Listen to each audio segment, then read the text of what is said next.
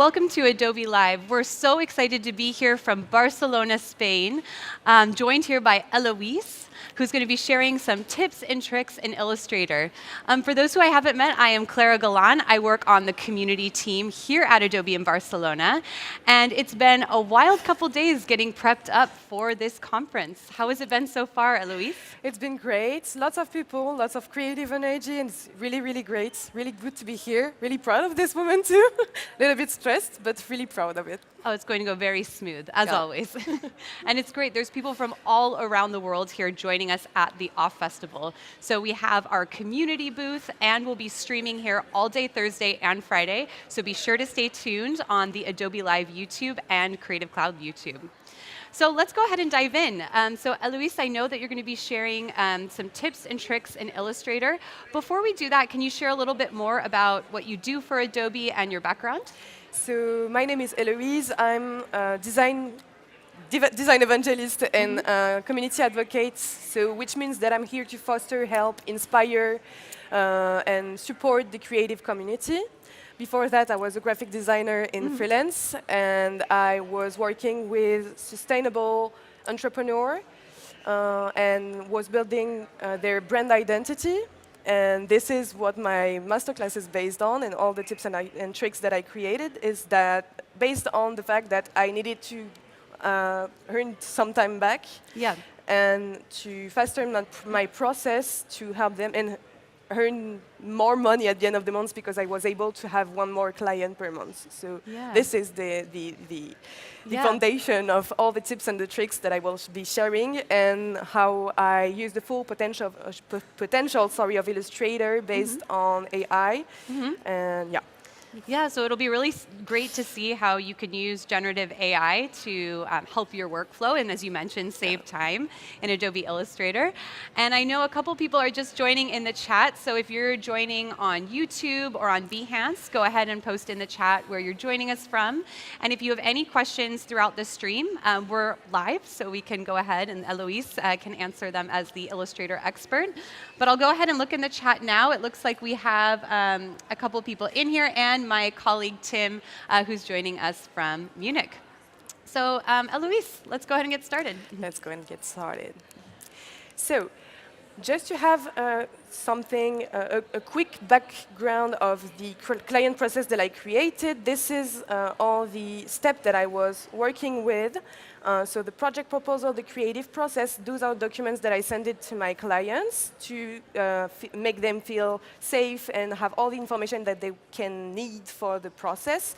Then the client portal and the strategy and art direction, which is what I will be talking about today, which is for me the main important parts. And I was always sending over 2 different art directions. Then I was working on the design, of course, and then the brand guidelines. The idea is that I don't want to receive questions that I already answered. I don't want to have lots of reviews on my work. So I'm creating mood boards for the art direction that are really, really close to what the client will receive at the end of the process. So this is, for example, the last mood board that I created. You can see all that. Oh, maybe. OK, that's great. That's beautiful. I love the colors. Thank like you very very pastel, much. very ready for spring. So we have like a handwritten logo at the bottom left. We have some gradient, grainy, blurred vibe colors for the background, a beautiful color palette, really peaceful and colorful. We have some abstract icons and some beautiful text as well. And this is what I created, which is really, really close to what I proposed. And this is exactly what I will talk about here. So let's dig into, first of all, Adobe Colors. We are not talking so much about Adobe Colors, but the idea is, this is what I created based on AI. And first of all, I will just dig into to create the color palettes. I will take this photo as an inspiration, so because I love the vibe, I love the mood, I love the colors.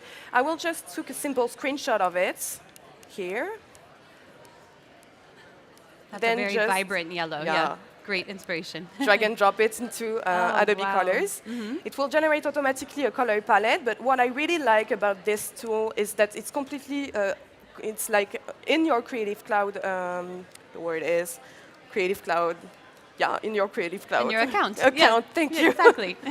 You can extract the gradient, of course. You can move around all the things. You have all the code that you can copy and paste over here. You can check the accessibility by moving and copy and paste all the code that you have for your colors.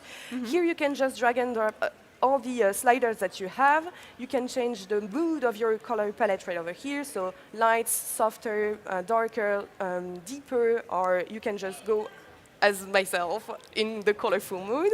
And here I will just change a bit and have something warmer, and I will put like something here. This is warmer, and instead of just doing a screenshot of the color palette, I'll just copy and paste each code of the colors. I'm able to just save it in the library, which will be accessible from Express, Photoshop, Illustrator, and everything. Let's just call it colorful. Yeah. Colorful palette. And it's great how you can customize that color palette too. course. So it's just really Yeah, easy the to fact do.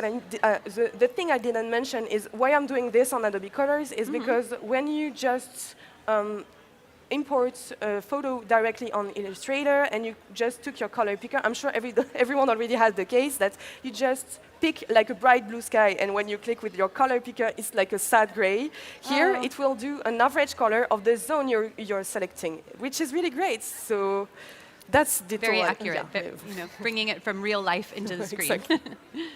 I will add it directly on my library, and I will be able to just hop. That's right over here. Let's go into Illustrator now, and just what's good with the library in Illustrator is that you can just click without the color picker or anything, and you can change the color. This is really good. I will just change that with the color palette I just created. I will just change it because this is a foundation. I don't want to steal this color palette from this one photo. With the project is on Behance X because I need to mention the artist of it. I will just double it and then use the recoloration directly into Illustrator. I will go into Edit Colors and then Recoloration Generative. So here, most of the people have already heard about this. You can just enter a simple prompt like sunsets, maybe colorful sunsets. And this is the new generative AI feature in Illustrator, so generative recolor. Curious if anyone who's tuning in has used it before. Feel free to share your experience in the chat. Let's just let the AI works for me, and then it will generate me some colorful palettes. The thing that I really like about this feature is that, for example, I want a bright blue that I don't have in this color palette. I can just ask the AI, oh, I want this kind of blue in my color palette, right over here, just clicking on the plus. Of course, we can add the color that I have in my library, for example, or in my color swatches. But here, let's just go with the bright blue and just hit generate again and let the AI works for us, and it will generate some colorful sunset with the bright blue, which is really great. I just wanted to show that because everybody knows now the recolorative generation, but the color effect is really nice, I think, to just know. Here we have colorful sunset with the bright blue that I asked for.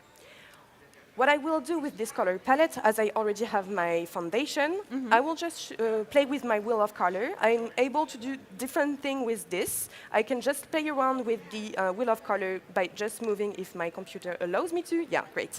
We can just move around, and it will keep the harmony I created with my foundation. Or I can just here change the light or the saturation of the color palette I created. Right over here, the light and then the saturation. I'm also able to just pick a theme of color with a photo or another color palette already created in the artwork.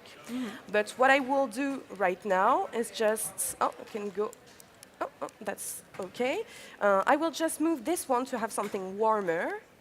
And I will just add something like less lights, a little more lights. subdued, a little like less bright. Yeah, just play around and move around with this, and you will be able to create something really good. This is a great color palette. We have everything that we need. So this is how I mainly created the color palette that I like. Then we can jump into the pattern thing. The pattern, I will use the text to vector. I'm not sure if... I was the kind of person who just tested it once, and I was Yeah. like, no, I will never use it again. And then I found something really useful about it. Yeah. It's like for the creative direction, instead of just creating full assets, because I want to be as close as possible as what the client will receive.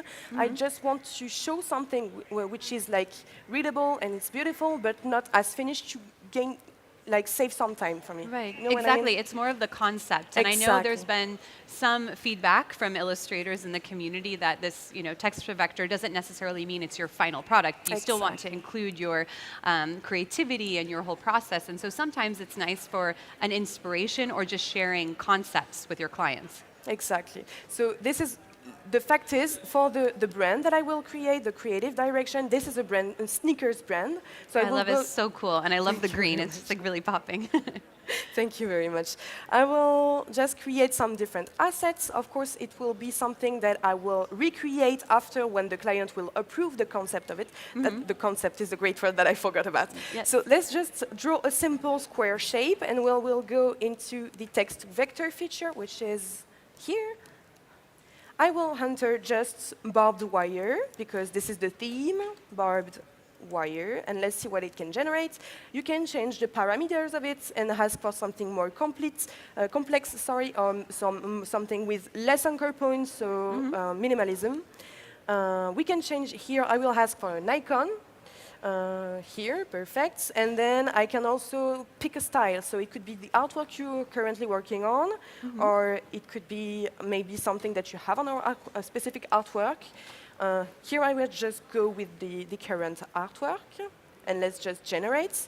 You can see here that my document I generated several different prompts, which was always barbed wire, and it will select something. Of course, not everything is not good to have, but you can find some inspiration over here. You feel me? Like really, there is some good thing.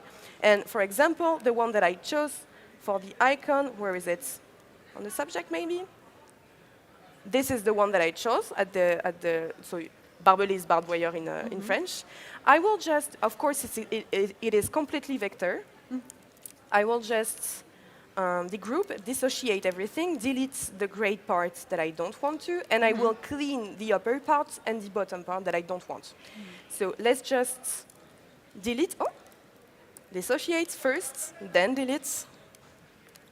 I will clean everything that I don't want over here. And that's great because you use that text to vector as a base. Exactly. And then you're able to customize it exactly based on your design. So as you're doing that too, I'm looking in the chat. We have a couple people joining in from Somerset. Welcome. Alexandru, and then Luke joining from Ukraine, and Raphael from Paris. So we're excited if you're just tuning in to bring you off from Barcelona live, where we'll have all of the different speakers, masterclass guests coming in to show you a sneak peek of what they are working on. So as I was saying, I'm just cleaning everything up roughly, because I don't need to have something final. This is only the concept that I want to present to my clients. And the thing that I will do with this is just change the color at first. Perfect, in black, this is good. Here, I don't want this. With my pen tool, I can just delete it. Perfect. And I will just go here on the outline, and I will add this new shape as an outline. So I will hit pattern, and then OK. And now I will be able to just do something really nice, which is, let's just, don't want to work with me, perfect. My It's the joy of live, right? Of course. And I can just go around in my outline library, and this is applicable, and you can change, it's completely editable right over here with the size of the outline. Yeah, the thickness of the lines, Exactly. everything. Right. It's Really a great base. Yeah. What we can do also, as this is like a shoe brand, I will create, like, you know, when in a shoe box you have like the little paper around the shoe.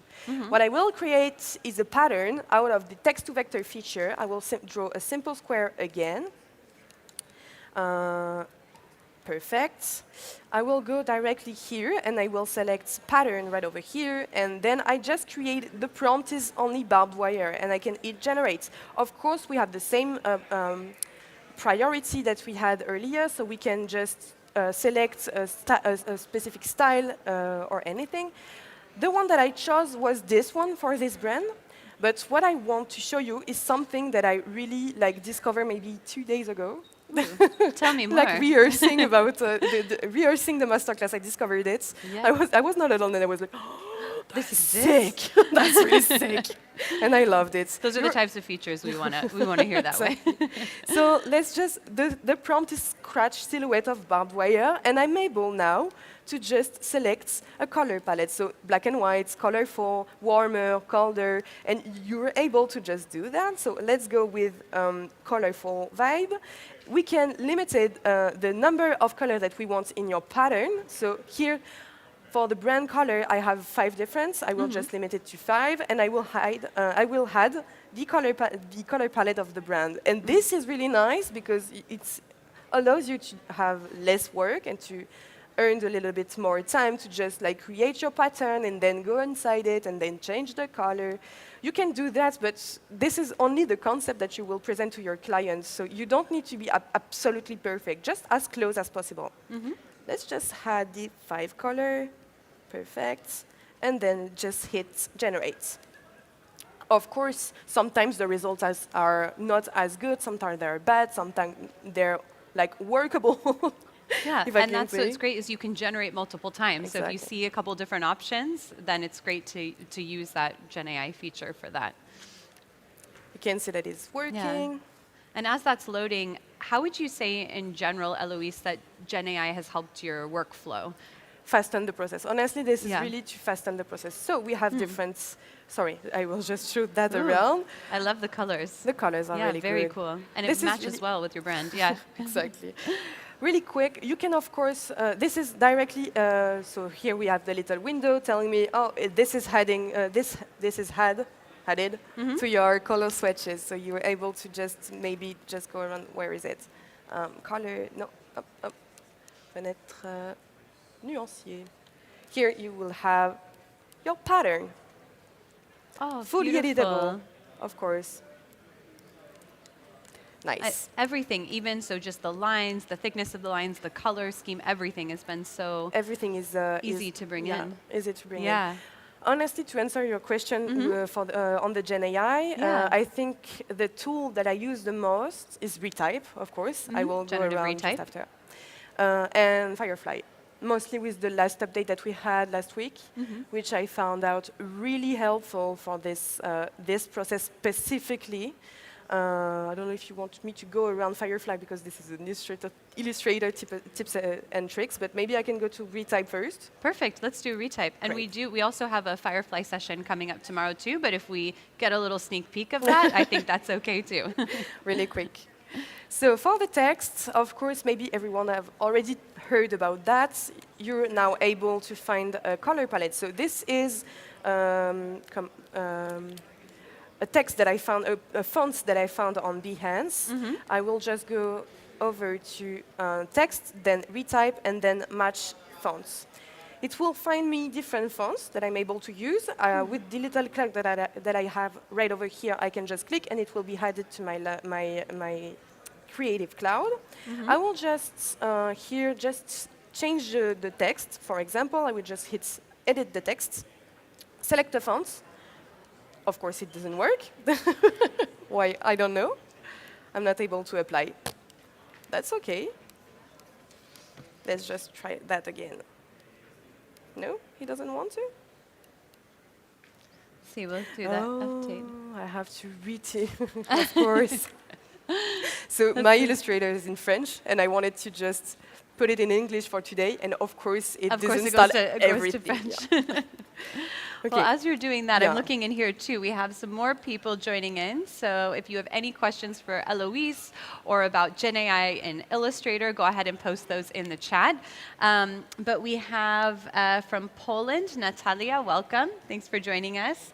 And some more folks from Paris. And I wish I could respond to that chat in French. I might need your help, Eloise. There is something in French? Toujours les mêmes ici. Raphaël Sergent. Hello, Raphaël. He just said this is every time the same person in the chat. Oh, nice. So now that this is installed, I can just hit apply, and I will be able to edit my text, even if it's like a JPEG, because this is only a screenshot that I took, and I will just translate it in French fondamental with a great French accent. Here, for example, I'm sure everyone already did this mistake. Vectorize your text and don't remember the font that you used. Here, there is a spelling. In sneakers, there is no C. I will just, for example, oh, the bar is really nice too. I didn't talk about that in this masterclass. Maybe I should. I will just hit the find the fonts. It will generate here all the fonts that it should be a match. Okay. Here, this is CC. Meanwhile, this is already installed. I will be able to just modify the text and then click apply and quit. And now I'm able to just delete the spell. Ah, so easy. And so easy to select that font too. That really aligns nicely with the brand. Yeah, really, really nice. The last feature that I use directly on Illustrator with Gen AI is, where are my artwork? They are right over here. Perfect. Is the mockup. Okay. Because I love to showcase the brand on the mockup. This is really important to help the clients just envision really what his brand will look like. But sometimes I love to do that with the final results, because it took so much. It's such a it's ask a lot of energy to just do that and find the perfect mockup with the great color, with the great angle and everything. Yeah. I will just here took my little design right over here, and I will go in mockup and just hit mockup, and we will have a library of different mockup that you will be able to choose. So we have clothes, we have graphics and branding with some tote bags and some business cards and everything. We have devices, and we have the packaging. So at first, we will just go with graphics, and we'll just add this mockup with a card. Let's see how it comes out. And it's so great within these mockups to just bring it to life directly in Illustrator. Just remember that this is only a creative direction. This is not the final mockup that the client will receive with this brand guideline and everything. You are able to just change around the size, of course, the angle. You can move it around, and it adapts to the mockup really quickly. This is really nice and a real time saver.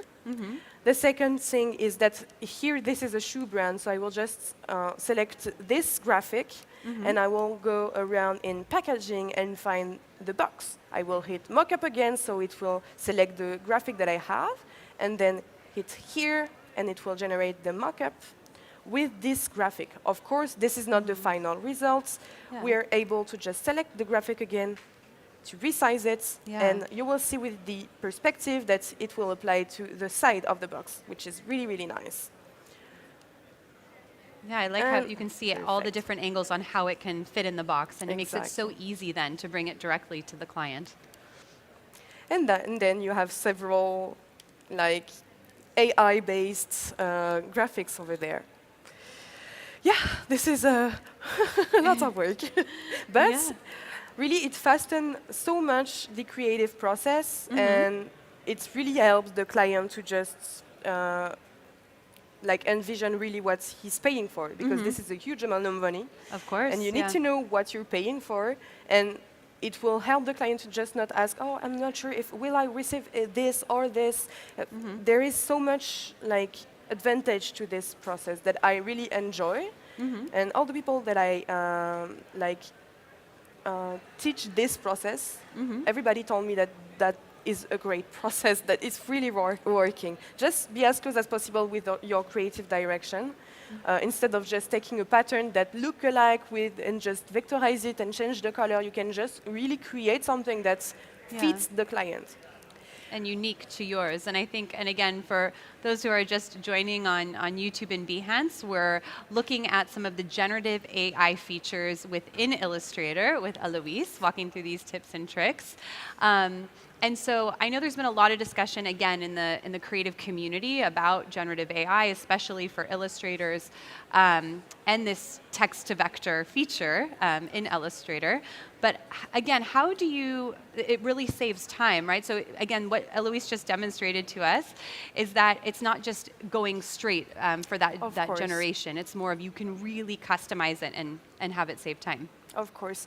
For example, the thing that I really enjoy with a brand design is really the brand assets. So not only the logo, the text, and the colors, but really what will go, like from a marketing point of view or a sales point of view. Here, this is a a shoe brand. Sorry.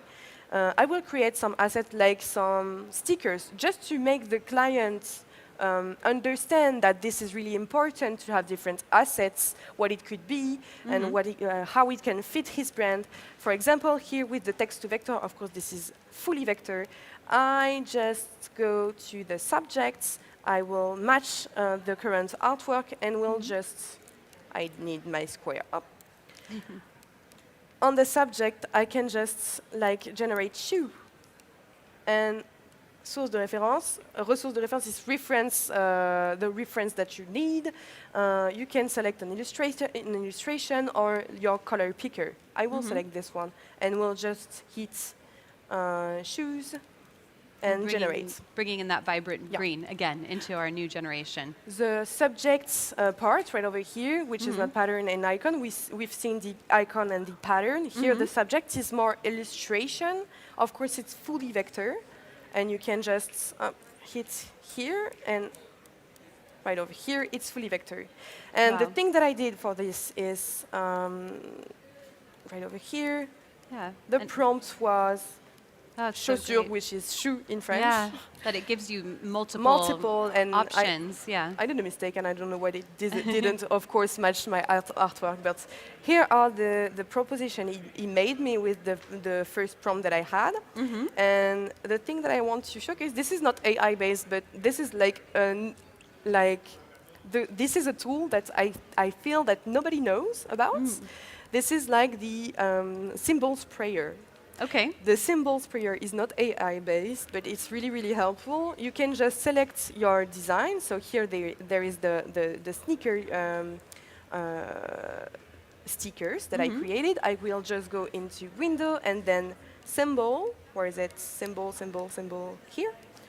I will just click on add here with the plus, click on OK. And then with my spray here, I will just be able to had a lot of gives us so many stickers to work with already, virtual and I love ready this. for print. Really something very you cool. Can do. Yeah, really, really cool. Really cool to have that pattern too. I love it. Once it's done, you're able to change the color, to change the space between the different symbols. Makes it so you're able easy. to rotate it. You're able to recolor it. This is really, really easy and helpful. You, of course, able to just change here the rotation. If you want them to all be in the same direction, you can just go here. Wow. And it will not change. You can change the intensity. You can change a lot of things. Everything is like completely editable, and I really, really enjoy that. I love it. It could be a really cool background too. You could easily create wallpaper, create a print. So I know we're almost at time, Eloise. Any final words for those who maybe are using some of the generative AI features in Illustrator for the first time before we log off?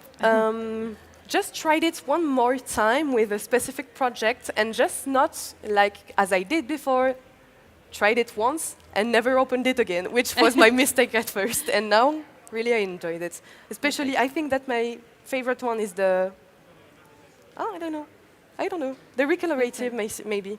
Recoloration, I guess. Generative recolor. Yeah. It's always For nice the text to to see vector, that. just try it again, really. One advice, try it again. Nice. Well, thank you, Eloise, so much for joining us today. I know you have a master class. It's later today. Tomorrow. Or tomorrow. Yeah, tomorrow morning. Here at the OFF Festival. So if you are here in person, be sure to check that out. And for those who are watching on Adobe Live or Creative Cloud YouTube or Behance, stay tuned. Up next, we have Lucy Street, who's going to be sharing some tips and tricks in Adobe Express. So we'll be right back.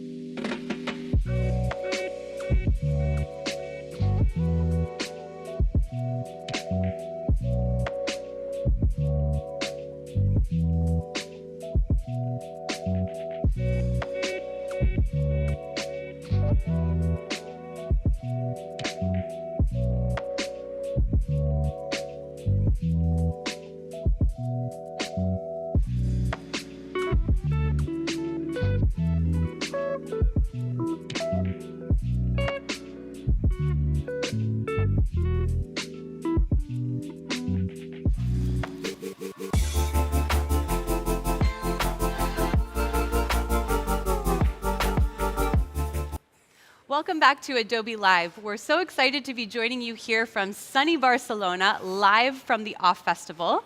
I'm Clara Galan. I work on the community team here at Adobe in Barcelona, and I'm joined here today by Lucy Street. Lucy, how's it going today? Good, thank you. Good. It's good to see everyone here. It's so busy, so it's great atmosphere. I love it. It's such a good conference, right? And people from all over the world that are joining us here live and then also at the conference. How has it been so far in Barcelona? It's really good. I feel like it's come so quickly. I feel like it's been, so long, or we've got off, and then suddenly we're here. I know, it happened so fast. And doing it. Yeah, it's happened so fast. But yeah, it's great. I'm really excited. I think it's going to be an amazing week. It's going to be a great week. Yeah. And Lucy, tell us a little bit more about your role at Adobe and your background. So I joined Adobe in December, so I'm the Adobe Express evangelist. I'm based in Cardiff. Before joining Adobe, I spent the last 4 years building my branding and website design studio, alongside posting on social media and growing my community over there. So yeah, it's been great. And I love following your social media accounts, your Instagram channel, which we can bring up here at the end, so you can be sure to follow all of Lucy's great work. But if you are just joining in from Adobe Live or Creative Cloud YouTube or on Behance, we have the chat here open, so we can answer any questions you have. I'm going to pop over to the chat here right now. I see some folks joining in from the UK, from Paris. Also, I saw some folks joining in from Poland. So again, if you have any questions, we are live here from the OFF Festival in Barcelona, and we would love to connect with you and make sure we're answering any questions you have for Lucy. So with that, Lucy, let's go ahead and dive in. I know we're going to be covering some of Adobe Express. And just curious, I know there's a lot of creative professionals here at OFF this week. How can a creative professional use Express in particular?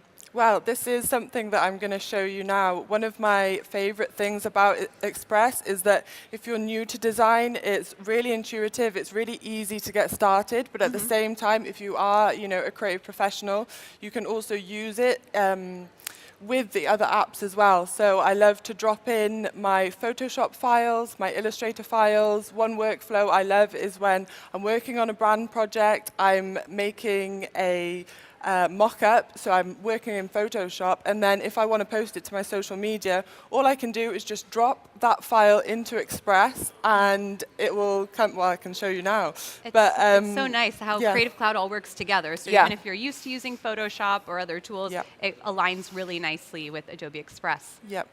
So if I can share my screen.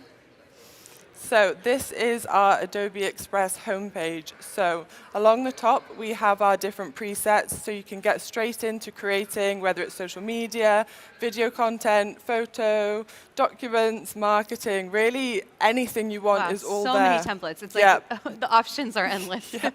And one thing I love is that we have our sizing there for you. So I don't know about you, the amount of times I've had to go back and forth to Google to even just like, sizing for a landscape Instagram post, and it's too many times. I'm a designer, I should know these things, but anyway. But I love that the sizing is just there, so you can just jump straight in and pick whatever you want and get started. So and then we also have our generative AI features here, which are all powered by Adobe Firefly. So they're a great addition to Express. You can just jump in. I know being a business owner, sometimes having a brand photo shoot is not always top of the list. It can be expensive. It's maybe, something that you get to later on. So I love to use the generative AI to just generate my brand images, whether it's, food or a scene or anything, it's great. So to have those there. Also generative fill, we can add and remove anything. So any pesky people you want to take out, I'll probably... removing them from that image, any folks in the background take pictures. That's what I'll be doing straight after I come back from here, is uploading all of my photos and just removing all the people.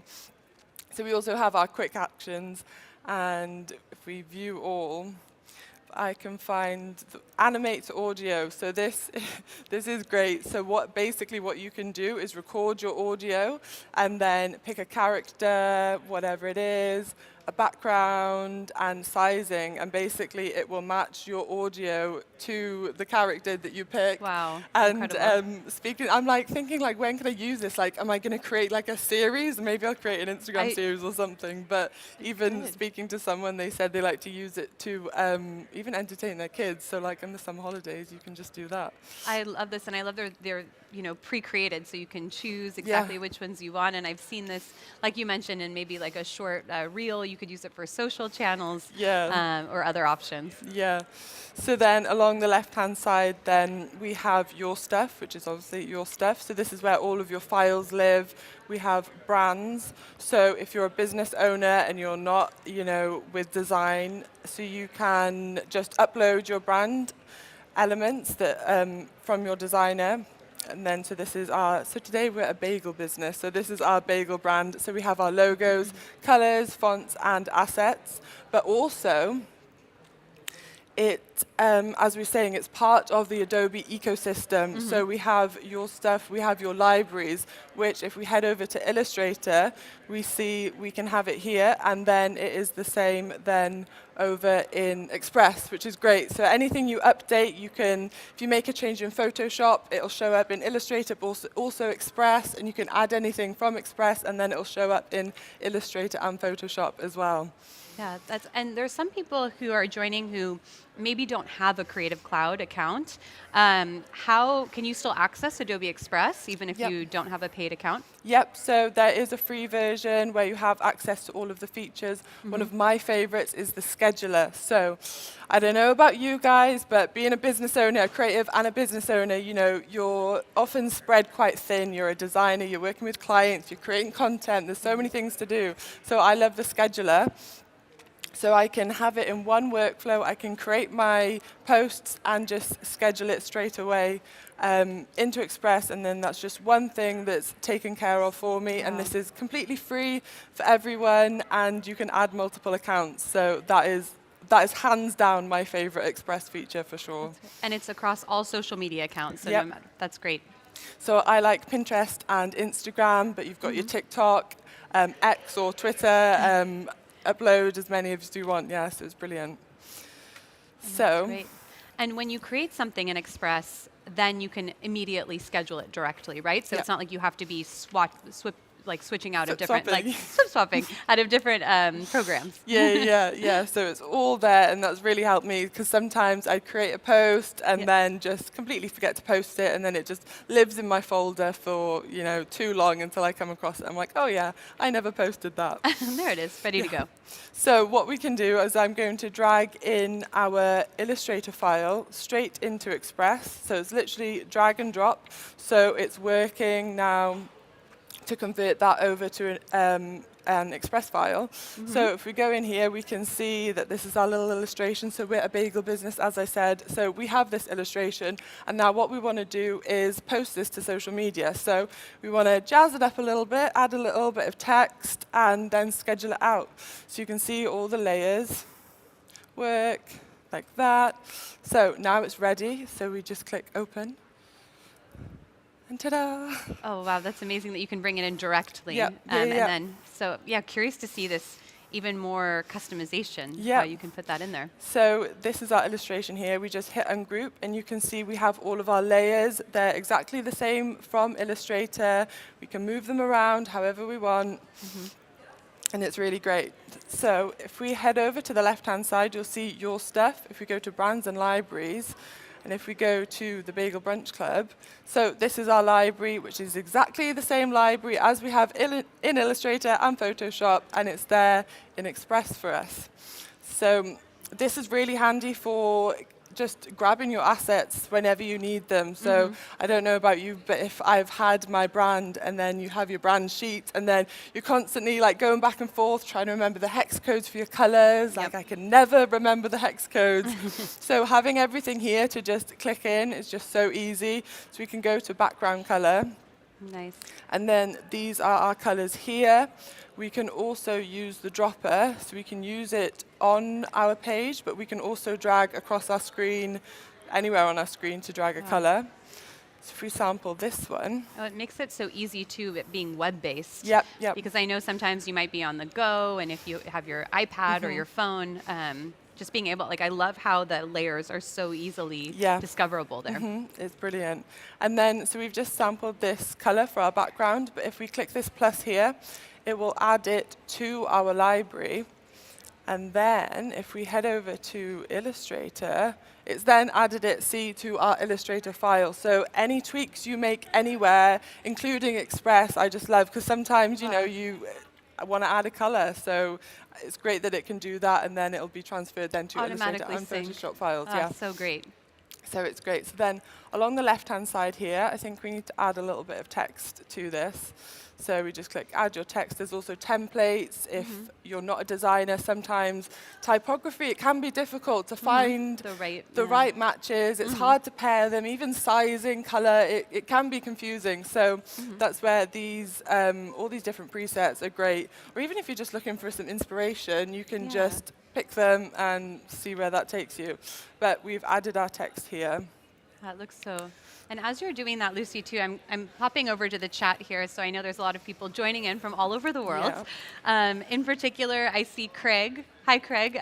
Craig is based in Australia, and he asks if you can import 3D assets into Adobe Express. And I see there is a comment here. Yes, you can. So just re-clarifying that you can bring in 3D assets into Adobe Express. It's amazing. So we have our text here. Of course, we have all the usual settings. If you're used to Illustrator and Photoshop, it's all similar settings, even the shortcuts. So to duplicate that, I just held down Alt and it works the same. So that's great. So if we head over to fonts, we'll see we have access here to all of our Adobe fonts. So there's loads of them, and honestly, I'm a sucker for a good font, so I will spend ages and ages just searching through, so I'm such a time waster in that sense. But here, again, we have our brand, so we can just click straight in to select our brand fonts, so that's what I need. It's like blinkers, so I can't be distracted by the other fonts, and then you get like partway through a design project, and you're like, oh, I must rebrand immediately when you find like a new font or a new color. Me anyway. So then we just resize it. We can click the corners, or you can also just change the font size here. And then again, into fill, we have our colors. So let's select this blue. It's amazing how quickly it's coming together, too. This is in the matter of a few minutes to be able to create this in Adobe Express. So now I think we want to add a bit of movement to this. So what we can do is if we select our layers that I've transported over from Illustrator, we can then, over on the left-hand side, we have animation. So this is where we can add animations to any of our elements, all of our elements, whatever you want really. So we can do in, looping, or out. I think we'll do looping for this one. I want to make the clouds, let's give it a bit of movement. I want to make the clouds do something. So Yeah, what would the clouds do? Maybe they're wiggle? like Would they shifting, wiggle? Yeah. dancing a little They bit. can bob. Oh, maybe bob. Oh, I like Maybe they'll bob. the bob is always a fun one. And as you're doing that too, there's more people joining in. I see Trisha joining in from the Philippines. Nice to see you, Trisha. She just asked an update. We are working on Adobe Express, so bringing in assets from Illustrator into Express and how easy it makes that workflow. So along the left-hand side then, we can change the speed and the intensity. So we can have a really rocking clouds. Or we can just... Those are party clouds. Yeah. Very Barcelona themed. Yeah. So we can change the speed. So if we calm it down a little bit more, then we can do that the same. Oh, The so you same can way. speed up the you know. Yeah, we can change all Yeah. the presets. And then these are just amazing because I'm not one for After Effects or anything like that. So to be able to add these animations just so quickly, like, that took 2 seconds Yeah. to just do, you can play around with all the different ones, but, it's so easy just to get such a cool effect. And especially on social media, part of the struggle is capturing the attention of the people. You have about 3 seconds to grab their attention or, they're gone and they're gone forever. Exactly. So to be able to just do these little bits to just add a bit of fun and make people stop the scroll, I think is really great. And we can add these. Oh, and you can animate there, the sun. I think even especially as you mentioned, Lucy, it's difficult even as business owners or as marketers to make sure we're capturing our audience's attention as they're scrolling through. So even if instead of that stagnant image, creating that animation really, really helps. Yep, for sure. And then we can also the shapes that we've created, obviously this shape in Illustrator. Now clicking on it in Express, we can change the border. We can change the border thickness. If I just delete this layer. We're getting a bit of an eclipse. We can do whatever you want, so these shapes are completely editable, and also it's brilliant if you're working with a designer, they can create your Illustrator file, drop it into Express then, so then with your team, you can have, your designer will create that, you can have marketing come in, add the text super easily, they have access to everything, and you can make sure everyone's on brand, because that's one thing I see as a designer, is when you spend ages creating this brand, and then only for the client to go off and use like a different color or a different font, and you're like, why? This was not my original intention. And I can say I really appreciate this as a marketer myself. Making sure that there's certain layers that are locked within the template too, so that there's maybe if I'm moving around some text or just very basic, but it's very much staying true to the initial design. Yeah, for sure. So there we can bob this one up and down as well. The sun, make it pop. Cute. So I think we're ready to schedule this now.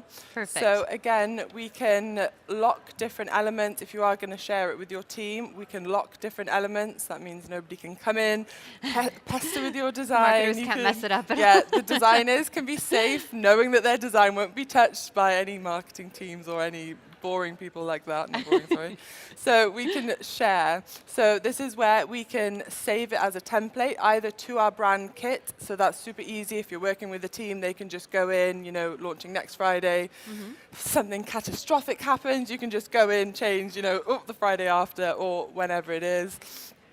Publish to web, but today we're going to schedule the post. So it will open up this little box for us.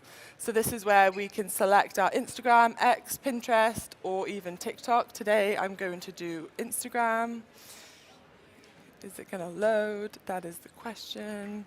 It's always fun on live, isn't it, having things loading? I know, this is the joy of live. Please load. And as we're waiting, we'll go back to the chat. We have a couple questions here. So some excitement of how to use it for holidays, like springtime or Easter, to make some specific images. And then we have another question about collaborations. So I do know there is the possibility, Lucy, to collaborate with colleagues on a specific design in Adobe Express. Maybe after you schedule that, we can show that. Yep, for sure.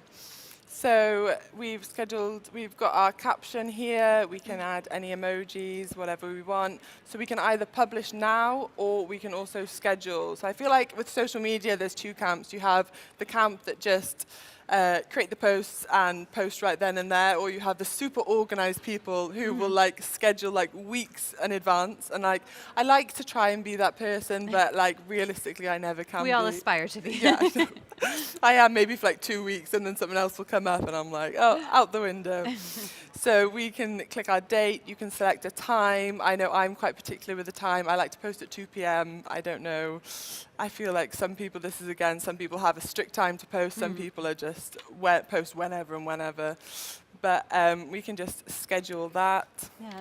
It's great for different time zones too, because I know even from our own social media accounts at Adobe, we have people from all over the world. So maybe you don't want to be awake at 3 o'clock in the morning posting to social. Nope. So this really helps being able to reach more international audiences. Yeah, I know my fellow evangelist, Clady, she, with her analytics, her audience kind of peaks at 3 a.m., I think it is. So obviously she doesn't want to be like setting her alarm at 3 a.m. to post, so she'll schedule her post and it'll just go out, and then when she wakes up, she can, it's just done for her, but then she's still reaching that audience, which is great. Exactly. So we have our calendar here. These are all of the posts I have scheduled because I'm super organized, as I just said. But what you can do then is we can move them around if anything changes, if our launch date changes. It's so easy just to bump these around wherever you need to. You can also click in and then change the caption or make any changes that we need. So it's great. Really easy. This is my lifesaver, honestly. I can never find the time for social media, but this is so helpful. And it's free, which is just brilliant. Absolutely. And I know we have a couple minutes left. So I know there was a question about collaborations, like how to collaborate on a project. And then maybe if we have some time to show some of the new generative AI that's available in Adobe Express too. So if we wanted to share this with anyone, you can literally just pop in their email here and send it over, and then they'll just be added straight to the document, which is so easy. And then you'll be able to see up on the top here exactly who is in the document. And then, as I said, you can lock different elements, so you can have different teams come in, do what they need to do without disrupting too much of it. But we can, if you want to add a new page, we just go to add. You can do same size, custom size, or duplicate. So if we just do same size, and then over on the left-hand side, we have our media. So this is where we have access to the hundreds and thousands of Adobe stock photos, videos, and audio. I love the little country songs here. That's what I use on some of them. They're amazing. Those are so fun. So we can also upload our media from our device, or we can also do text to image, where we can do square, landscape, or portrait. If we do portrait now, if we just make this a bit bigger. So we can type in any prompt, and you can, depending on what you want, you can be as vague or as detailed as you want. I don't think there's a right or a wrong way when it comes to prompting. I know that it's helpful if you start with your subject and then add wider detail as you go. Seeing as we're doing bagels, if we do filled bagel on a pink.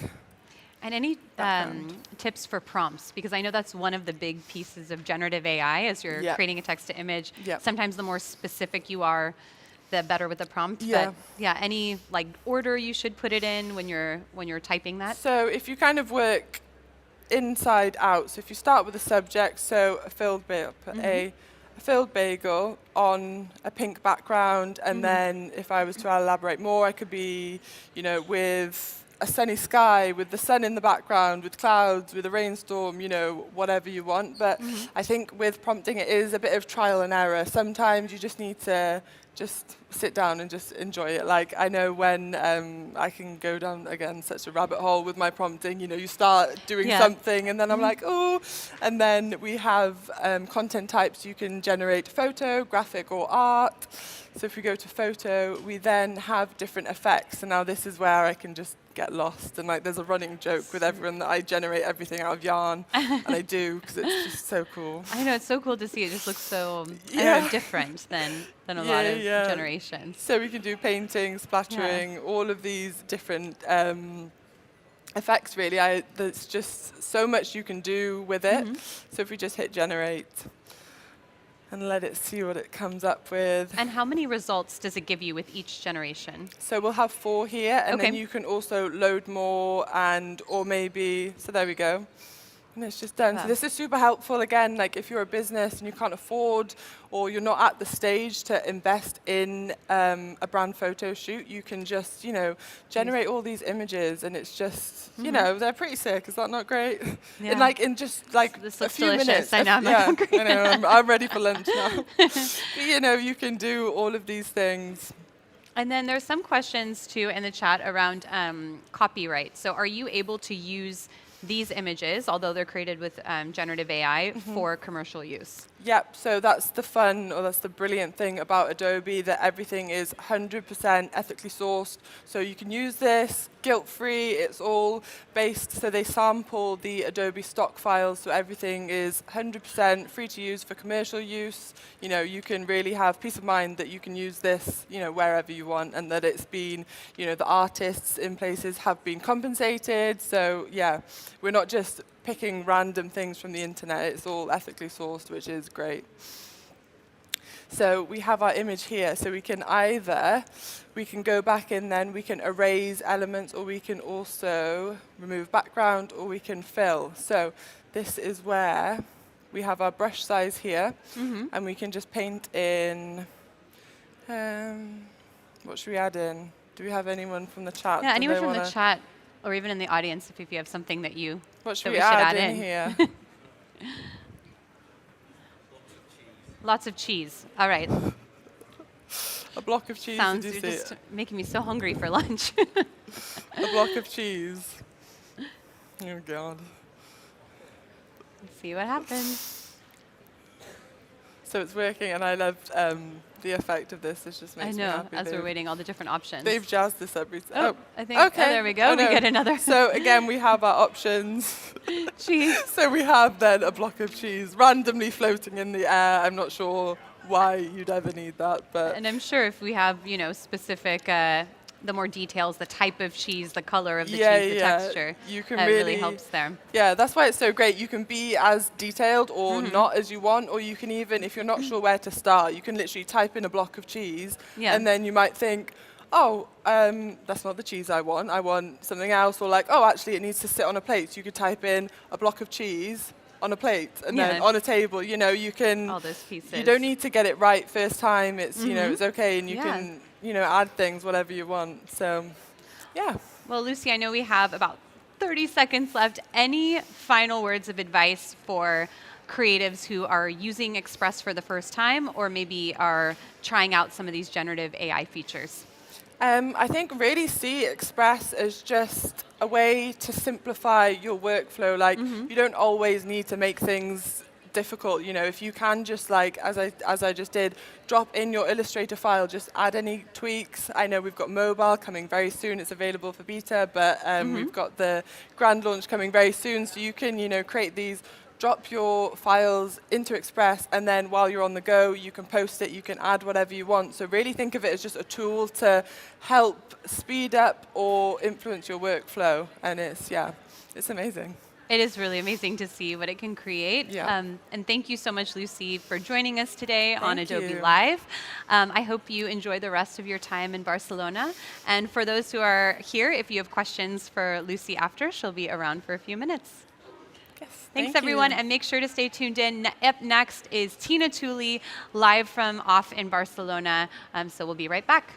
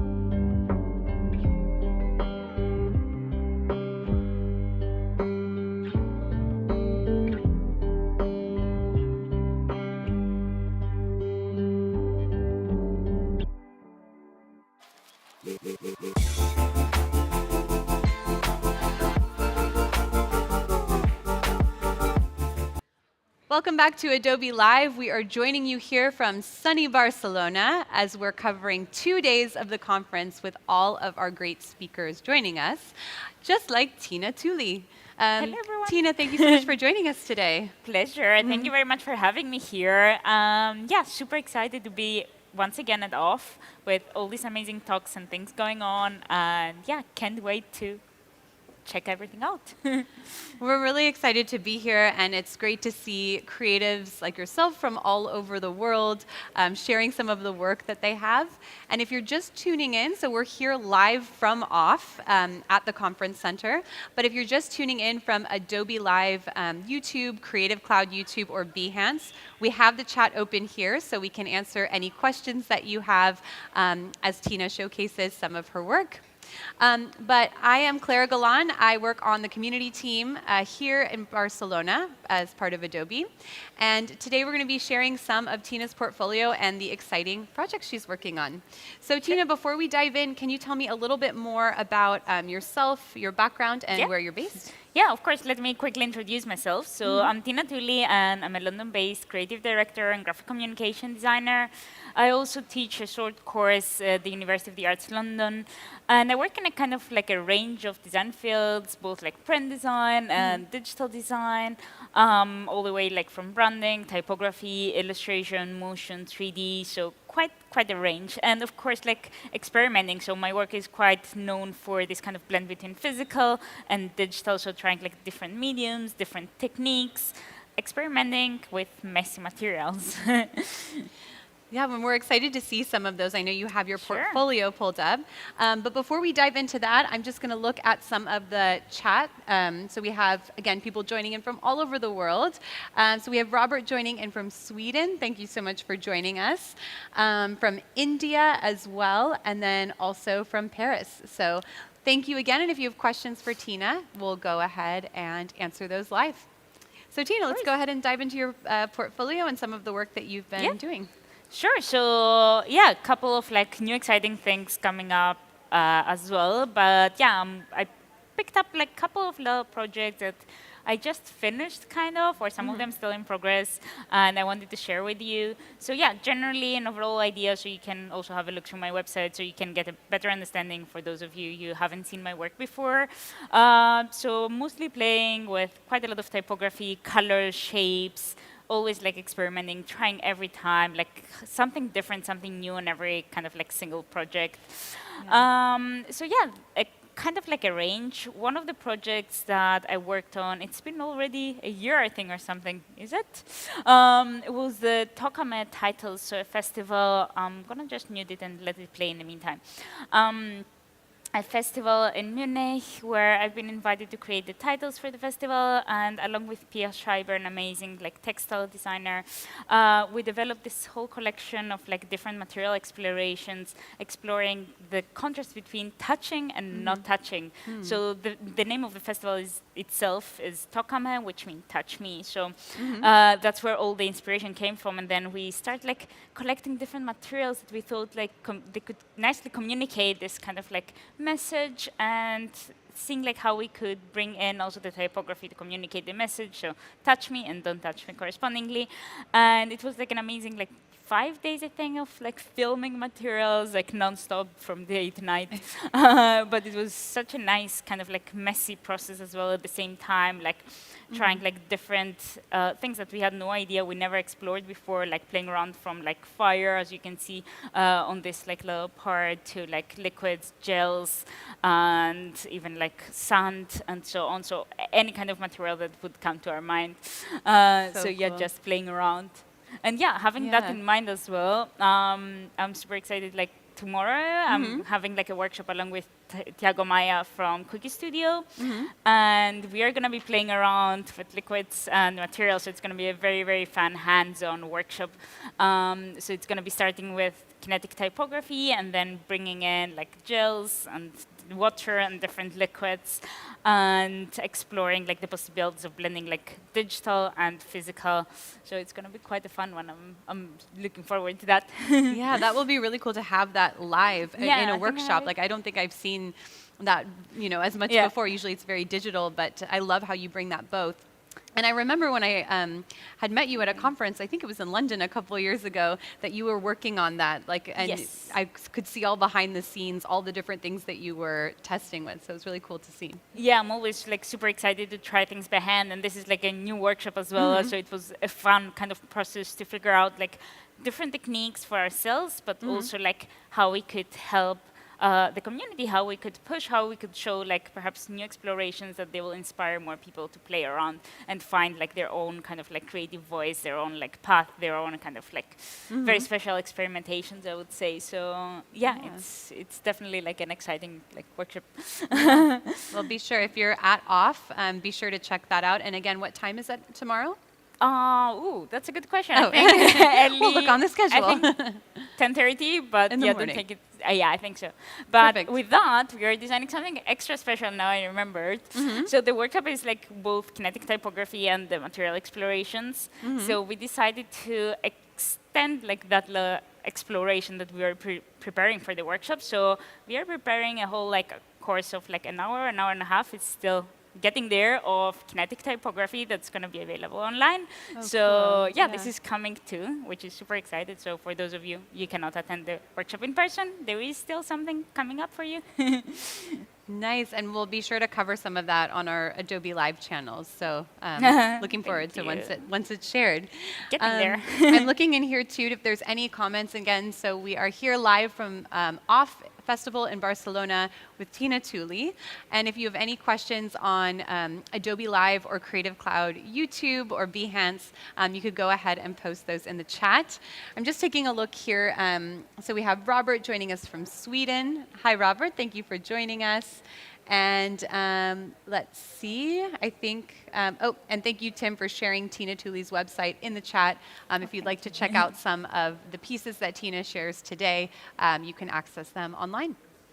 Yeah, definitely. And any questions, feel free. Like, I'm here to answer anything, whatever you need, like career advice or portfolio advice, whatever you need, just feel free to drop it on the chat.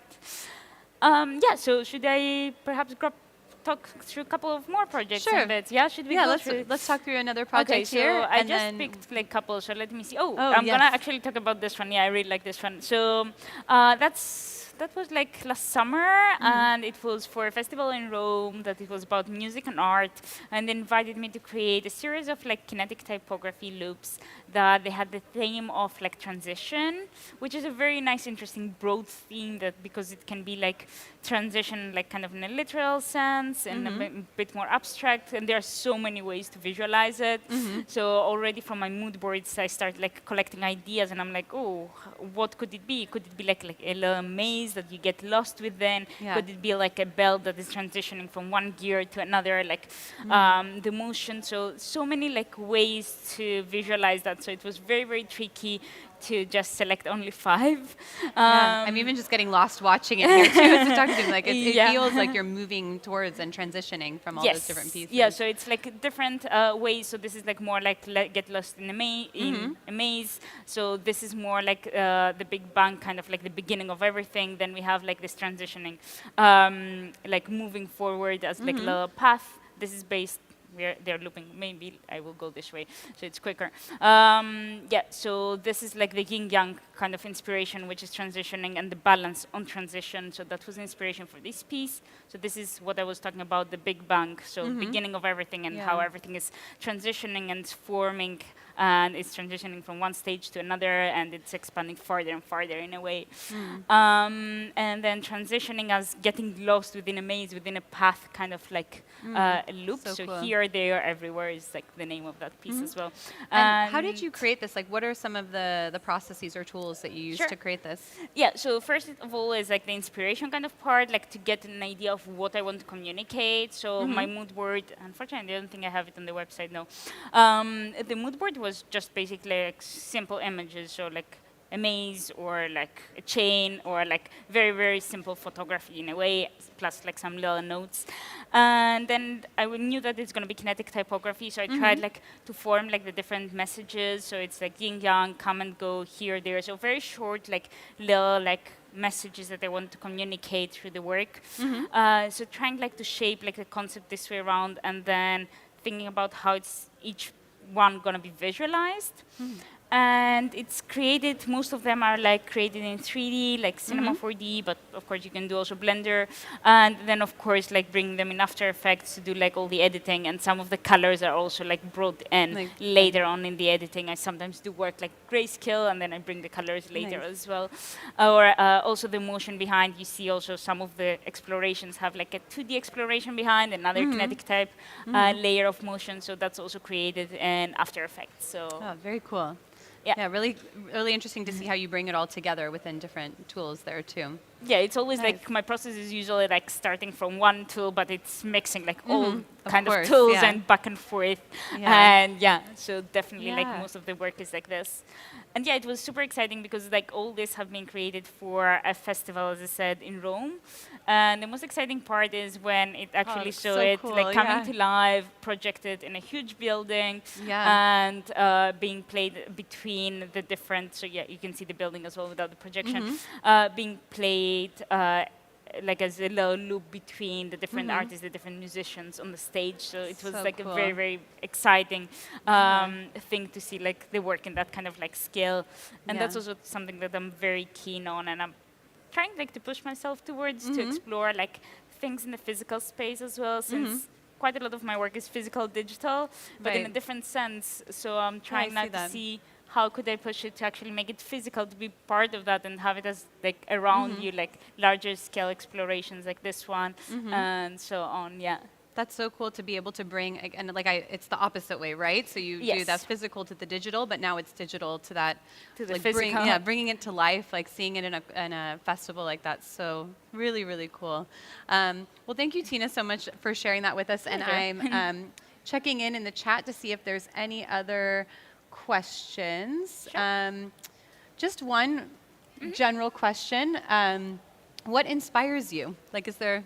Ooh, right, I right can now, talk in about China, it for a very, long time. very general, but is there anything, maybe a project you're working on right now, maybe it's something from the physical world that's inspired you lately? So generally, I'm always like curious about things. So I have like these boxes in the studio, which I call them treasure boxes, and I collect like all kind of materials and things that I feel like could be interesting and I could use on my projects. So it can be like something super, super random, like from like a little ribbon that I find to like a little nice reflective material to like a hand gel that I added the other day. Yeah. So to little crystals or whatever, like literally whatever I feel like could be interesting. And it's always like the great place for me to look when I'm looking for inspiration to see like, okay, what do I have? So I have this little bit, so I could perhaps like try with this one. Or Yeah. if a project comes in, then again the same. I could look there and see if there is something that inspired me. So there are like little objects, materials that could be quite inspirational. So that's one kind of thing. And then I do keep like all the time like taking pictures of things that I like around me, even like when I'm walking around like here at the Like office. Barcelona is a And beautiful place. I'm not talking about taking pictures of like nice posters or something Of on the course, street. yeah. I'm talking about taking pictures of perhaps like a nice lighting that you saw, a nice pattern, a nice like architectural kind of inspiration. So different like sources of inspiration. And again, collect like a little folder with all those kind of assets that I can go and find like some further inspiration.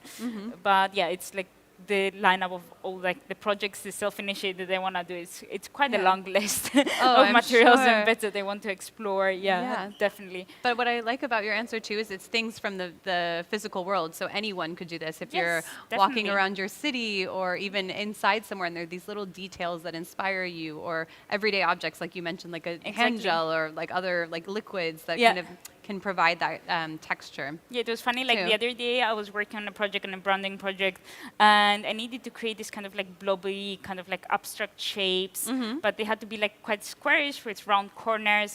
And sometimes like it's quite simple to be like, oh, Yeah. I can create something like this. But then when you start creating, it's not balanced and everything. And I went out of the hotel and I was waiting the elevator, and I saw next to the elevator this floor plan of the building, and I'm like, oh, that's perfect. That's exactly what I need, because it has like this squares that if you round the corners of the floor plan is a perfect like balanced shape, because it's already kind of designed from an architect to be like nice and balanced as a floor plan. Right. So then I started looking online for floor plans, tracing them and creating all those shapes that I cool. needed. So it can be like super, super simple. It's, yeah. Yeah, to see that and bringing all that in, like Yeah. architecture and design, and Exactly, which is yeah. part of design So too. it can be some super fun. Yeah. So as part of this episode, we also have a portfolio review. So we're actually going to bring in Natalia to share her portfolio review and introduce herself. So welcome, Natalia. Thank you so much for joining us today. Thank you. Oh my God, this gives me like design school flashbacks a little bit. I'm a little nervous. Not me updating my portfolio this morning, just in case of adding some more projects. Of course. Well, we're excited to dive into it. And before Thank we dive you. in, Natalia, just tell us more about yourself. So I am obviously a graphic designer. I have a studio that specializes in strategy and branding, which I recently started. I recently made this switch to full-time freelancer / studio owner. So yeah, I'm super excited to be here. I have been on Instagram sharing like design tips and freelancing tips for a long time too. So yeah, this is super excited. It was on my manifestation list for 2025. So. Nice. Amazing. Well, we're excited to dive into your portfolio. So I know we have it here on the tablet. So maybe we can pull up Natalia's portfolio in Behance, and I'll just have you talk through it, and Tina to provide feedback. Cool. Amazing. I don't know how you want to do this. Should I choose? Do you Yeah, want to choose? yeah. you pick, and yeah. Okay. I Anything think you I'm like. gonna pick this one just because this one was a very special moment for me. This project. The client who made it special was a person that I admired a lot, and he's one of the reasons I discovered design and got into design in the first place. And for him to come to me and ask me to do his rebrand was a very pinch me moment. And so it's a very special project for me. The only constraint of this project is that the client said I just want to maintain Arial Black as my logo font, which crushed my soul a little bit. So I had to work around it. This is an interior designer, very high-end, based in Miami. So he has a very high sense of aesthetic. And that was also very nerve-wracking for me because this man is going to destroy me. He doesn't like this. I'm a very conceptual designer. So I like to create a concept that is like very poetic or metaphorical that kind of comes from the brand essence and the brand strategy, and from there try to imagine how this concept translates into image and brand. And so for him, he is like the whole persona of the studio. He has a very big, bold personality and no bullshit personality, and to me, like he's just himself, period. So that idea of like this is it and period was what inspired kind of like the graphic imagery and the design system for this with a very bright color palette. And what I did just was add a dot to the logo, and that dot with the colors was what kind of like went through the whole design system, which is very simple, which he wanted. But we just really played with the dots, the colors, and the name, the logo, which is his last name, and that's something that was super minimal, but kind of like made his very black and white identity a little bit more elevated, and so he could showcase like his creativity in a very subdued way, which he wanted to. Like, he does that in his designs, and so it's not a very flashy brand identity by any means. It's like very minimalistic, but for me, what makes it special is like I was able to translate what this man is and what he does in a very simple way. And I really like it because I really like simple design. I admire people that can do work like Tina and experiment with textures. It's like not something that I do because I cannot my brain does not function like that, and I really like a lot of white space and minimal aesthetics, and this was a very special project for me, and I had a lot of fun and doing it, and I was very scared doing it, but it panned out really well. Amazing. That's lovely. Yeah. So, I first of all, I'm not gonna agree with you that you cannot use textures and make things a bit more busy. If that makes sense. Yeah. So it's a matter of like just pushing yourself and give it a try. Like you Yeah. really like try it, and perhaps like usually I always suggest like if you feel like something is you're struggling to explore something, grab like people that they actually do that and team up, like collaborate. Help them push you to explore that area too, and then you can decide once you already explored, you already did a couple of projects with that, if it's for you or not. Yeah. So I wouldn't take it like off. No, I completely agree. I think that sometimes I'm a little bit lazy, I'm not gonna lie. And I'm like, especially when it comes to client projects, it's like, I don't know if I want to try something new because I want to deliver. So I think it's a matter of me just making a point of taking time and doing like maybe a couple of passion projects where I really experiment with this. Definitely. Where I can allow myself to do it. And I really want to do it. I just like, I don't know if I procrastinated or I just am very bad at time management, but I haven't found like kind of the space to do it yet. But I definitely want to try it because I admire so much how it looks, and I would love to do something like that. I just think I haven't like just put myself in that space yet. Yeah, perhaps you didn't find the right time to do Yeah, that, yeah? exactly. So, but yeah, as you said, like self-initiated projects are great for that, so to try to push yourself and try new things and teaming up as well with friends and people you like working with can really help you on that part too. So yeah, definitely like suggesting you to give it a try and push like and see like how it can go. But also like when you have like a new project, I understand like usually you want to go also the safe kind of like route just to make sure. But I'm not sure like how you usually approach. But for me, it's like when a new project comes in, I approach at least like 3 totally different routes to present to my client, or sometimes there are even 4 or 5, depends on the project. And usually what I try to do is to make one that is like, I feel like it's exactly what my client is asking for. One that it might be similar to what he's asking for, but with a little push, and one that is going to be like what I think and something like it's different, experimental, and so on. And that leaves you the space to be like safe towards the client that, yes, he will find something in your deck that he will like, but you can also push at the same time and see like what else you could create if there is something like something better or like something a bit more like different in a way. And yeah, without being really scared to fail on the project or something, there is no possibility to fail if you already have like some safe routes, if that makes sense. Yeah. So yeah, I would definitely like suggest like trying to push and find also like more experimental ways as well. But yeah, I think it's like a great like starting point what you did, and it's a nice like to hear like you have this challenge to use a specific font. And I'm wondering on that case, did you actually try to push the client towards another font? Did. I did proposed. You visually like propose Yes, as I well? proposed Okay, it. Like my first proposal, I was like, you know what? I know he wants to maintain the Arial black, but I'm gonna try to break the mold a little bit and make him see that there's other very good options. And I did that, but he was like, I like it, but it's not me. And I was like, okay, fair enough. Like, we tried. I'm not gonna make you do something you don't want. Because that's definitely like another general advice I always give. Like, if the client is asking for something, if you agree or not, it doesn't really matter. Show them what they are asking, but show them also a better version or 2, 3 better versions. Absolutely. So trying like again like to push and show like what else they could do, and then most likely it didn't happen in your scenario, unfortunately. But usually like most of my clients are usually seeing that after, and they're like, yeah, you're right. I actually want this one. Thank you very much though for mocking up what I asked also for.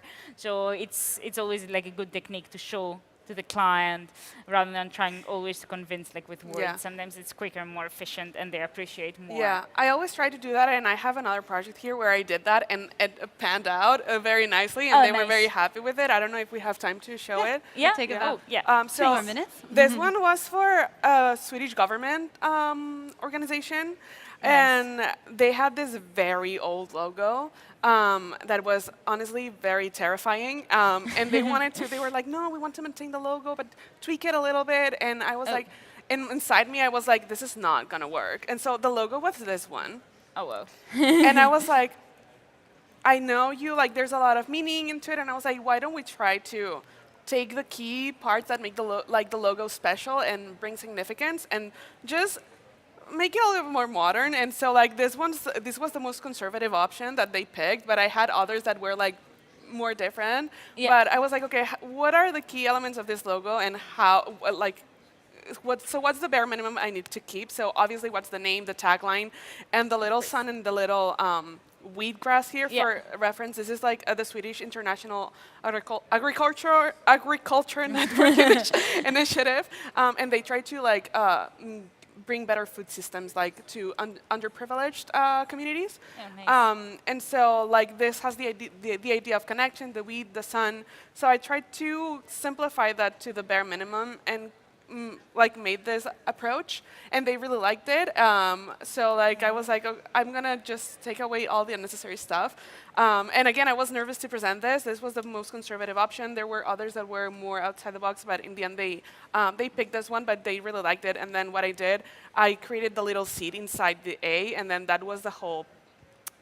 Where the whole identity system kind was. of like device. Yeah, that device. Yeah, exactly. And they also wanted to maintain their color palette, but I just like changed the tones slightly, but Yes. maintain like the Amazing.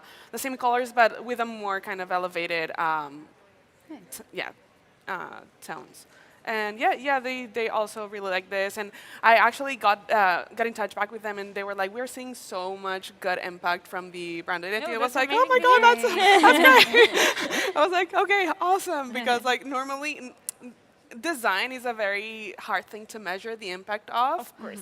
Because it's very subjective. And so when you get a client that says like, we're really seeing the impact of it, it's like, okay, that's amazing. No, I think Well you did done. like a huge step here. Like if I scroll back, like in the beginning, it's amazing. Like you managed to get them from there, like to that. It's like a huge kind of like massive Yeah. change towards something way better. So well done. And, definitely, yeah, it's a Yeah. good proof of like how you can push, even if a client might say like I want to keep what I have. It's kind of like worth like giving it a try, and that little push. So that's amazing. Like little step that you created there. It's Thank quite you. nice. It's amazing to see the transition to here, and like Tina said, Yeah. how you got the client there. Yeah.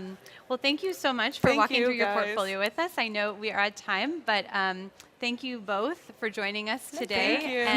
And I hope you have a great rest of your time at OFF. I know there's a lot of exciting sessions coming up. So thank you again. Thank you. Thank you. Thank you very much, everyone. Thanks, everyone. And be Thank sure to stay you. tuned for our next episode coming up next. So don't go anywhere. We are going to be staying live on Adobe Live, YouTube, Creative Cloud YouTube, and Behance. So thank you again for joining us, and be sure to stay tuned for our next episode.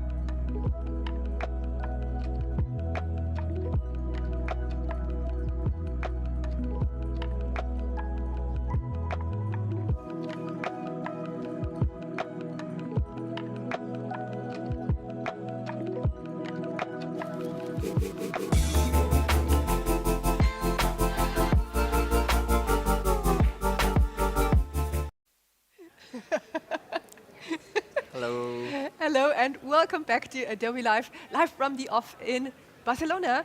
I'm very excited to be here today. I'm Melanie David. I will do those interviews in the upcoming 1.5 hours with, first of all, you. Hi, good to see Hi, you. nice meeting you. Thanks for Um, having me. Those are interviews combined with portfolio reviews, and we have people watching online, but also here we have a very nice audience. Hello everyone, good to see you. We start today with Baugasm. Bastian, hi, good to see you here. Thanks for having me. This is great. And today it's like the first day of OFF, and it's so great to see so many people around, so many creators, and yeah, and meeting you and being here, and it's all great. Looking forward to the next days. Me too, I'm very excited to see, first of all, you. We had a chat yesterday already, very short, but Yeah, we have more time today. And of course, to see so many familiar faces, it's lovely to have everyone around here. And also hi to the chat. It's good to see you. I see so many, oh my God, there are so many familiar faces in the chat. Good to see you. I hope you enjoy the upcoming 1.5 hours. But we have more. We're streaming today and of course also tomorrow.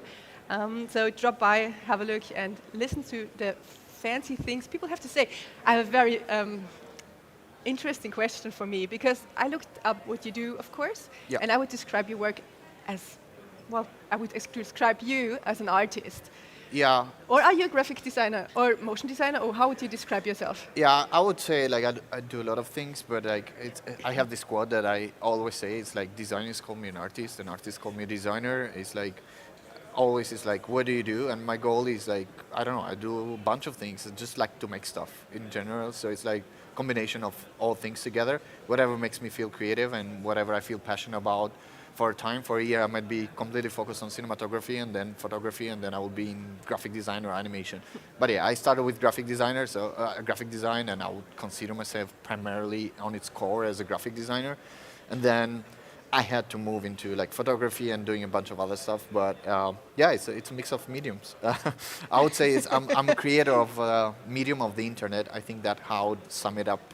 Ooh, that's very nice. Yeah, everything like technology-wise, I'm passionate about and be creative in that field.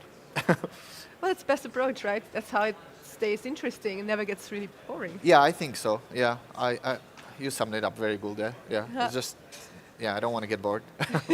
Well, can we ever get bored as designers? I don't think so. Yeah. Can I we? don't know. Can you? I mean, there are times. That's the thing. Like every time I get bored, I just move to something else. And yeah, I on my talk I have also this thing. I'm talking about ADHD. It's so funny because like every time I wanted to get it diagnosed by a professional. Like I get distracted and do something else, which is ironic to the thing. But it's like it also plays very well for like being creator. Is like you get started with something and then you get easily distracted and you move to something else, and that makes you like be creative in different fields, and it's kind of a superpower in a way or another. Yeah, but internet got diagnosed that for me, so not by a professional. Yeah. There are some constants because you've been here for quite a while. You have been at Adobe Lab for a couple of times already. Yeah, I think so. I We- don't remember many, but maybe like 2 or 3 times. At probably. least. Yeah, I think so. In case you want more of Bastian, just look back in history. There's more on YouTube. Probably. But the question I'd like to ask you is, you're always redefining yourself, and with new technologies coming up, is this something you integrate in your process, or is it something that just pops up and you're exploring it spontaneously? Or do you do that on purpose? Honestly, I don't do it on purpose. It's like for me, since I was a kid, I was very passionate about like learning new things and like always approaching new technologies and like being excited about new things coming up, from gadgets to tech to code. I studied computing science and multimedia, which helped a lot also like understand the core of how computers work and like how technology is built from ground up. But that helps a lot also like keeping you excited about new things coming up. So for me, it's like every time I can get my hands into something new and different to explore, it's like a new medium where I can integrate into my workflow, from different technologies to even the physical world. Sometimes I get excited about just mixing things together and seeing how I can embed that into my workflow. So it's like, it's like a playground for me. Even the studio where that I work, it's built in certain way that everything that I need is around me, and everything that I will need to work on is there. So like if I need to work on something specific, is there, and I can just playground, like a child on a playground. That's how I feel, and yeah, that's my goal. It's like that place is like in the making to be the best playground for me. That is still a kid inside me that is playing as a 35 years old. Yeah. Very nice. And especially interesting is that you try to keep all the mental load away by having this specific playground I that try. you set up for yourself. Well, if you're distracted easily, Yeah. that's what you need, right? Otherwise, you're just Exactly, going from yeah. one thing to the other. Yeah, it's I- part of the superpower of that. It's like being distracted, but also, yeah. In a constrained place. Yeah, sometimes it's very difficult. We talked so much about your work. Can we have a look at some of your recent Sure. projects? Yeah, we can do that. Unfortunately, as everybody and every other designer, my portfolio, the official one, is not updated because every time my ADHD is distracting me from doing that, I move to something else. And the good thing is you're busy without the portfolio. Oh, yeah. That's the most important thing. Yeah, we're just going to have a look at a little bit here of like things that I've done a couple of years ago. This is like where Baugasm as a project started. I think since 2016, where I started this project of like just making a poster every day, and this was prior to like 2011, where I had another project that I was working on called 60 Designs, where I challenged myself to make a poster every day for 60 days. And I sort of failed on day 40 because like I was just posting it on my personal website and nobody cared, and I also got bored of it and I stopped it. And then 2016, Instagram came along and I was like, this is cool. Like I want to So do. you did this before Instagram? Yeah, yeah. Oh, nice. And it started there. But anyway, so this is like the Baugasm, and then from that, it kind of expanded, being bigger, and sort of was a boost for also my career because it also profiled my work in a certain way that I know what I want to do. And yeah, I've been doing this stuff and then moved to, this is my Instagram where you can see some of the recent work. And like this is like the last post that I've done. But the interesting part about this is like, since we're talking about mediums and the way how I work and like how I embed different things together, this is part of that. It's like, for example, if you see this work, this is like all mixing different mediums together. So this is like basically the first image. It's like an engine that I've been really, last couple of years, been really passionate about, like cars. It's like what we were talking about, like you can be passionate about technology, but at the same time cars have the engineering in that makes me very passionate about like learning how it operates, and it has a certain aesthetic, a certain beautiful aspect to cars and engines in general, and the engineering part of it, which makes me excited. And I always wanted to embed that into my workflow. And it started a little bit earlier, but not embedding car stuff in my graphic design work. And now with AI, I started using like, you know, generating a little bit of how would it feel like a human body with car parts embedded, like an engine. How would it feel like it was organic? So, and to do this in 3D completely, it would take weeks to sculpt and texture it and everything. So what I started embedding is like, how can I use AI as a tool in my work set and workflow? So I generated the first image with AI and then extruded that, brought that in 3D, where I can basically use it as a 3D element inside the software. Okay, I have and to then clarify. Is this really a 3D object you can turn and everything? a little bit, yeah. Okay. So it's like kind of tweaking it so it feels like 3D. For example, all the spikes here and also this circle. And I add some more like metal things in there because the image itself reflects on it, so it makes it feel more real, but it's like a combination of all things together. And I have a couple of these that also I went ahead and sort of animated them, so you can. So I'm exploring a little bit this kind of direction lately because I find it really fun. And then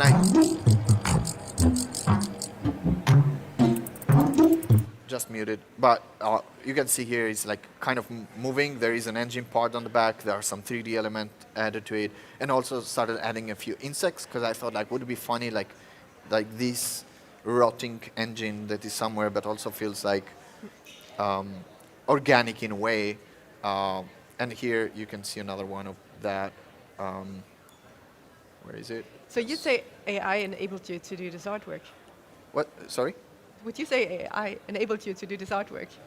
I think so. I like some of the I mean, honestly, I would have done this also like digitally some other way, but like it helps using that in order to minimize some of the workflow. For example, as an artist, I was never good at drawing.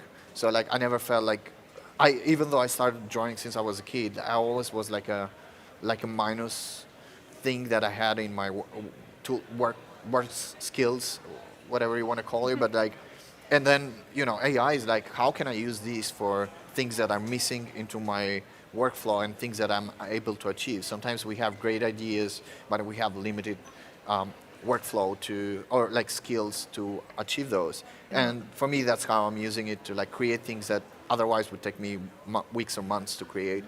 And yeah, and this is like some of the stuff that I'm doing. And also like, as I mentioned, I've been doing like a lot of, I got obsessed with cars in 2019, where I got like a Mercedes Benz, like an old one that I wanted to restore, and I started, and then COVID came, and I couldn't. I wanted to take a lot of photos and videos. I'm doing a lot of photos and videos with my partner, where she's more into photography and cinematography, and we always wanted to get a car as like a really good content, so we can create content on top of it. Yeah. And then COVID came, and we couldn't actually use the car because it was still under work and everything. And I was like, you know what? I've been doing Baugasm for so long. I sort of learned 3D. How can I use my 3D skills to create photography? And the funny thing is that I'm going to go back to Baugasm. Like, also when I started learning 3D was like, as a graphic designer background, how can I use 3D software as a graphic designer to create graphic design elements into using 3D? And it's the same thing here, where I was doing a lot of photography and cinematography on my personal account, where I shared more like photos and things like that. And my goal was like, how can I use 3D and make it look like real photos, like I was there?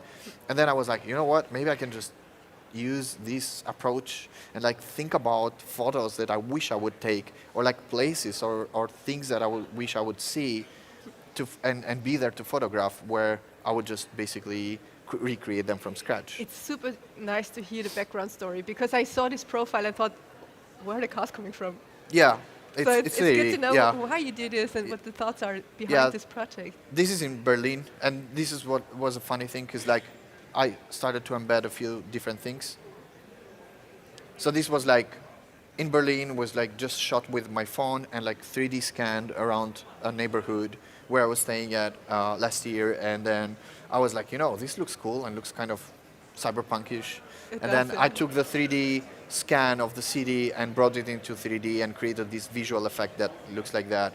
And yeah, I've been doing also other things, but like recently I've been also doing a lot of cars. I just did a project with BMW, which was, for me, it was crazy, because like I got into cars because I love cars, and then BMW approaching me and being like, oh, we want you to do something for us.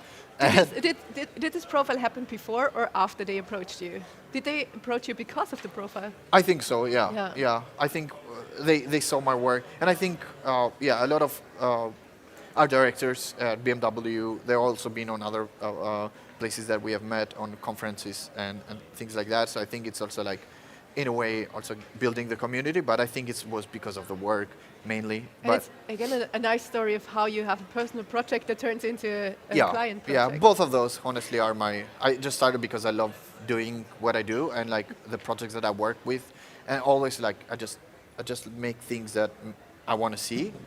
And sometimes, with social media it's difficult, especially as you grow as an artist. Social media is kind of sometimes dictating unconsciously how you should direct your art. But in a way or another, you have to figure it out and know what direction to go. And it's difficult managing these two together, because it's like two different things.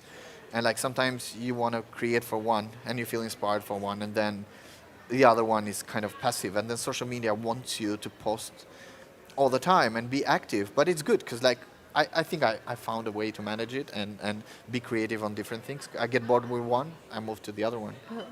I think it's always a love-hate relationship, but you find a really it sweet is. spot on how to combine your client work and your personal project. It is, yeah. I don't know, should we look at something else? Show us one last project. All right, let's do that. Oh, I think it's a project actually I did last year. This was with a friend of mine actually sitting here, but this was was their project, and I'm excited about this because it was different and was new and different approach. And this was about Tirana. I'm from Albania, where also the infrastructure of the city is like very kind of different. And the goal was like, my friend went and did most of the pictures around the city. And was like how we can use the photos and create like this atmospheric in a visual way. Yeah. And we created this. It's like a camera that is going through the whole city, and you can, as the camera walks through it, you can hear like different people watching TV and somebody else listening to the news, somebody shouting and somebody flashing the toilet. But I loved it because it was like I was doing buildings before, like I was trying to take an approach of like how can I use physical elements as an aesthetic to the work. And this was the perfect match because they also had a project related to this, which was great. It was called it's called Urban Anomalies. That was in Albania, and yeah, it was great because like we used real photos of Tirana and built those in 3D, and to create this element. And then I went You ahead. also do the audio yourself. Yeah. Nice. I mean, I used to produce music before. I'm not as much right now, but like sometimes when it comes to doing the visuals, I have to also experiment a little bit with sound. But and then building wise, I think we did also, if it opens, yeah. So this is like the same sort of approach,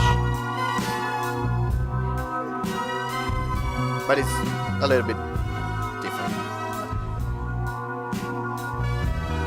So yeah, I think it's like, I don't know, I just experimenting with things, and I always take it from the aesthetic approach, like things that I want to see and I want to build. Sometimes it's difficult, and it's funny, sometimes you want to create things, and now AI can help you do that.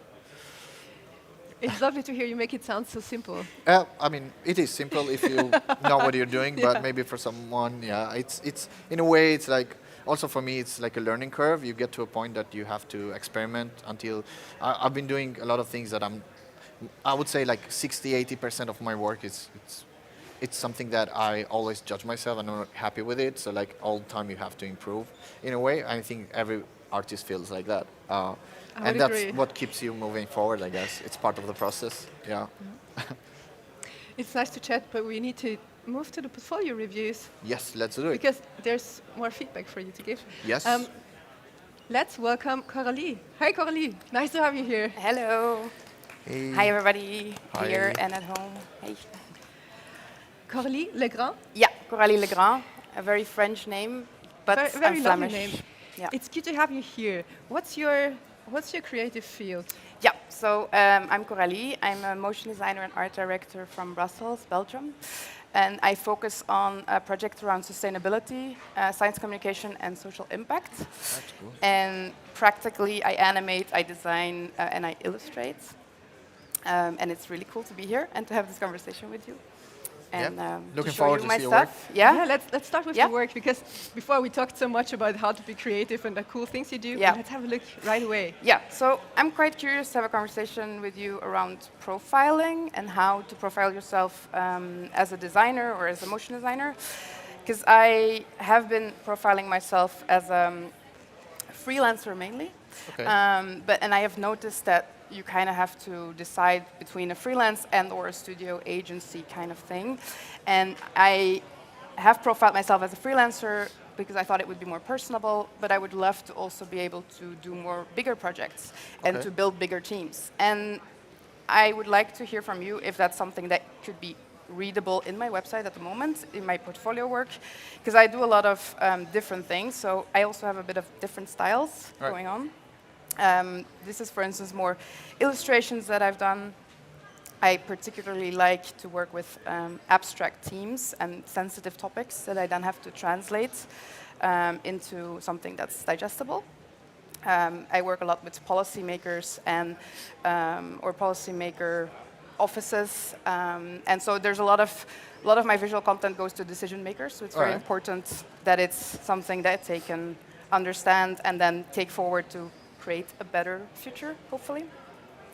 I am a better designer than I am an animator, and that's also why I feel like I want to expand a bit as a business and be able to build bigger teams and get better animators, cool. other animators, and create bigger things. Also, animators are better animators than designers, so there is not. Exactly, and I Not mean, that it's perfect, such a, yeah. like, you can't be good at everything. So yeah, I'm kind of going through a lot of different things, but as you can see, I have this more illustrative stuff, and then I have my more personal stuff, I would say, that is currently not loading, which is very fantastic. So how would you profile yourself? Like, what is the thing that makes you, like, that you enjoy? I mean, honestly, I see that you also enjoy doing all of these things together in the same time, but like, what is the thing that you feel more like passionate about?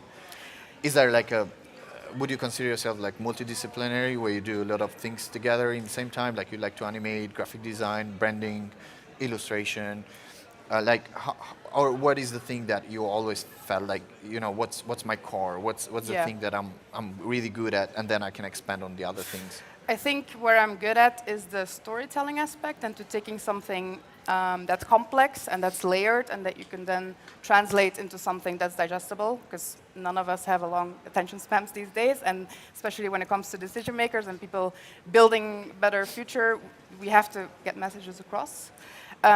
When it comes to skills, I think for sure my background is in graphic design, so illustration and design and these kind of explorations that you see here, I really love. I want to show you my play page, but it's not loading. But I also, for clients, do a lot of explainer videos. And I do some script writing as well. And I really, maybe I could show you this one. No, that's a sign up. That's not great. Yeah, I was a bit worried about the loading thing of my things, but so I do a lot of mixed things, and I quite like that. I think the art direction part, we don't need to hear video here, but there's a lot of different layers, and I like that. But I have been asking myself a lot questions around profiling. Okay. Yeah.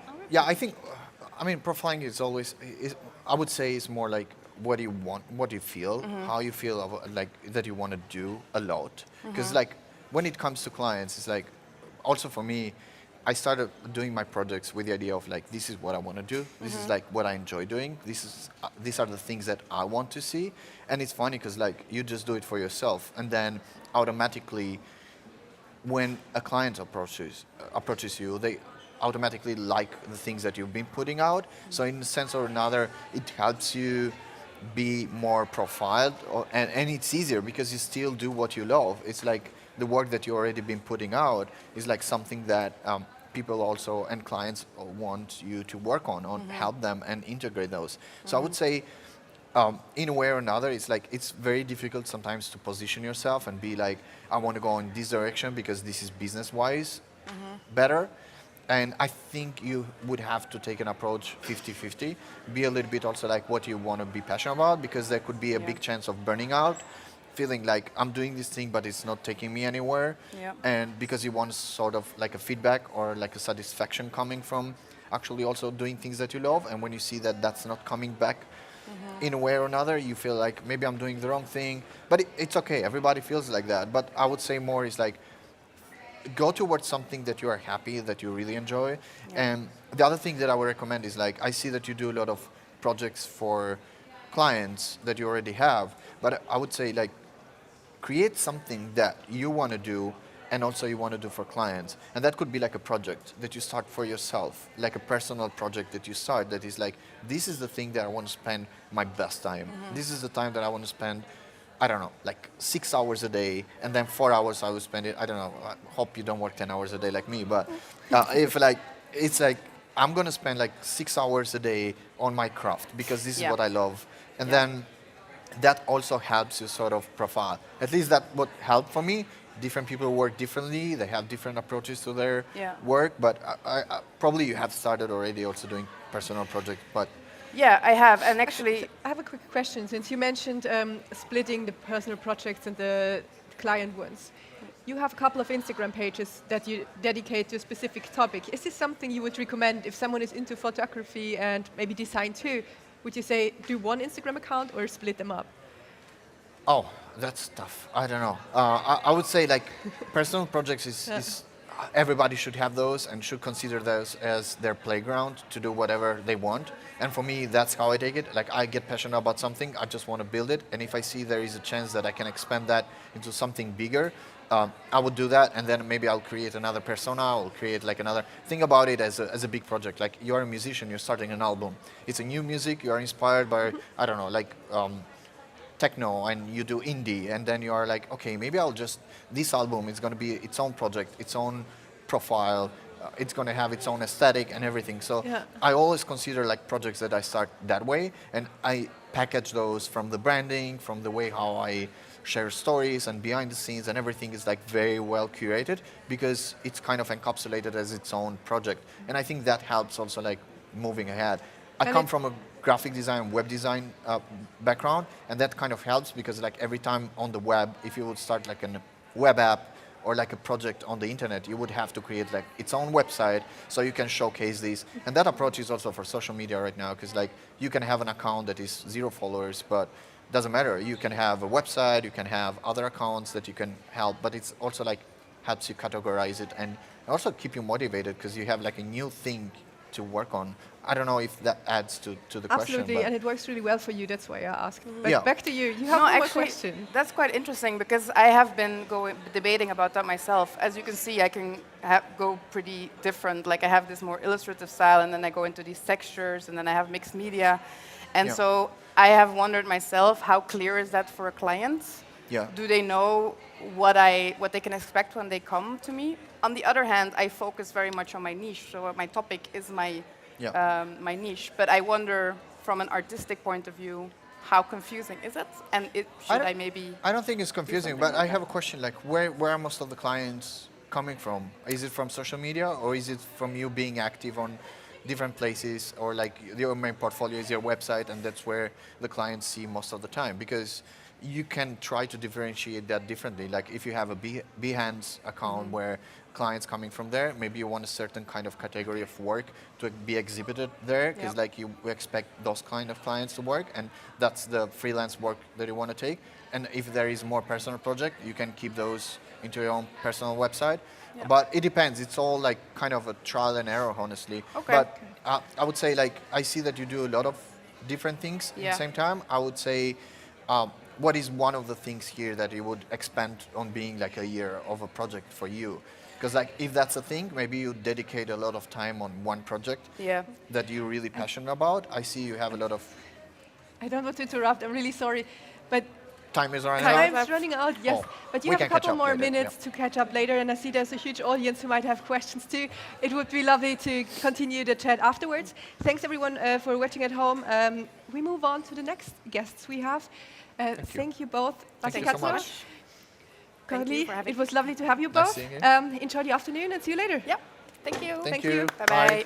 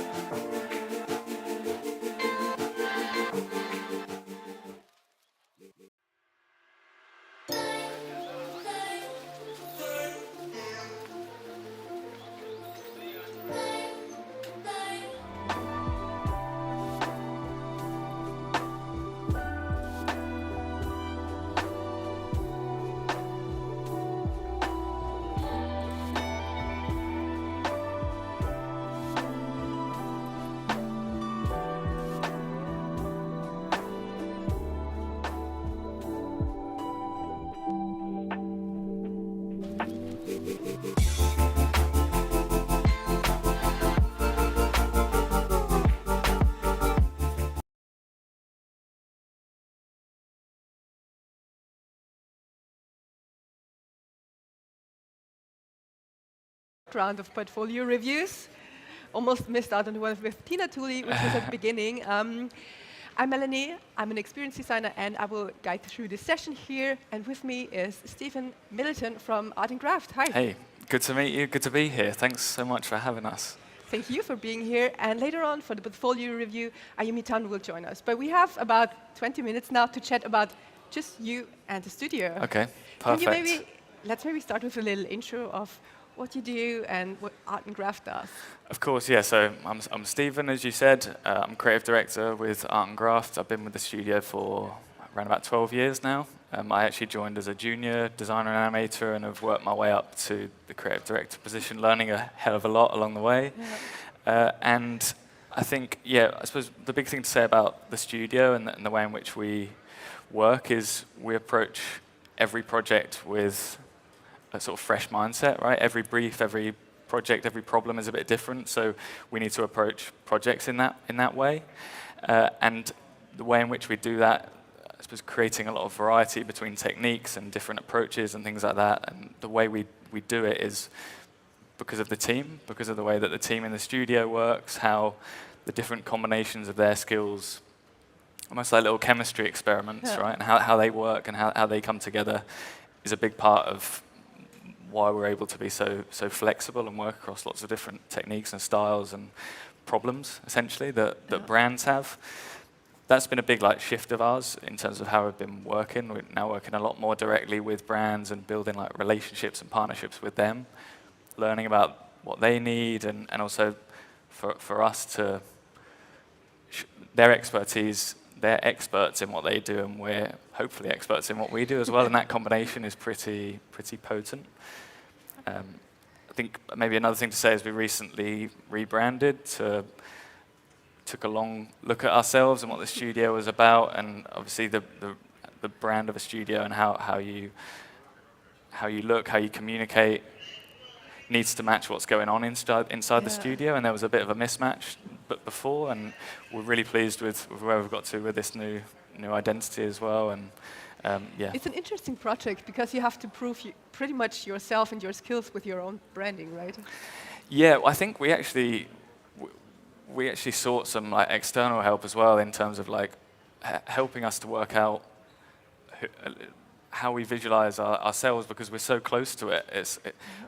The main thing we wanted to achieve was how we communicate and how other people can see us. So it felt right that we needed outside opinions and outside thoughts on that as well. It wasn't. It's like trying to look at how you look. Trying to look at yourself in a mirror when the mirror is this close to you. You can't really see what's going on. So having that outside opinion. This would have been my follow-up question, because I think it's one of the most difficult things to just see yourself from the outside, or maybe it's almost impossible. Yeah, I think you're always going to know. You're never going to be able to come at it from a completely fresh or completely open mindset, because you know so much. And certainly for myself, being with the studio for so long, it's been really refreshing to see that outside perspective. But then once we've got to that point, to then build on an identity through a design language, through a motion language, even that was where we really came in and just explored and iterated and experimented in how we move, because how you move is just as much a sense of a brand, or what a brand is. The way in which you move can say a lot, so that's important to think about as well. I actually have to give you compliments on how the tone of voice on the website and the portfolio works. Thank you. It's really inspiring. It makes me want to collaborate with you. Yeah, there's a lot of work on that as well, and obviously as designers, as animators, words are not necessarily our strong point all the time. Yeah. So finding a way in which we could communicate how we can use language to properly express ourselves was a big part of that rebrand journey as well. You did an amazing job, and we were meeting for the first time here, so I was really excited to see who's behind the brand. Yeah. It was one of the most interesting things for me Brilliant. That's cool. For meeting you That's today. Really cool. Should we maybe have a look at one of your projects, or something you're really proud of? Because so far we just chatted, but haven't showed a project yet. Yeah, of course. I think maybe we could look at a few, if that's okay, because I think it's sort of a little bit hard to get a full sense of what we're about from just one project, and hopefully people can see from the work and the people that we work with, the way in which we work. It's not led by one specific technique or one specific style. It's about being adaptable and having these little chemistry experiments across the studio to I find like that you things that are explained right. it like that. That's perfect. Yeah, Yeah. and that's what's represented in the website. And I think we approach every project with the same mentality, is that you need to find a core truth or a core idea at the start of it, and then from that you build in the layers of art direction and motion. But it all has to come back to that central thought and that central point. So maybe a good project to look at actually is this Virgin Media piece. We work a lot with Virgin Media. I think we're 5 or 6 years into a relationship working with them, and they're so much fun to work with as a brand because they don't take themselves too seriously, and they're always trying to push and challenge what they are and what they can do. And so at the core of this project really was the challenge. In the UK, there's been a switch of phone lines. It's switched from old copper wires to modern fiber ones. I wish I could talk in more detail. I wish I fully understood what that process actually involved. But that was the sort of main premise of what we needed to communicate to their customers. Yeah. They have obviously their customers in this case is just anybody who uses a phone, so that age range is huge, and certainly for landlines, it's a lot of older people and things like that. So we needed a visual language, we needed a story and a flow that would communicate to them and reassure them. That was a lot of what we talked about with this project, is how you balance the excitement of this change coming, this an upgrade to the system. Yeah, but it's something they don't have to worry about. Exactly, and balance that with the reassurance, exactly, like you say. So, maybe we can watch it. It's 40 seconds, and then... Right now, we're switching our home phone network from old copper wires to fiber ones, making it fit for the future. We'll write to you about the change and what you need to do next. Please make sure you read and follow any instructions we give you. You won't need to pay any more for it. And you can keep your current number. If you've got anything attached to your phone, like a telecare device, or if you're not sure about anything, please get in touch. We're here to help. And don't forget to check in on people you know who might need a little support. You can also find out more on our website. Happy chatting. Virgin Media.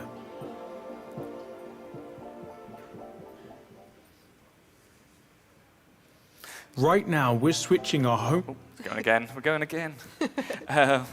So yeah, as I mentioned, there was that switch from the copper wires to fiber ones, and that essentially formed what our visual language would be. We landed on this idea of visualizing these fiber wires as these multicolored ribbons with conversations moving along them as a representation of the phone line. And there was even an iteration of this idea, and you can kind of see it in there a little bit, where you would see conversations, written conversations moving along these phone lines. So it's what should we have for tea, or a Chinese takeaway order, moving along these phones. Ultimately, we moved away from that because it was a little too...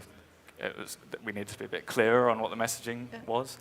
But this idea of visualizing the phone lines as these wires that then these fibers, that then take us through all the key information, we landed on that quite early, and then that informed everything. I actually really like the abstract approach that's then turned into something very clear with the font and the copy that's used there. It's very nice. Yeah, that's always the way with these projects, isn't it? As creatives, as artists, we obviously want to create something that has, well, maybe I'm speaking more for myself, but a bigger kind of metaphors or deeper meanings, and get people to look deeper into things. But this can't go too deep. It needs to very quickly communicate exactly what it needs to do. And so how do you blend those two things, that essence of communication with a little bit of metaphor and thoughtfulness as well? So trying to get that balance. I'm very happy you showed the video, because that's the comforting part when you see the soft motion. It's super cool. As you see, I'm excited. Yeah, thank you. That's very kind. And once we land on these central concepts, once we land on these ideas, we then iterate and develop on that, and pass it around the studio for different people to add their skills and their contributions. I love to those. It as well. They're so nice. Yeah, it looked really, really beautiful. Please tell me they did huge prints of those on walls. Yeah, it feels like you want it to be a physical thing as well, right? You want these fibers, you want these absolutely. lines as an actual thing. So maybe one day. It's really cool. should we have a look at another project? Of course, yeah, maybe I can show you guys. So this is an example of like some of our commercial work. Yes. But then, sorry. No, please go ahead. Alongside that as well, we're also working on what we call Spark sessions, which are like studio projects. This would have been my next question. Perfect. Look, we're so in sync, Bernie. It's happening, isn't it? So yeah, this sort of section of the website, Spark Sessions, is about those projects that we develop in between commercial ones, and the Spark Sessions are, I suppose, like a weekly meeting that we have in the studio where we catch up about these projects and review them. I think a really good example of how these work is this tangent piece, which actually went through everybody in the studio at the time that it was made, and I'll just kind of play it through. We don't. I can always talk over it as well. Some awesome.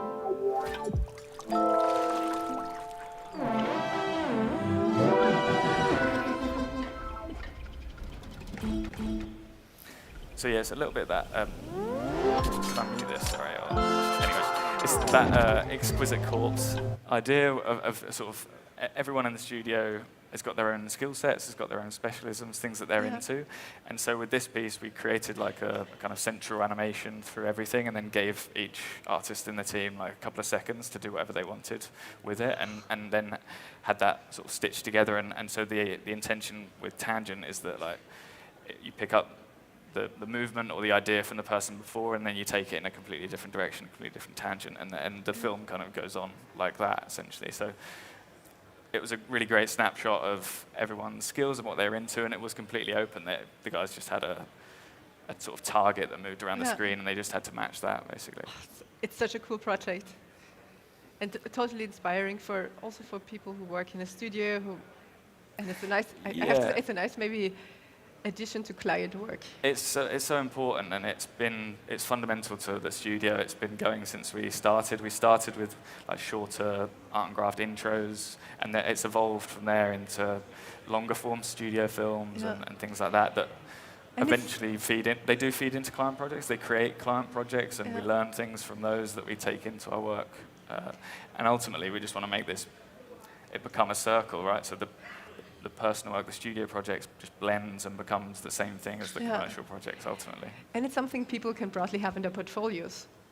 Yeah, completely. And have a feeling like, make their mark on the studio and have their hands on the steering wheel of the creative direction of the studio as well. But like, it's not a single person's vision. We're a team, and the studio moves with the people that are part of that team as well. So yeah, it's really, really Since we talk about portfolios, should we move to the portfolio review? Let's do it. Do you have time? Yeah.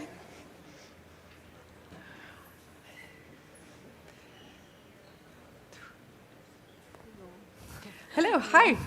Good to have you here. Yes, hi. Welcome to Adobe Live. Would you mind introducing yourself quickly and just giving a snapshot of what you do? Right, so hi, I'm Ayumi. I'm a motion designer from Singapore, and I currently work full-time in a design agency, and my main focus is on 3D. Should I just jump right in? Yes, please. Okay, sure. So this is a personal project. I think it reflects the kind of stuff I enjoy doing the most.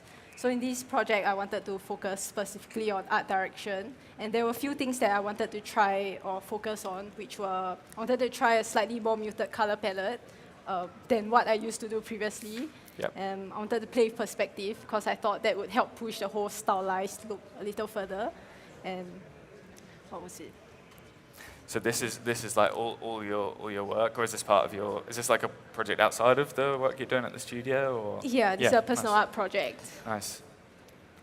And so your sort of portfolio as a whole, in terms of like what you're trying to showcase or the skills you're trying to showcase, is it the art direction side of things, or is it is it like a specific 3D skill set that you're trying to showcase? Like what's your like ambition? What's the portfolio sort of saying, I suppose?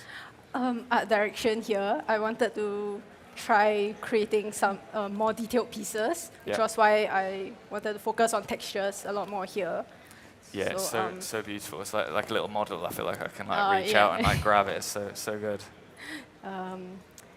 Yeah, and I really Oh, like nice. stylized 3D That's so artwork, cool. so I wanted to try to push the whole stylized look a little further. So it was, yeah. Yeah, art amazing. direction, yeah. These little snapshots are, yeah, I mean, it looks good enough to eat. Thank you. Yeah. Really cool. Lots of play with texture and things. Yeah, it's so much fun.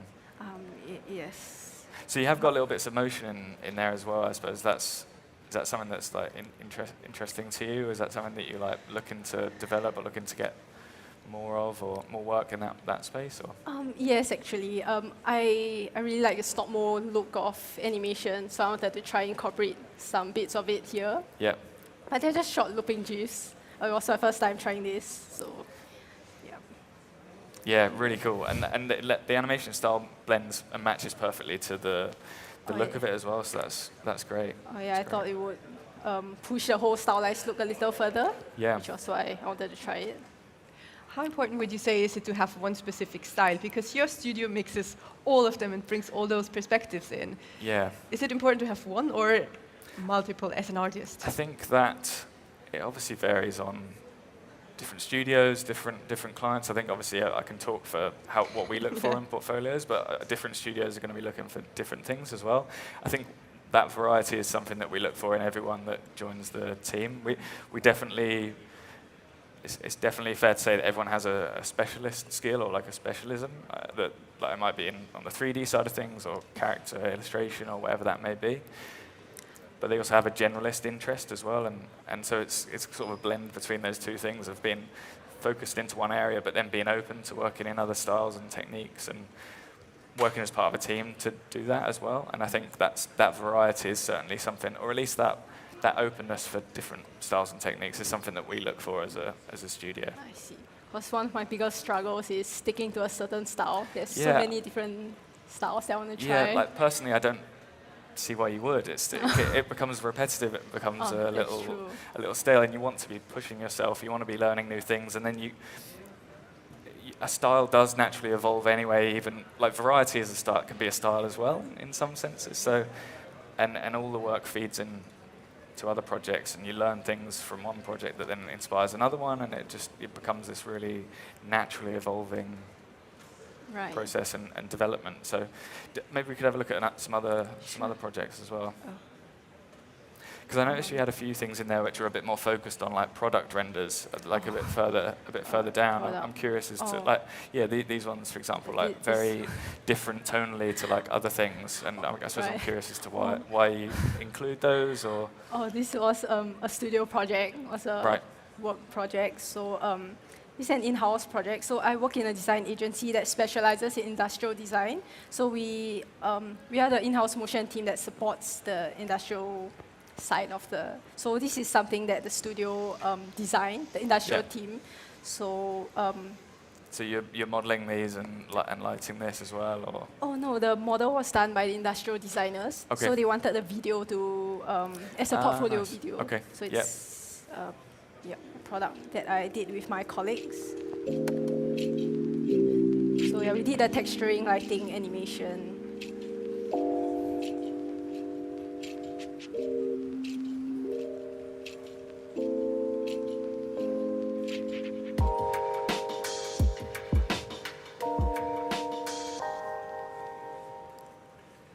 We actually did 3 short clips, but we stitched it into one. Really cool. That's really cool. What does it do? What does it do? It's a label printer. Nice. I mean, that is the sexiest animation for a label printer I think I've ever seen. That's amazing.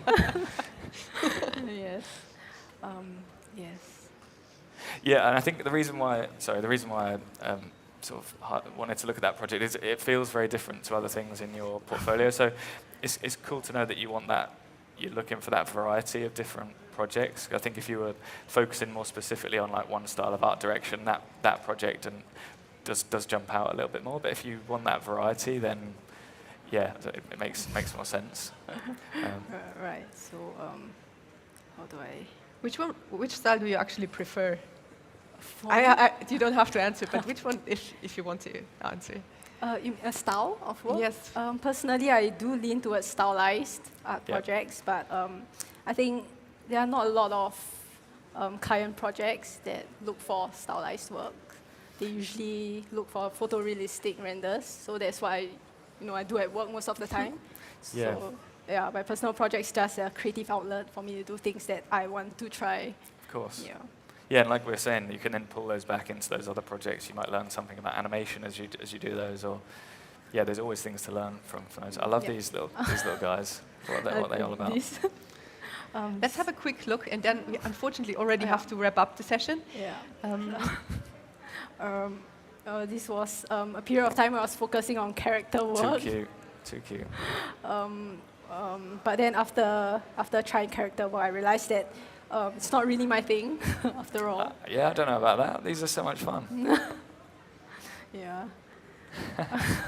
Yeah, that's nice. amazing. Yeah. Thank you. Really cool. Ayumi, thank you so much for showing your work. Thank you. Thank you. Thank you so As much. always, feel free to continue the chat off stream. We unfortunately have to wrap up here. Yeah. Stephen, thank you so much. It was a pleasure. My pleasure too. Thank you for having us. It's been awesome. Anytime. Enjoy the afternoon and see you around. Thank you so much. Thank you. Thank Cheers. you. Thank you. Thank you.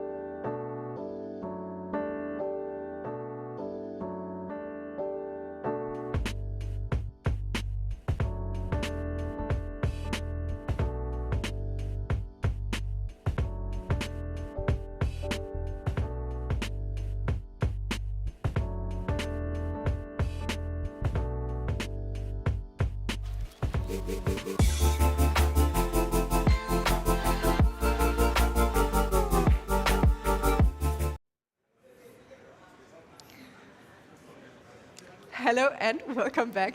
I love the signs and everyone waving around here. You're tuning in to Adobe live from OFFF Barcelona.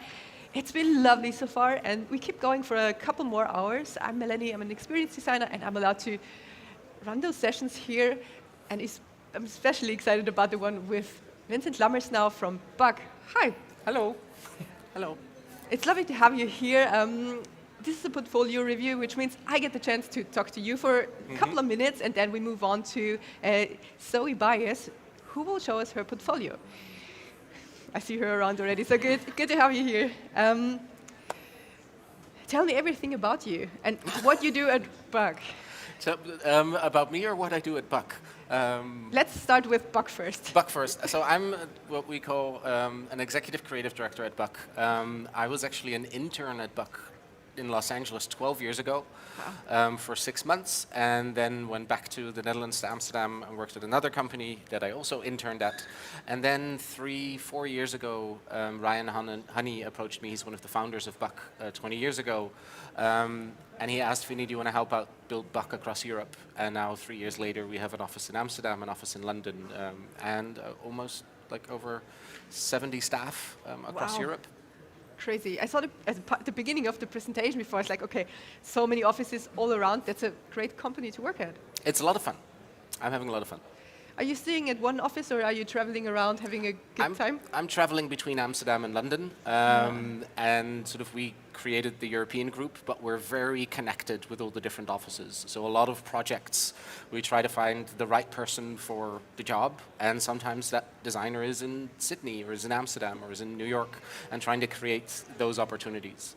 And sometimes it can be a lot of different types of projects. One of the bigger projects we did last year was working on the Sony Spider-Verse project. We did the Gwen Stacy sequence for the feature film, and we actually had an animator in Amsterdam, Santi, be able to work on that, which is an incredible opportunity to give a young cell animator. It is, yeah. And I saw some of the visuals before already. Can we maybe have a look at what Bug does? And how would you describe the work Bug does in maybe one sentence? Because we have an audience here, of course, and you have a huge audience who saw the talk before, but there are also people online tuning in who unfortunately could not come to OFF, and we try to give them a bit of a glimpse of what's going on here. So how would you describe Bug in one sentence? What I say, so we have all the lines and things we say on the website, and it's like Bug is a global creative company that brings brands, stories, and experiences to life through art, design, and technology. I like to describe us as a bunch of optimistic, overachieving problem solvers. That's sort of, it's like all of our work has some form of an optimistic outlook, either in sort of its visuals or its message or things like that. And then we are definitely a bunch of overachievers because we always want to do more, dive deeper into the work. And all our work in one way or another is related to solving a problem. How do we communicate something? How do we tell this story? How do we generate this feeling or create this interaction? So that's how I like to call us. It's a really nice explanation, and it sounds like a company I'd like to work at. You know, it's very inspiring. As before with Art Graft, I had a look at your portfolio and looked through the different styles and everything, and it's very inspiring. There's a lot of, and I think that's also, we used to call ourselves, and still do sometimes, style agnostic, because for us, a style is not always necessarily something that starts at the beginning of a project, of like we want it to look like this or look like that, but a style is something we arrive at through the process. And the process is very often playing and exploring and trying new things and figuring out what the best way is to solve that problem or communicate that message. So it's not necessarily intentional. We want to try to do everything, but it sort of happens because we solve so many different types of problems in different mediums and with different technologies. Very nice. And we don't like to repeat ourselves, so it's like sort of trying something new. It's like we get a brief, because after a few years, when you do those kind of things, people start asking, it's like, oh, can you do what you did for them? It's like, but we did that already. So it's like, what if we do this one with miniatures, or with puppets, or with cell animation, or live action, or what if we don't make a film and turn it into a game? It's like trying to challenge our creative partners, or agencies, or clients, or brands to make sure we make the best thing we can possibly make together. Super cool, and it's definitely not the comfy way of doing it, because the easy way out is always repeating yourself. Yeah, and it's also like having a company where collaboration and making sure people have a voice and contribute to the process is really, really important to us, but I would be lying if I say, oh, it's wonderful and breezy and easy. Like, collaborating and allowing people to express their opinions continuously throughout a process, that's messy, and it's like people can disagree and figuring out how to solve the best problem. So we definitely have leaders or leads on projects to sort of steer the ship, but it's very exciting. I wouldn't want to have it any other way, but it's definitely not easy. There's like a lot of humans, a lot of very, very talented humans who have very, very strong opinions, but that's really fun. Well, that happens when you work with passionate people, right? That's it, because you care. Yeah. So you want to matter. That's what it is. We could end the interview here. That's the nicest sentence already. But let's have a look at the project you went to show. I talked about these on stage. So one of them that was sort of very much about the creative process, and we didn't had a set style, was the branding for the art department. We Are Playgrounds Festival, very similar to OFFF, a great festival in the Netherlands and in Germany. And we sort of build it around these three pillars: think and wonder, play and explore, make and make better. Played word association, assigned color palettes, and then basically threw it open for all of our designers and all of our artists basically to start making little shapes. Like, it's really literally creating a visual language. So every shape represented one of these pillars, and then we started playing around with it in the design. So we started to create posters, wristbands, all of this to represent the branding of that festival. And it was a very open, exciting brief. And this was one of those moments of that we were able to align the process to what we really care about, really focus on collaboration, on process. There was no starting point. So the end result, we really had no idea. We had to make it to figure it out. Okay, this sounds like a rainbow vision of how process should work. Well, but this is all in retrospect, because I'll be completely honest. Like, during the process, me and the creative director, Richard Gray, were stressed out every now and then, because like, this is so weird, and it's like, does it feel like one thing? And it's all over the place. Is this going to work? And we had no idea. But sort of committing to it, and also because it was for festival branding, and we were it was a project we were collaborating on with them. It wasn't like a big brand, or there was no that kind of context to it. So we were able to take some liberties, but it was scary. And it was really interesting because once a year, like as a company, we have our sort of reviews and people talk about the work they did and what they learned and sort of how we can help our staff grow. And there were people that classified this as the best project they worked on that year and the most exciting one. And there were artists that said this was the worst one, because I was like, there was no brief. It was very stressful. I didn't know how to be this successful in this context. Yeah. Like, I needed the parameters. So there's all these different types of artists and humans as well. I haven't even considered that perspective, because my next question would have been, what was the client's perspective? But you're absolutely right. Even as a team member, you can have different perspectives 100%. And you need different environments. Yeah. And that's also like and it's at different levels, caring about what you make, having an impact, but also it's like some people need a lot of information on the brief and want that, or want a lot of space to play and explore, and some people just want, tell me what to design, and next day I got 15 options and they work through that. So it's everyone collaborates differently also. I really like the modular approach to just have a range of visuals, assets, elements that you can combine creatively, and especially the very digital but also very tangible and haptic approach. Tactile, So good. No, it was really, really fun. And we sort of felt like creating this library approach to branding and to sort of creating these very big systems, like we started bringing that way of thinking to other projects as well, and to other sort of branding projects as well, because it's a really playful and exciting way to create something, and without sort of being rigid and creating all these mock-ups and it needs to look like this and the logo goes here. It's like, let's create literally a language and just see how it evolves and lives. Okay.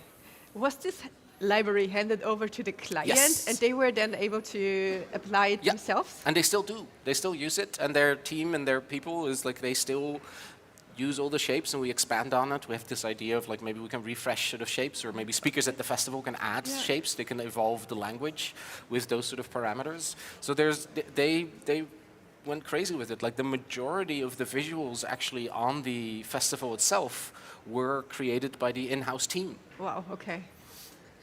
Sounds like a dream project, because it was really fun. Sometimes it's also scary to hand over. Oh, absolutely. You don't know what they're going to do with it. Yeah. Oh, very scary. But it works well. And it's also, super, you want to embrace, because it would have felt wrong if we would have given very, very strict guidelines for a project like this, because that's not what that project was about.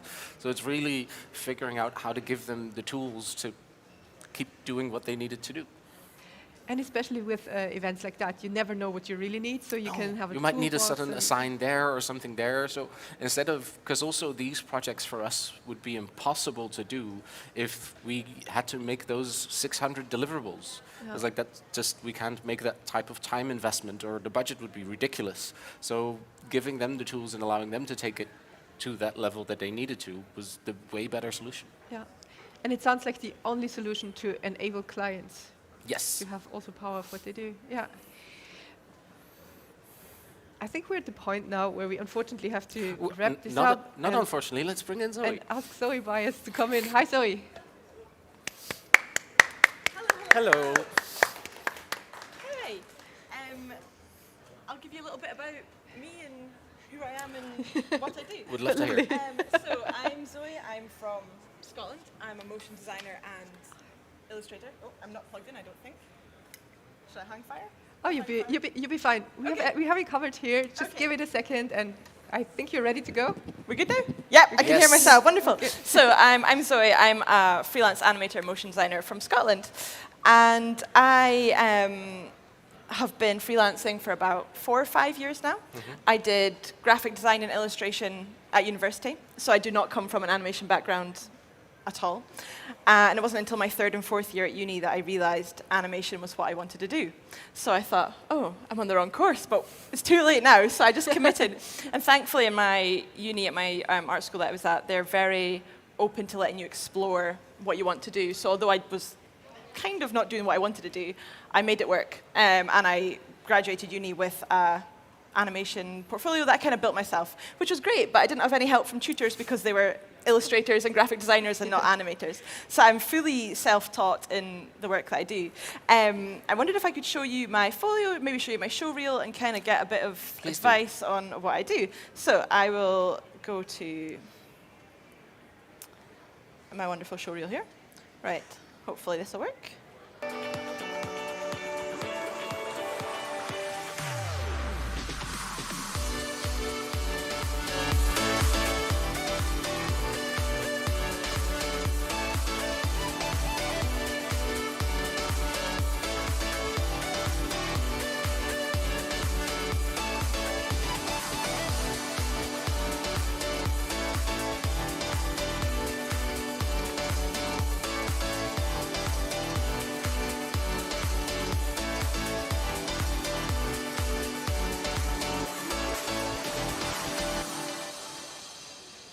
So that kind of shows my work and what I do. So I do a whole lot of explainer videos and TV adverts, and I work in the northeast of Aberdeen, northeast Scotland and Aberdeen. So it's very oil and gas based, because that's an oil and gas capital. So I do a lot of work for that, which is not as exciting as the stuff that I've got in my folio. So because I've come straight through uni with an illustration and design background and gone into animation, I've always felt like I missed out on like the techniques and everything that you would learn from perhaps an animation course. So I tried to reach out to studios to see if they would take me on as an animator for experience, and everyone's kind of like, we don't want you because you've got a graphic design background, and we don't want to have to teach you things. So I was like, right, well, I'll just do it myself. So I came straight out of uni into freelancing, which was a bold choice, but it worked, and I kind of kept getting one job after the other. And now 4 or 5 years later, I've got a nice client base of people I work with that I get a lot of work from, but I've always wondered if I missed out by not going in-house and learning from a group of people who have a wealth of animation knowledge and who I could bounce ideas off of and learn things from. So one of the reasons I submitted for the portfolio review was to kind of see what you might suggest would help kind of push me to be a better freelancer, because I feel like a lot of things that I look at, a lot of my work is two-dimensional, it's flat, compared to the stuff that you guys do. It's very 3D, it's like an open world, kind of, you can see everything. What are your thoughts on this? Yeah. I think it really depends, because as I understand it, you're freelancing, but you're working directly, like you also do the illustration, or do you? Yes, I do. You almost do the entire I film? almost do the entire thing, from Okay. storyboard to animatics, illustrations, animation, And work with voiceover, the client, sound. figuring all of that out. Yeah, exactly. Pretty much. It's they usually come to me with no idea what they want. If it's a client that doesn't work in design, and I will like talk them through A to Z of how to make a video. But sometimes I will work with studios who have in-house designers that will send assets over to me and just want me to animate things, which is great because I do have that connection in a design industry of like, I can chat to people, like speak to the designers and say, oh, I'm doing this or doing that, what do you think? But a lot of the time I'm just at home, in my house, with my cat, at my desk, going, I need to make a video. How do I make something that's a bit more dynamic than just opening After Effects and doing something? Would you, because it's tricky, because you're involved in like basically a whole scope of creating a film, which is a really exciting thing. And it's like if you missed out, you might have missed out on something of a studio environment, but you also gained a lot, because there's not a lot of people that can say, well, actually, I don't only animate, I also help write the script and do this and do it for a client, an actual client representing that.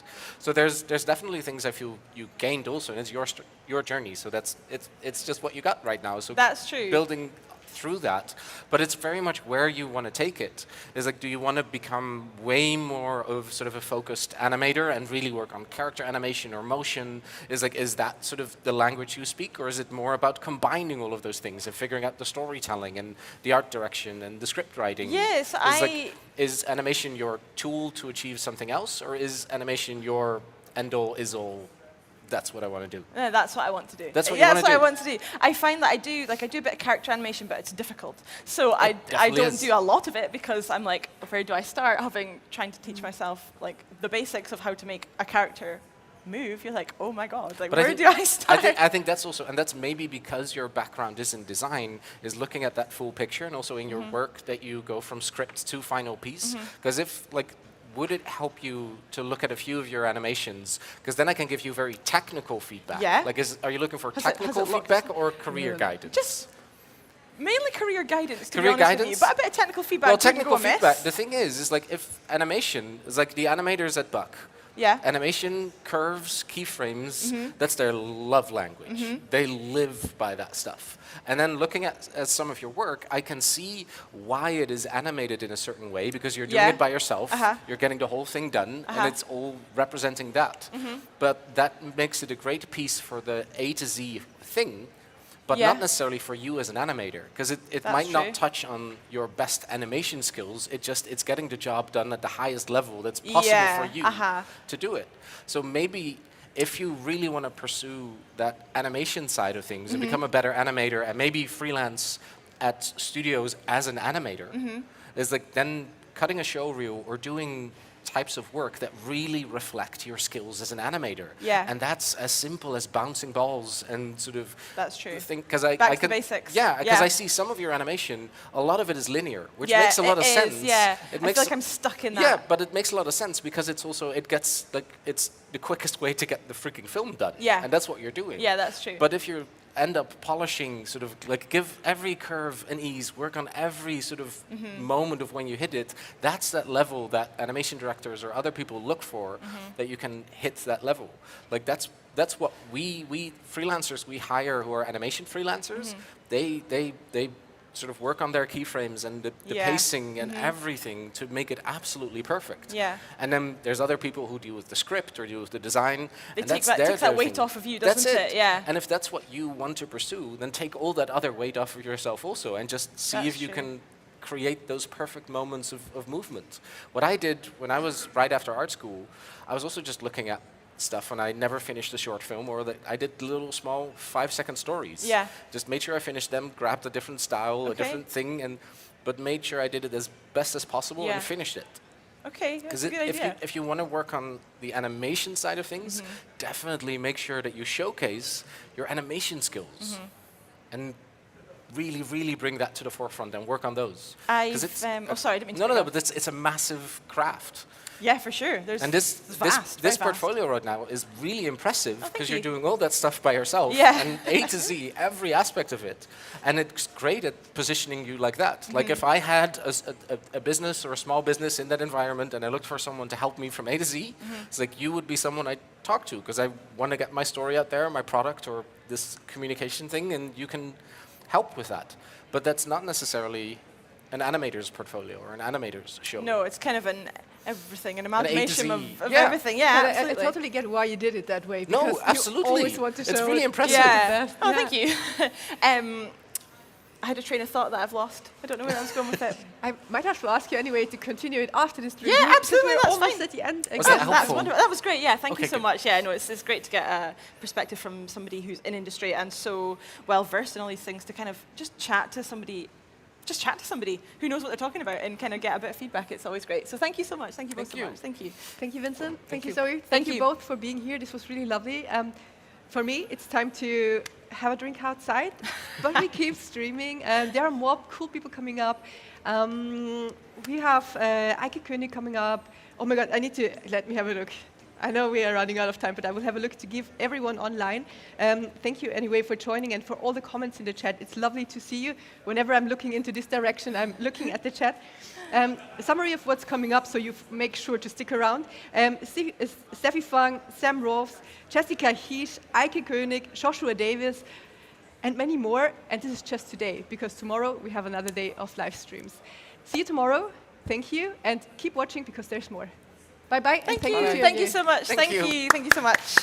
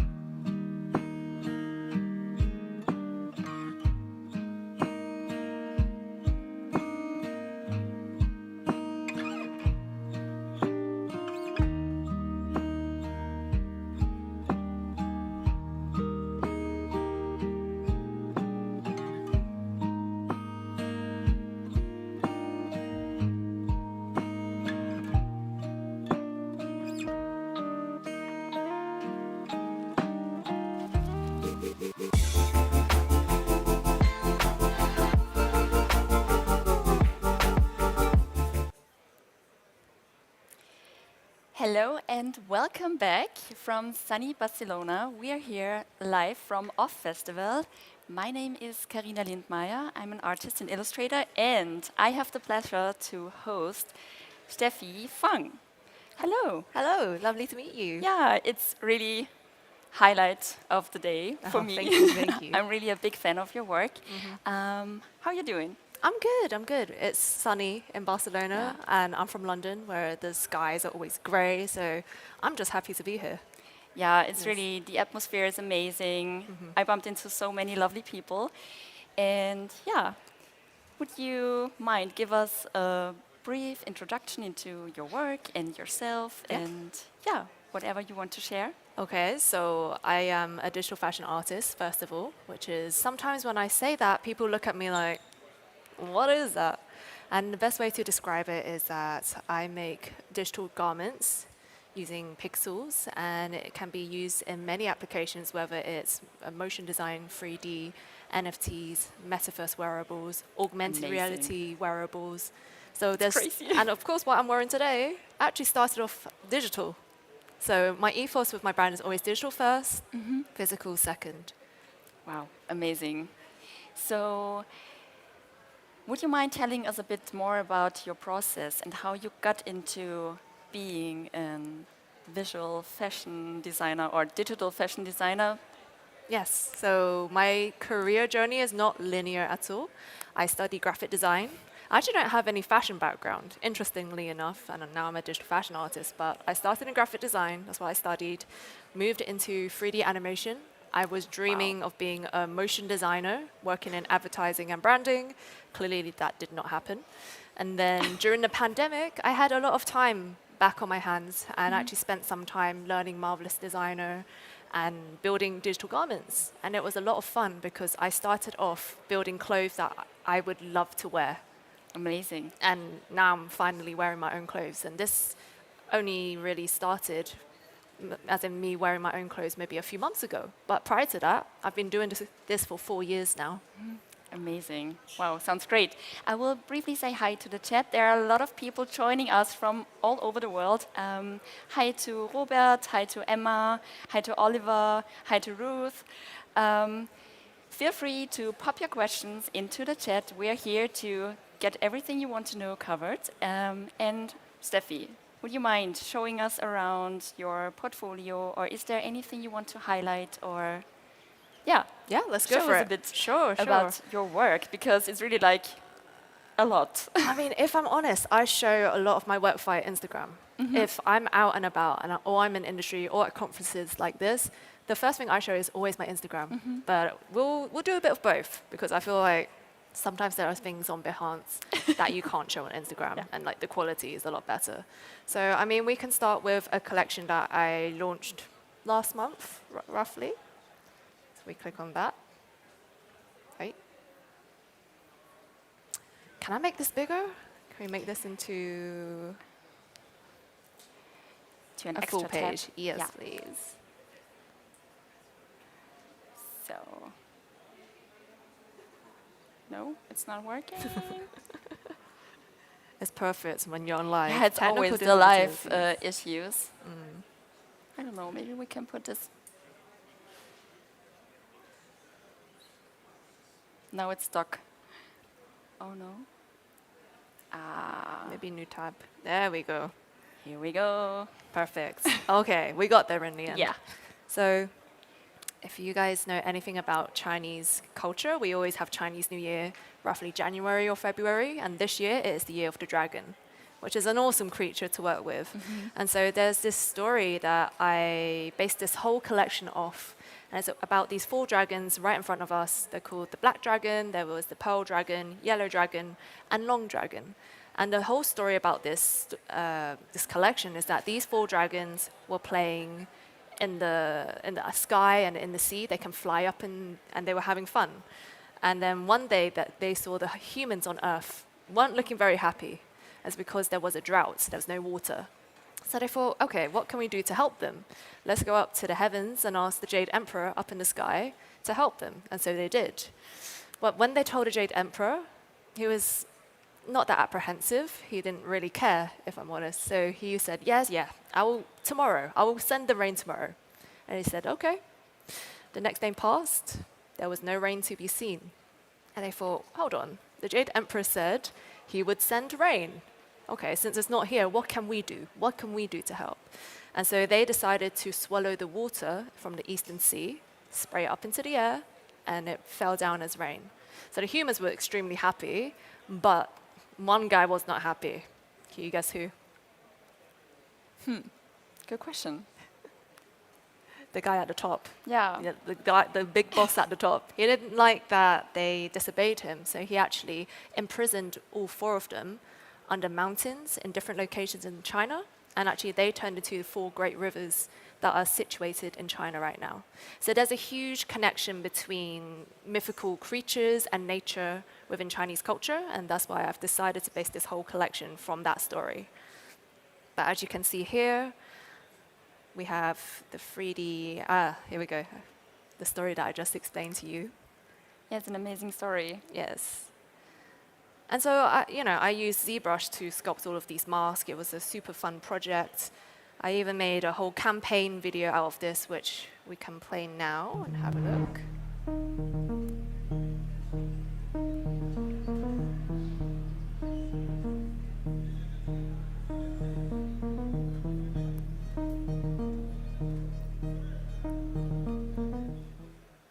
There we go. That's super cool. Yes. Oh, some imagery missing here, but So that's okay. can you guide us a bit through your process in general? How do you start working on a character like this, like a dragon? Yes. I always start off with sketches, which I wonder if I have here, because I always sketch out my ideas. Here we go. I work before I do any 3D creation, I always sketch it out on Procreate. Sketch out the ideas. And then once I'm happy with what I've sketched, then I move it into a program like Clo 3D, start building out the digital garment like this. And then we get into texturing, which I absolutely love. I texture a lot in Substance Painter. And actually, these are the sketches that I just mentioned before. There was actually meant to be 6, but because of the story, there was only 4 characters, so I made it a lot smaller. So I think 2 of them got axed out they didn't make the cut. And so, yeah, I started building it in 3D, texture in Substance Painter, and then I render everything in Cinema 4D and Redshift. And so... Wow, it's really like a long process then. I use at least 5 different programs, minimum, to even make something like this. But each of them have their own scene, each of them have their own story. And so it's interesting making a collection, actually, because it's easy to just make one piece of work. Yeah. But when you've got 4 different assets to think about, or 4 different stories or identities, you've got to make sure that it marries up together. So that's why with this project, I think it took me around 3 months, roughly, from even just ideating to creation to just making it all, render it out as well. So it did take some time. Do you mostly work alone, or do you have someone you team up with? I work alone, but for anything physical, fashion, which I'm wearing one of the pieces today, I work with a brand called Digital Twin, and they help to bring my digital visions to life, which is, as I said, I don't have a fashion background, so I'm actually learning all of this physical fashion from them. But anything that's digital, that's totally my realm. So cool. Yes. And I can imagine, the best part is when you create something digital and then you really, on one point, you can actually hold it in your hands, and wear it, and that's really cool. I think, it must be such a proud moment then, I really made this myself. Yeah, so yeah. cool. I feel very powerful wearing my own designs right now. And I I'm can imagine. I can't wear other clothing now. I don't feel as powerful in it. But you're lucky because you can design your own. It's True, absolutely. And where do you see, or is there anything you can give us some kind of outlook to? What are you up next? Or what are you up to next? Is there anything you would like to dive deeper into, or?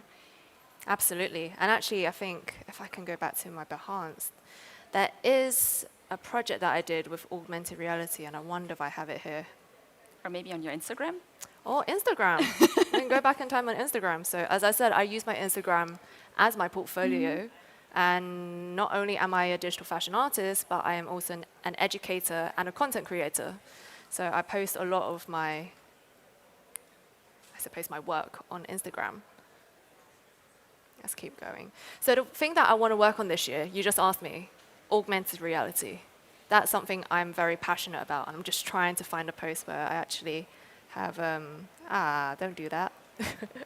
Where I show the augmented reality, because with digital fashion, as I said before, you can wear it in games with skins. You can wear it in VR. You can wear it in metaverse. You can wear it with augmented reality. So it's all digital, but there's just so many ways you can output it.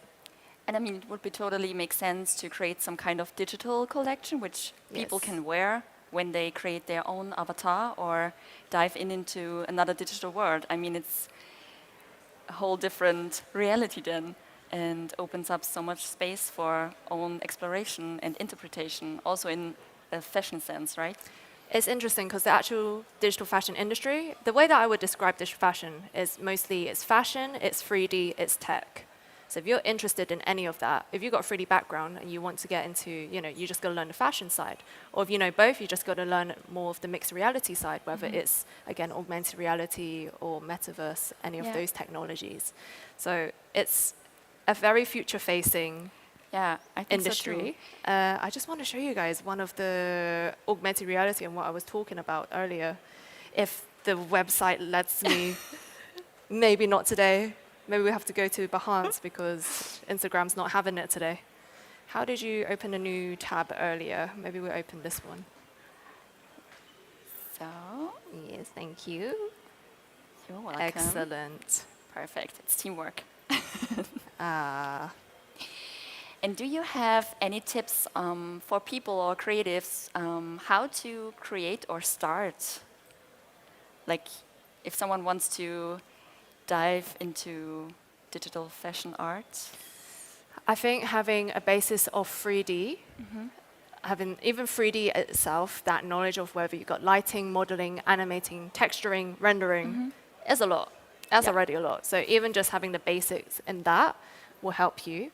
And then, of course, for me, since I don't come from a fashion background, right? So learning of fashion terms and techniques, that would definitely help. Because anything that's 3D, anything that's fashion, is all based off real-world craft, real-world techniques.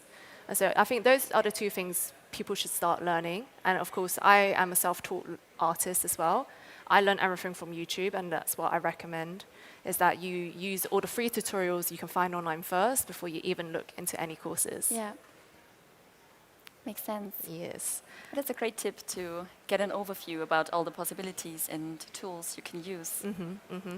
Yes. I want to show you guys the augmented reality, but it's not loading. The page is not loading, so check out my Instagram. Yeah. You guys scroll further Check out down, the Instagram. you will see it on there. So it was lovely to have a quick chat with you. And yeah, so many people were also in the chat. Make sure to follow Stephy on Instagram. We have to wrap up the session because we're running out of time. And it was amazing to have you here. Thanks so much for your time. Thank you, Karina. Thanks everyone on the chat. And we'll be right back and see you soon. Bye. Bye.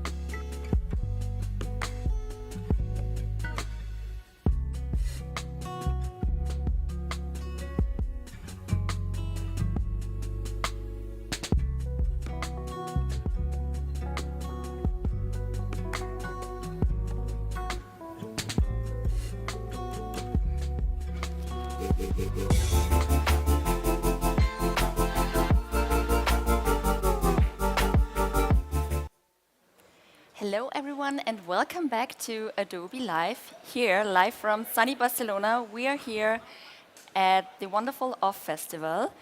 And I have the pleasure to host Sam Rolfes. Hey everybody.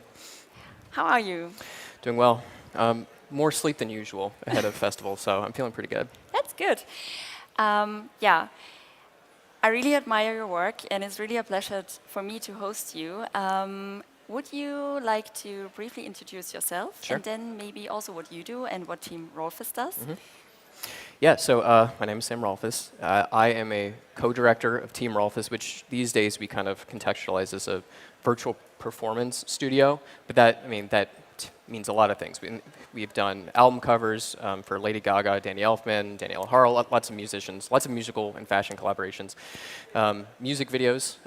Most of our stuff is real time, mediated by real time. Some of the stills are maybe not technically real time, but the way we approach it in ZBrush and other stuff is fairly real time. But since about 2015, we've been doing live performative 3D animations that end up being all sorts of things, from live stage shows to music videos to fashion runway things in Unreal, using motion capture, using VR, using all sorts of different things.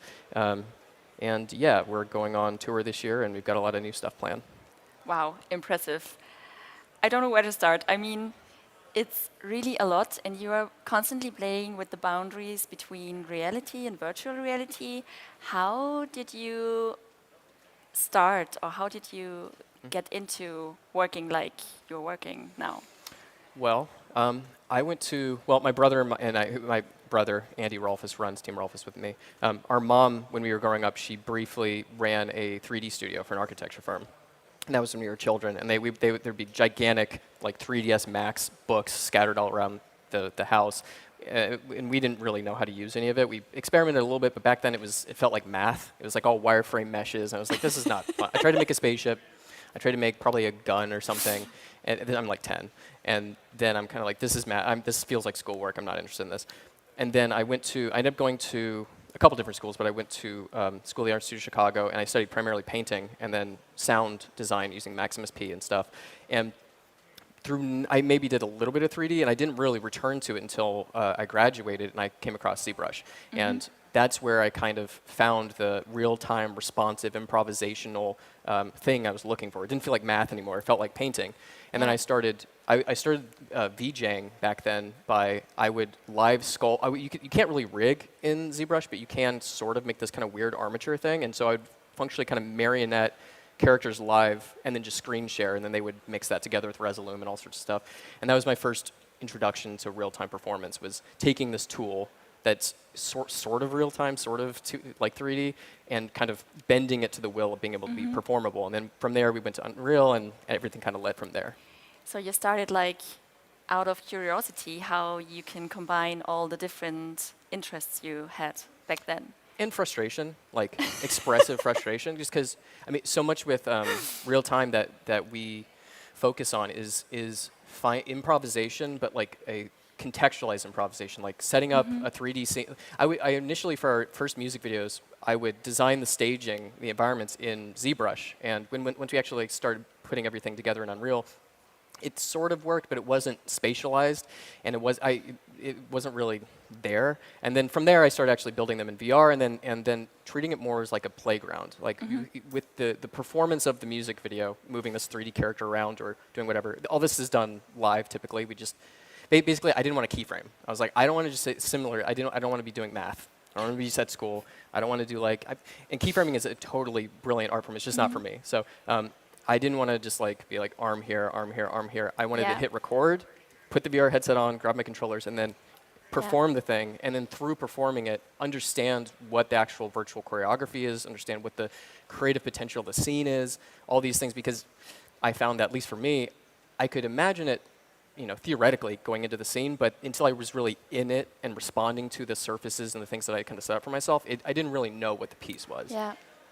And do you have the feeling that since you're working then in kind of real time, that you are more in control of everything? Yes and no. I think it actually is way more of a, I'm actually in less control.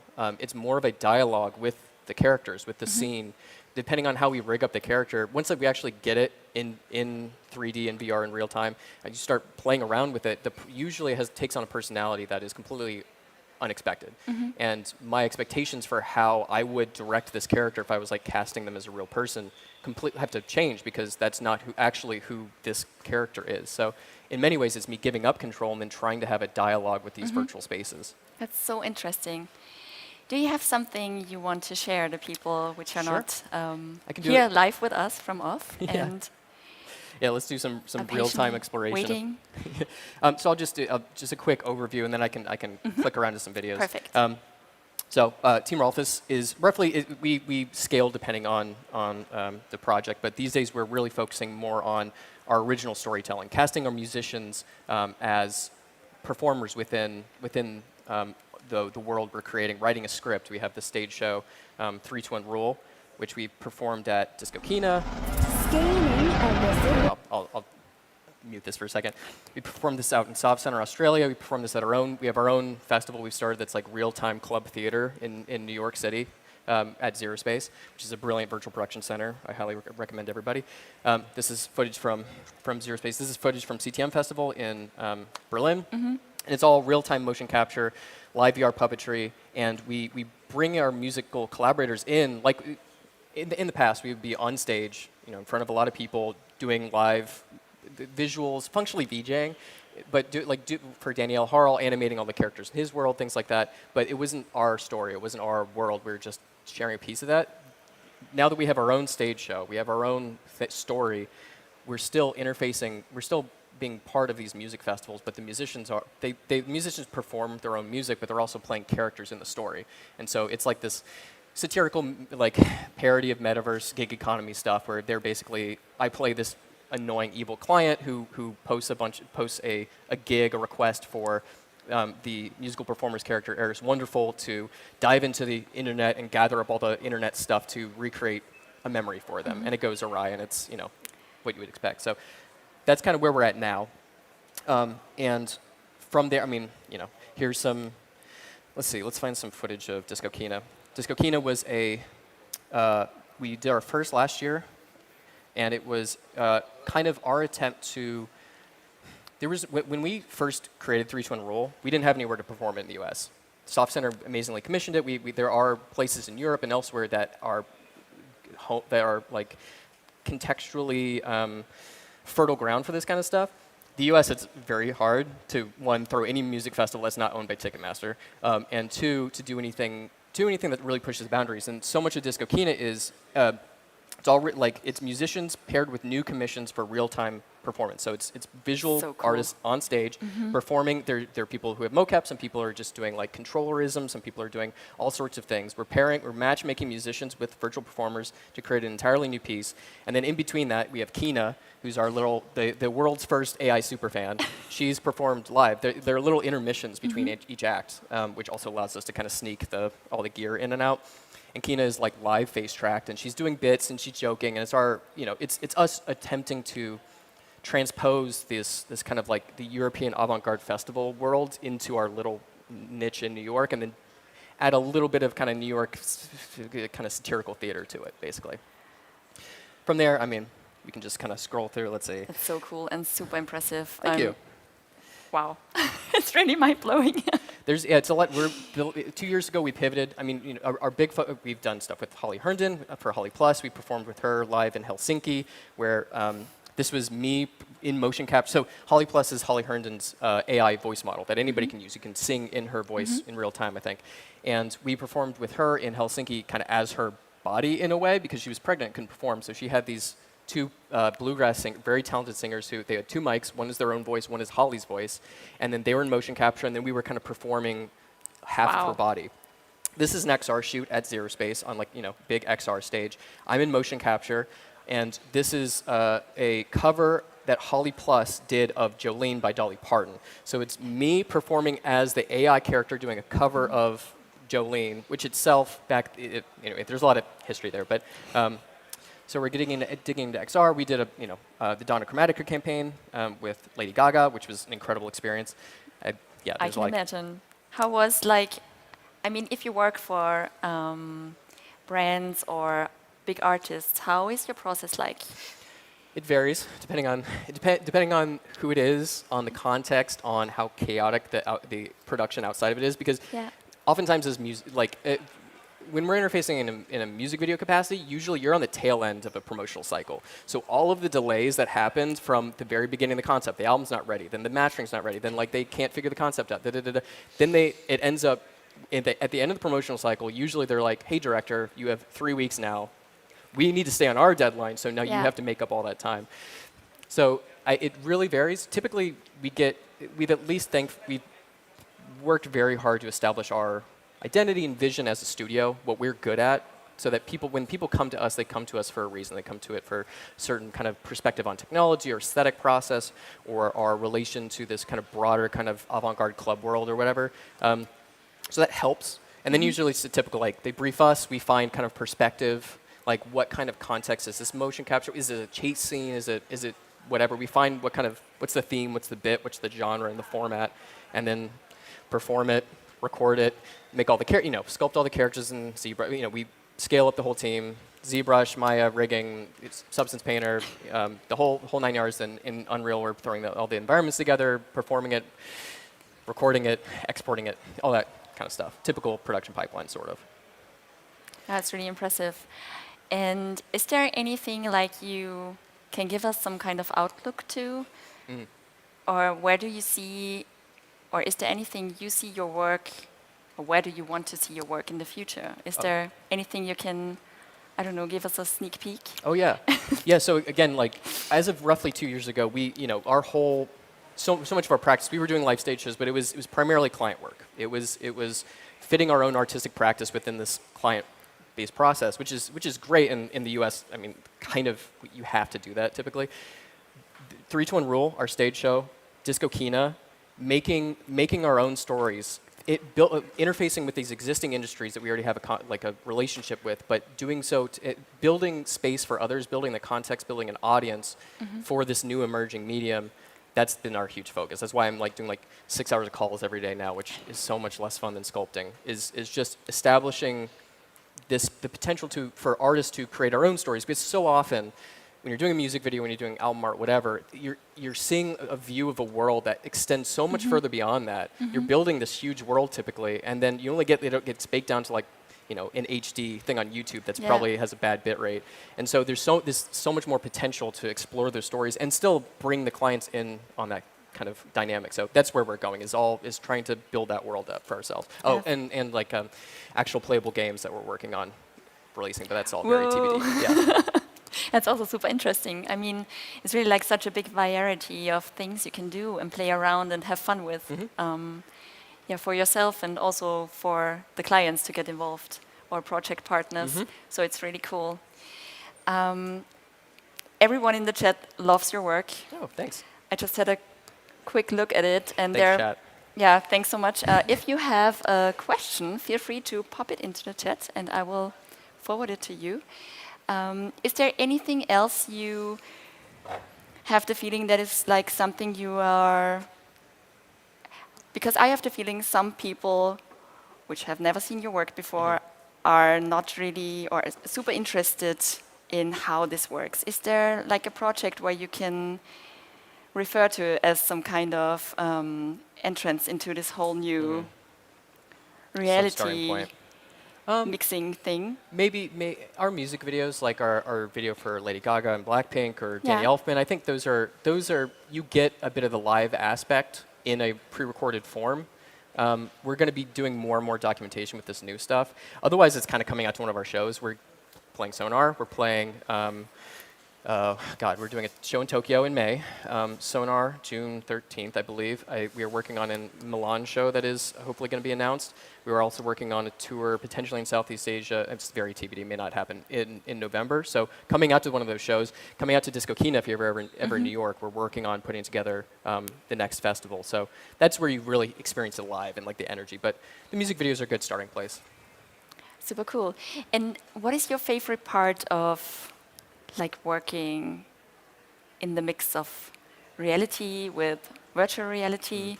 What do you enjoy the most?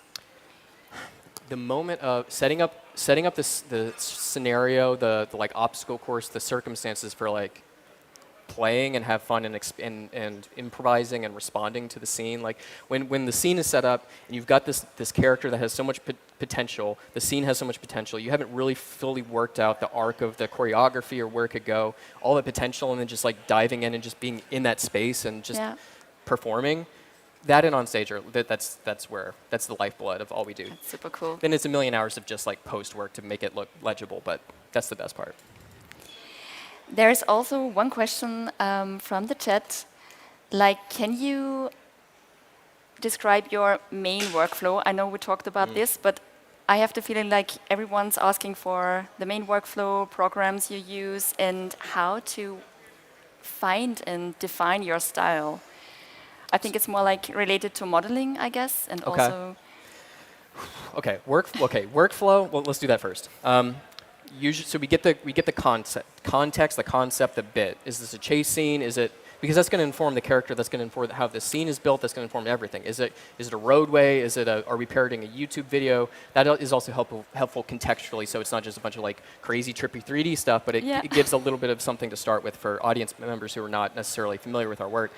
So usually we start with that concept, and based off of that, we do really fast iteration, ref building, all that kind of stuff, clear general like brief with the client, or treatment rather. And then we kind of bifurcate a little bit. We do character development and environmental development. Then the character, so that's ZBrush sculpting. Once the characters and like the main assets are developed, the 3D assets, that's handed off to topology, and then while that happens, we move to environmental build-out. And it's the same thing, development, placing things around, kind of sculpting, putting things in the scene. As all that is, then all that is retopologized, UV'd, optimized together, and then brought back together in Unreal. Then you set up the scene, usually kind of in a gray box capacity, so it's not super taxing on your computer. You set up the scene, we kind of set up the starting circumstances, maybe plot it out a little bit, and then it's just performing with the main character, the main driver of the scene. Because maybe with Lady Gaga, there was main Lady Gaga and there were 4 Blackpink characters. So we perform Lady Gaga's first because that's going to drive the other characters around, and that's going to be the kind of motivating force. You do that. While that's all happening, people are polishing up lights, people are polishing up character layouts, people are polishing up all that kind of stuff. Then I typically go in with a camera, VR camera, and shoot the scene. Maybe we shoot it a number of different times, find the best way. And then from there, put it all together, polish, render, like it's render, back and export. forth. Yeah, note rounds, send a fine cut, send a final cut, that kind of stuff. In terms of developing like a specific style, I think that for Unreal and for ZBrush and for so many things, we build iteratively. Every single project, we don't start from scratch. We grab assets, stuff from previous worlds, we rip them apart, and we throw them all together in a big clump. And then you start pulling it apart, and you start giving specificity to it. And you look for what is the angle, why does this asset make sense for a chase scene or whatever. And then as you start to understand more what the specific identity of that character is, you can make more informed choices, prune it around. The same thing for the level. Pull all this stuff out that you don't need, and then you're kind of off to the races at that point. So it's been a slow process of just starting with our painting background, building a bunch of crazy looking maximalist stuff, and then continually building upon that. And our work has a bit of a trajectory aesthetically because of that. Wow. Thanks so much. We have to wrap up the session. I have the feeling we could talk for hours about the amazing work you're doing. Thanks so much. Thank you. Thanks so much for everyone on the chat. And make sure to follow Sam on Instagram and also on Behance. And see you around and stay tuned. There are a lot of amazing speakers coming to the Adobe Live booth. So see you in a bit.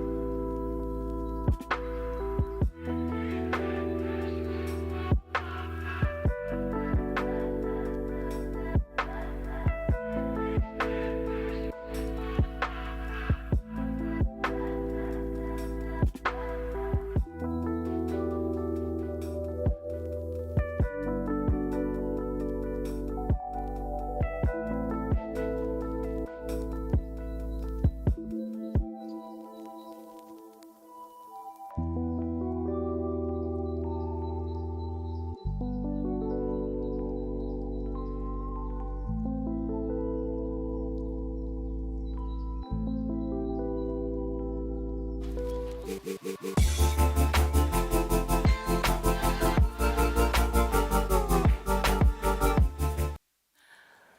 hello and welcome to Adobe Live. We are back live at the OFF Festival. My name is Alana Flowers. I will be hosting the next 2 sessions, and it is my sincere honor and pleasure to be hosting the amazingly talented Jessica Hische, who is with me right now. Hi, Jessica. Hello. Nice to meet you in person, since I assumed we met each other already because of internet. I know, because of the internet. We're internet people, and we pass by on social media. So it's really nice to be with you here in person at the OFF Festival.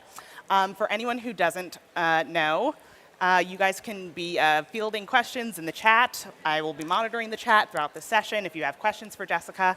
And to kick things off, for anyone who doesn't know you, Jessica, isn't familiar with your work, could you give us just like a quick little... My elevator pitch? Yeah, your little elevator pitch, you know. Of course, yeah. So I'm primarily a lettering artist. I do a lot of things, but that's what I do mostly for my work and what I want clients to pay me for. Yes. I also write and illustrate children's books, and I have 2 brick and mortar stores that I run now, which is a very big smattering of random things. But most of my work is commercial lettering work and some illustration for all kinds of clients. I do film titles, logo work, book covers, advertising work, just kind of whoever will have me. Wow, I mean, I've been greatly inspired by your work and your career journey. I remember being introduced to your work in my typography class in college, learning about your daily drop cap project. And I just remember how big it got. I think it just sort of went all over the internet, and I think that was my first introduction to lettering. And I wonder if you could give more insight into any early inspirations from your career, or maybe more about that project. Oh, totally. So I went to college for graphic design and really loved it. Like, I didn't go there. I went to be a painter, but discovered graphic design and fell in love with it. Nice. But I realized after college that it was really being an illustrator that I probably wanted to be, because I just have always loved creating images, right? So graphic design was the thing that was the closest to that, and my program didn't really have an illustration program. But then I realized just how much I loved drawing and being an asset creator, or however you want to describe it. And so I ended up working for Louise Feely in New York, having like a more typical graphic design job. But she does a lot of custom typography as a part of her practice, and I was doing that when I was in school as well, not understanding that it was its own field. And when I left working for her to go full-time freelance, I really wanted to make sure that I was keeping my muscles exercised in terms of doing lettering work, because I was doing it so much at my job. And so daily drop cap was sort of my daily exercise to make sure that every single day I was doing lettering, even if I wasn't paid to do it. And the reason why it kind of went so viral is I launched it in early 2009. And 2009 is pre-Instagram. It's pre-36 Days of Type, pre-100 Days project. There just weren't really a ton of artists utilizing social media in that way. I was really early on Twitter, and at the time, like, Twitter was like a bunch of web designers and like 6 artists. And so, and when I launched Daily Drop Cap, I launched it on Tumblr. And so there was already this sort of social component to it. But really the thing that most people don't realize made it spread was that I was also learning HTML and CSS at the time, and I included a little snippet about, like, it was an image tag, and I said, anybody that wants to use these on your personal website, just copy paste this image tag into your blog and you can use it. And so people were like, this is amazing, you're giving us this free stuff, and la la la. And that's really what I think made a lot of the hubbub around it happen, was that I was posting them not just for my own use, but for other people to be involved in the project. And it just was a little, not unheard of at the time, but it wasn't like it is now, where everybody is doing their own personal project and 100 days thing or whatever. Wow, that's amazing insight. I had no idea how extensive that went and the deep history behind it. So I really appreciate the insight and you sharing that.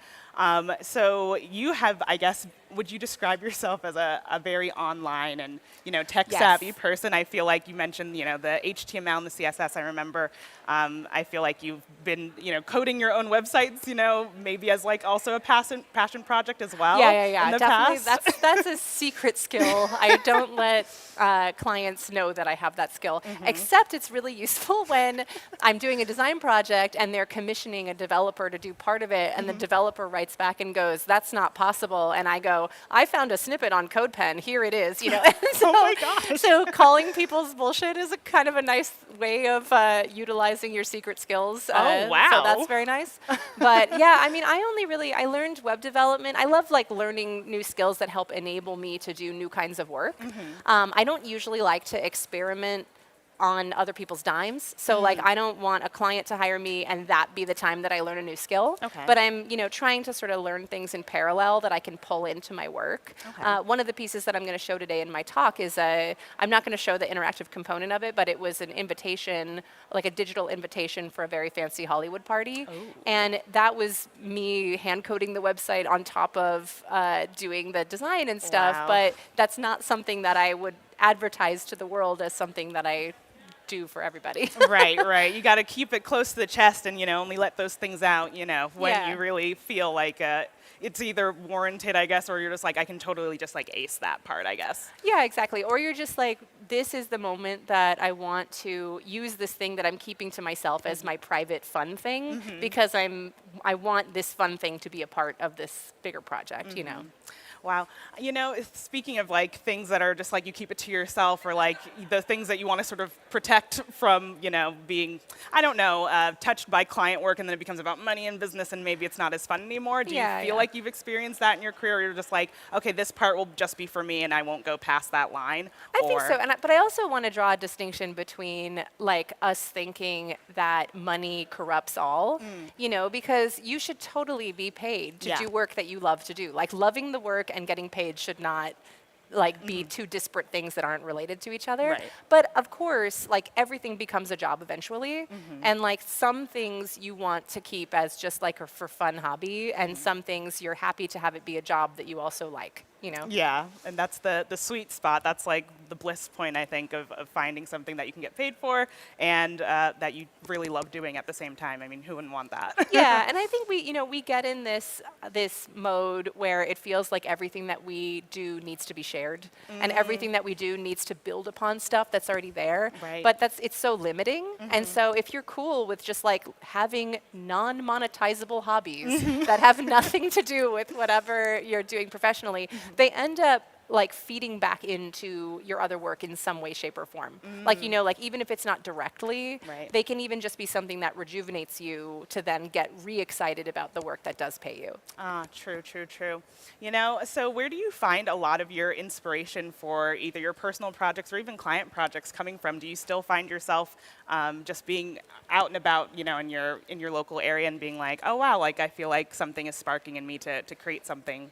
Yeah, I mean, that of course happens. I think it's like the more present you are in the world, one, it's just like amazing for mental health to not be like completely disconnected from real life all the time. Yeah, right. But I think to me, I think about like research as being a passive thing that kind of happens all the time. There's certainly like moments when I'm doing active research for things or like days that I dedicate to it. Like if I go to a museum, that's obviously like a very active, like pulling in imaginative resource day. Right. But I find that overall, most of the inspiration for client projects comes just from the brief, because, and that's why I love design, is that you have these like really specific sets of constraints that you have to work within. And then the concept often comes because of the constraints. And like you can decide how much you want them to affect you. Like, if for instance would be like, say you're doing a book cover about a wedding or something, you already know in your mind of like, what are the different styles that drum up in your head for wedding. It's like certain kinds of scripts, high contrast serifs, engravers, fonts, things like that. And so you're pulling up that library that you acquired just through passively observing the world. Right. And then also too, like as a lettering artist, a lot of it is just like understanding all the different ways that things can be drawn, even just in a components way. So then every time that you get a project, you're almost sort of like exquisite corpsing it together because you're like, okay, well, these are the 10 different serifs that could work, but what one works the best conceptually and which one will pair the best with the width that it has to be based on the layout. So it's all about kind of narrowing down and eventually you land on like 4 to 5 different things it could ever possibly be, and then it's about like drawing it as close to you, like in your style or whatever, in your medium or whatever, using those as sort of broad parameters. Okay. So does that mean that you feel like you're, personally, you work best when you have a nice, clear brief, or do you also enjoy projects where it's like open-ended and they just trust your creative vision? They're just like, oh, just, you know, you have creative freedom, because I get kind of nervous. I super dislike open-ended briefs. Like, they don't really work. I can't work without deadlines. I need false deadlines. I need accountability for everything. Like, I originally thought I was going to self-publish my kids' books, and I just couldn't finish them. I couldn't focus. I need other people to, like, be like, please do this for me, you know? If it's not hard there, reminder, There's too many other things I like to do that are not designed now at this point, where I'm like very happy to instead go to the Japanese day spa, or instead read a book, or instead do whatever. Right.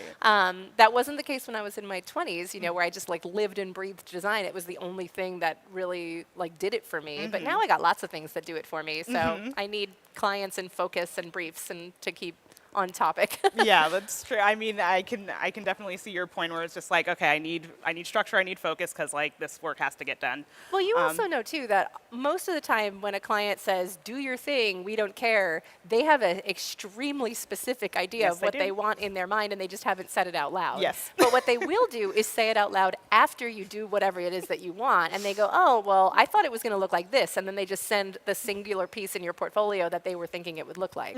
And so I just don't really trust open-ended briefs, so even if they do send them, it's not like, I'm like, sure, sounds great. Just take it with a grain of salt, you know? So throughout your career, you've had, I'm sure, a myriad of client experiences where it's like after a while you sort of know the red flags to look out for, just like, this secretly means this, so I'm actually going to pass on this project. Or do you find yourself always, you know, open to asking more questions if you're like curious enough? Or I'm always open to asking more questions. I mean, usually what I'll do is like throw people's words back to them as like a, here's what you said, here's how I interpret that.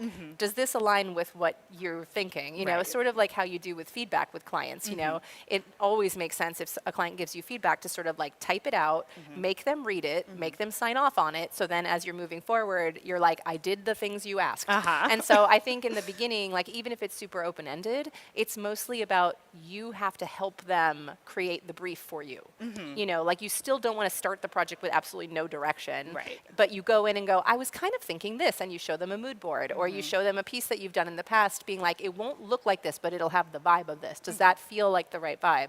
And so like, if there's no brief, I still feel like as an artist, you kind of have to create your own brief. Now, that's a great point, and we've been talking a lot about your client work, and you mentioned your children's books. I was wondering if now would be a great opportunity to take a look at anything that you'd want to share, whether it's your children's books or anything from your portfolio that you'd like to touch on. Well, I can do a breeze through of my portfolio, which is not the most up to date. I was saying that if I knew that I was going to be like pulling my website up, I would probably have done more work on my website in the last year or two. That's totally fine. But yeah, so most of the work that I do that you'll see in my online portfolio, it is fairly recent. It's from like a year and a half ago or whatever. So it's not like 8 years old.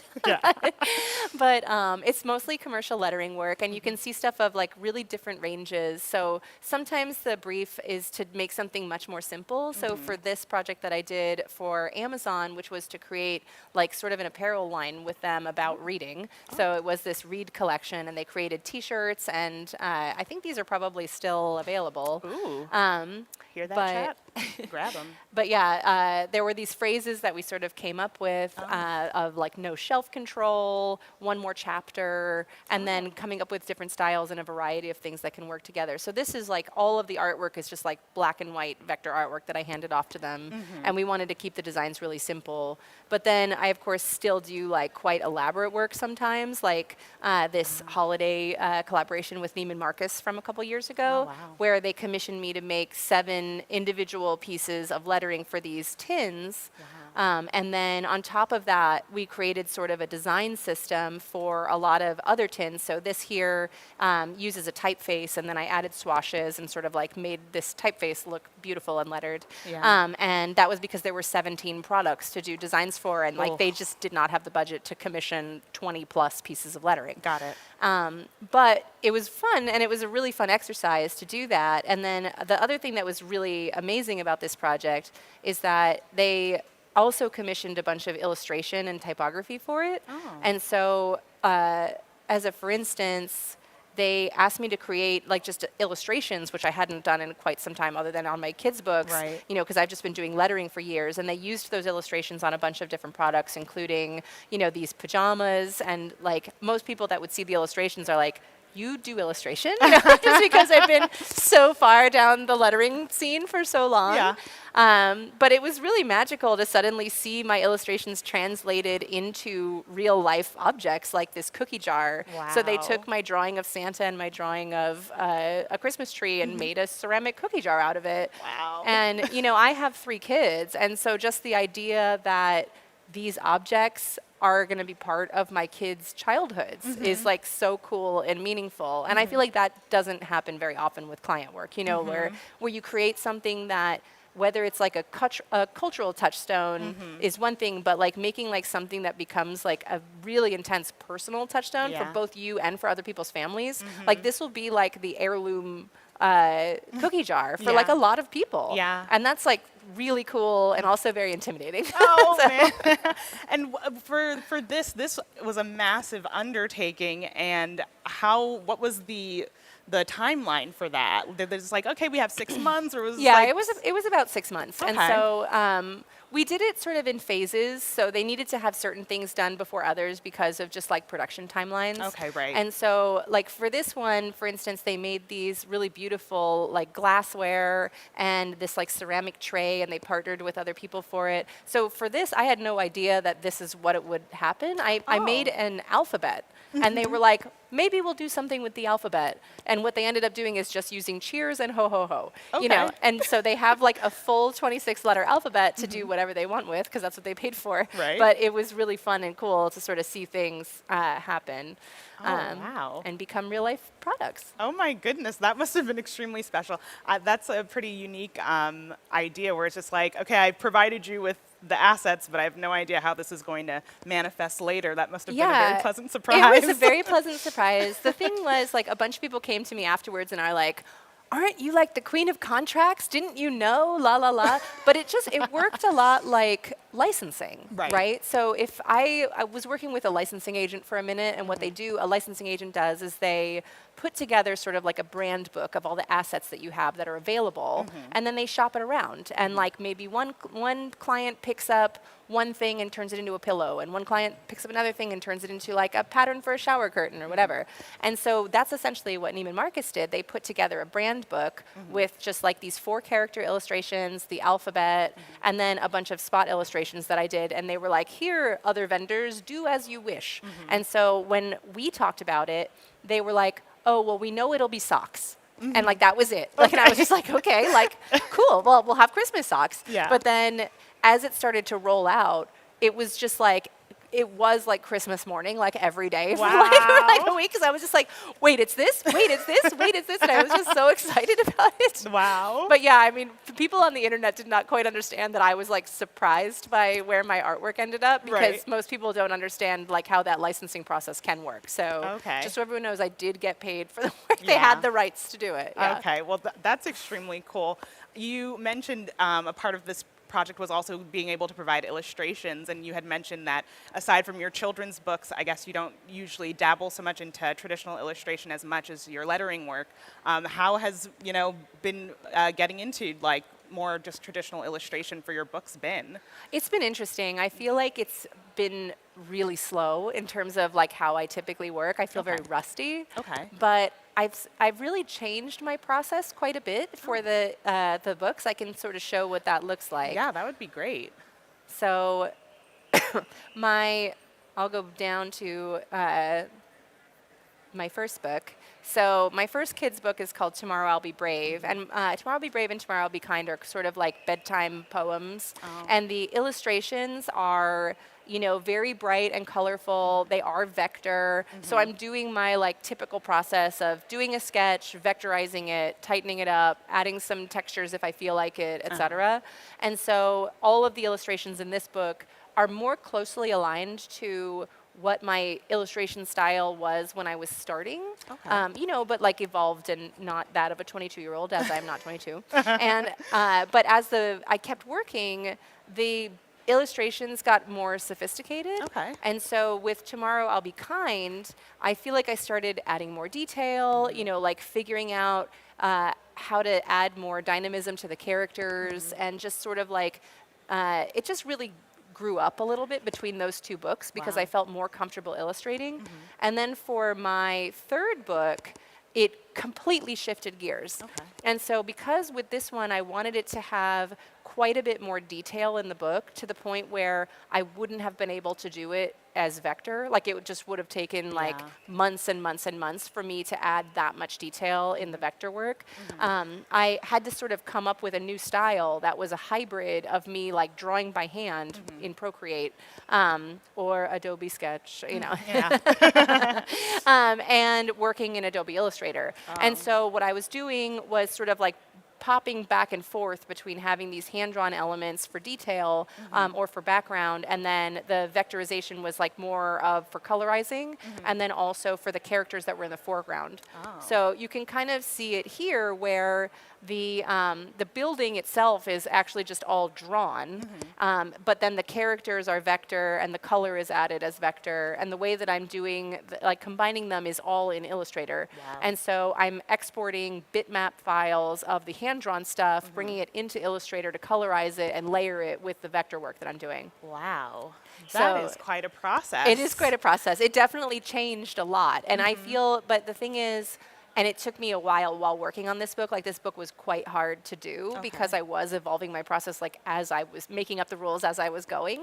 But now I feel so much more comfortable having a style that I would say is like specifically tailored towards working on children's book stuff or just working on more these like hybrid illustration lettering projects.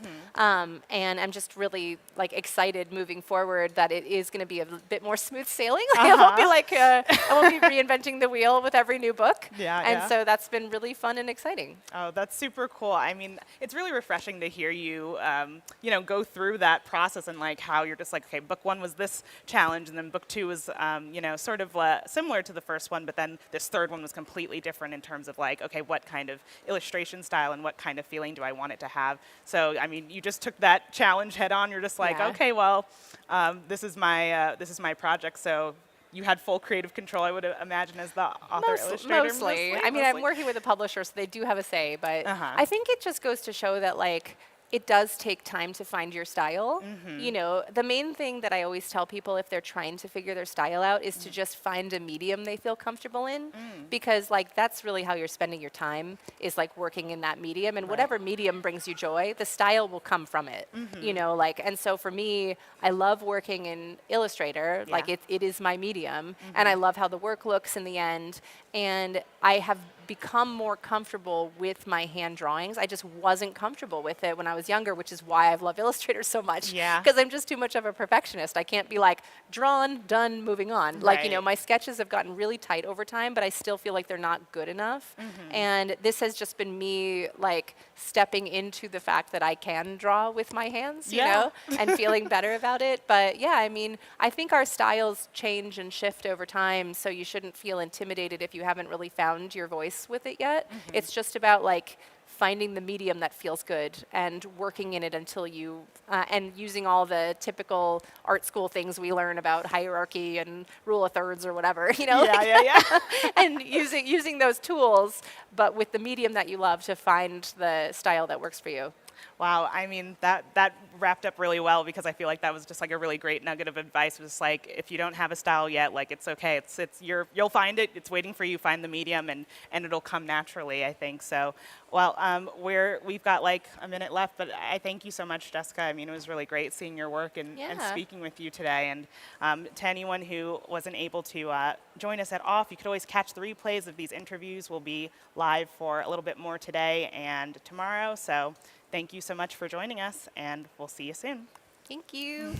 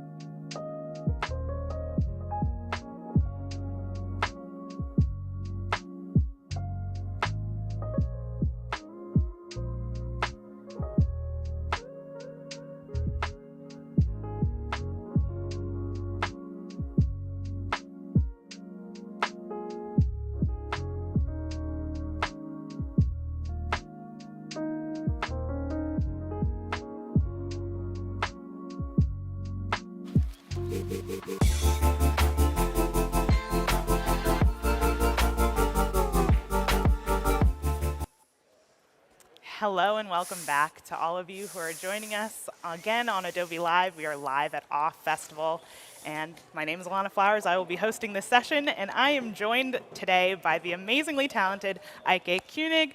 Hi, Eike. How are you? Hi. Good to see you.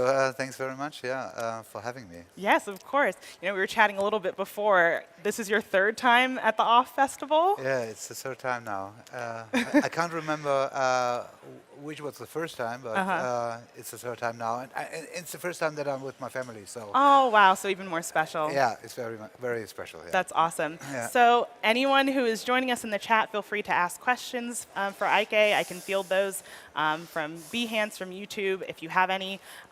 But to start things off, Eike, if you could just give us a brief, elevator pitch about yourself, anyone who's not familiar with you or your work. Okay. I mean, I started my career in the music industry. I was an art director of a techno label back then in Frankfurt, working on record sleeves and the whole branding for the record label. Wow.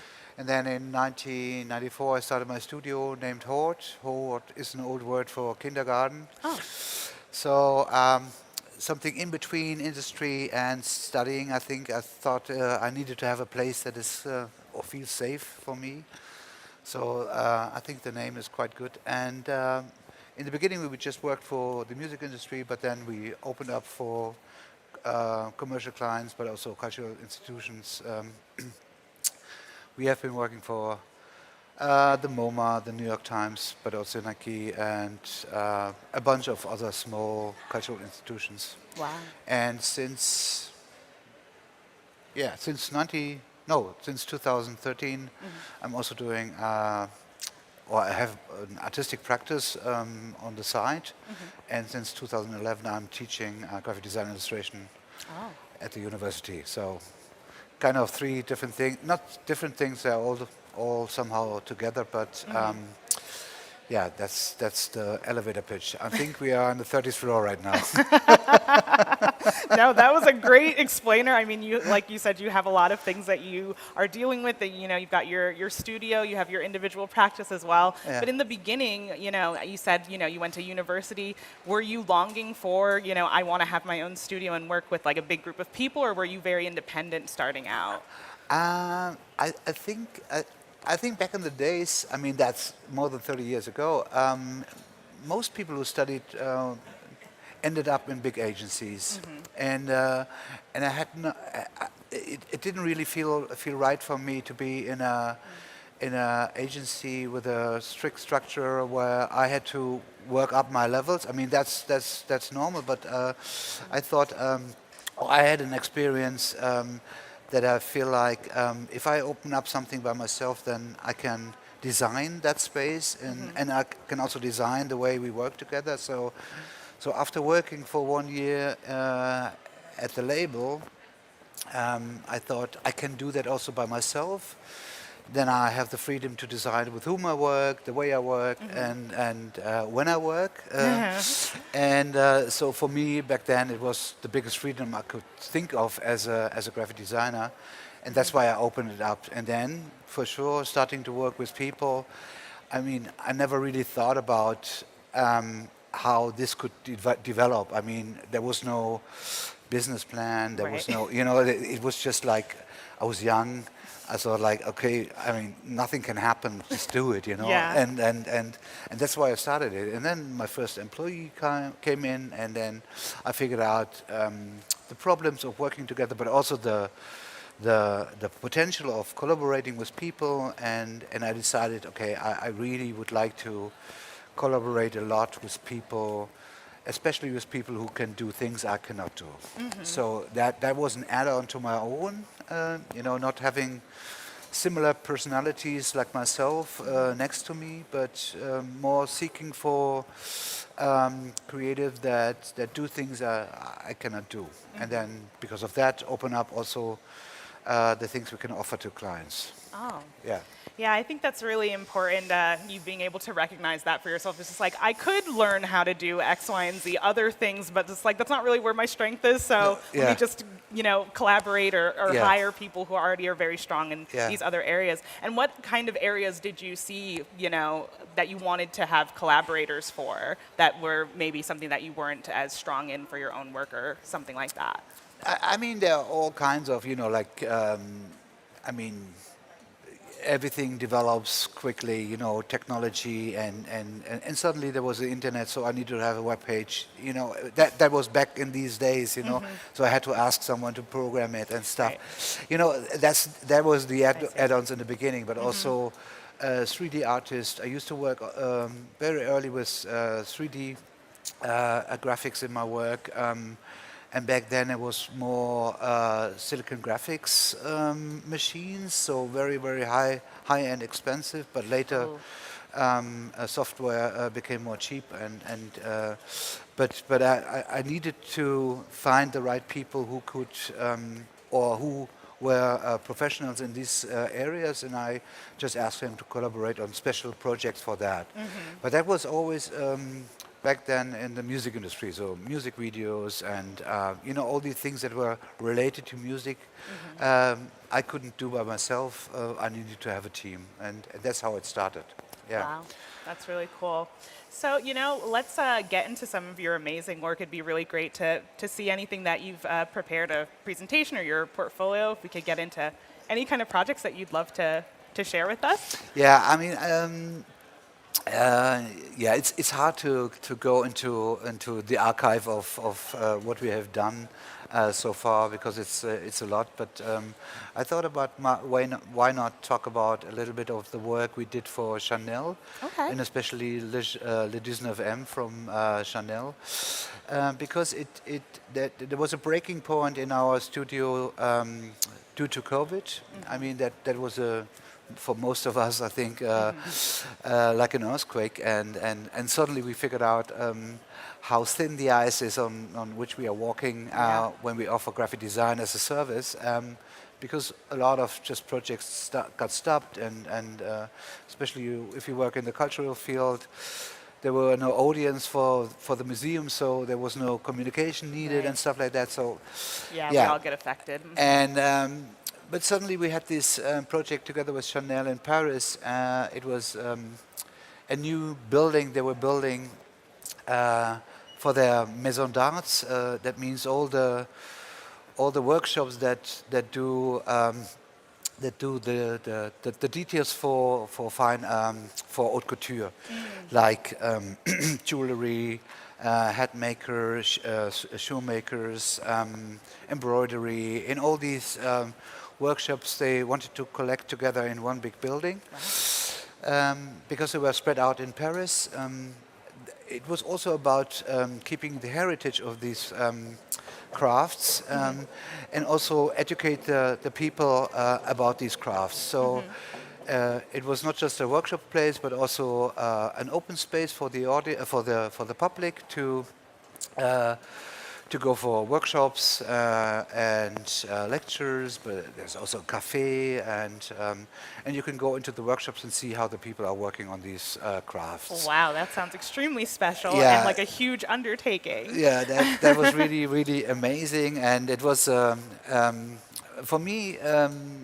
Working with it's never working with the brand, it's always working with people. That's what I figured out, you know, because people were asking me, is it different if you work with MoMA or with a small producer? And I was like, no, in the end it's a person, and there's a history, a biography, and there's a big part you don't know about, and there's fear and hope, and all these things involved, like emotions, so you have to deal with people. So it's similar in each size, and but for me it was always important that that not just the people I'm working with in my studio, but also the people we work with from the client side. We always wanted to have or build up a relationship that is not just the project, you know. So it's I was always seeking for long-term relationships with clients, and but that was a new one. But that's why I also showed the team who was involved. That's special. From Paris, but also from our side. We have, hold on, this is Eloise from Paris, she's from Rouet. Then we have Michel from Frankfurt, Lizzie is in Athens, and Christian is in Copenhagen. So my team right now at Rouet is quite remote because of the pandemic, I think. Everyone works where they live, and everyone only works on projects, or we only work on projects together. So we don't have a daily meeting routine, or we don't have a physical space where we go and meet. Okay. It's really just on a project, and this is the building they built. It's quite wow. Impressive. Yeah. With this beautiful facade, and it's called 19M because it's also the area in Paris where it's located. And when they came to us, they had already a logo with this little icon showing the shape of the building, but also the facade, and 19M. And the logo itself was also by the architect Rudy Ricciotti, who built also the building. So there was already a logo we had to deal with, and we also had to deal with some. Or when we work on projects like this, we always look for references. So that's all our solutions are somehow having references in, for example, architecture, here in craft, and for example here fashion or high fashion and details. The location itself, where it is, and the vision of the place. So it's not just a brand you create; it's also a vision you create. Right. And because of that, or when you look into haute couture, it's a lot about craft in history, but also craft in contemporary.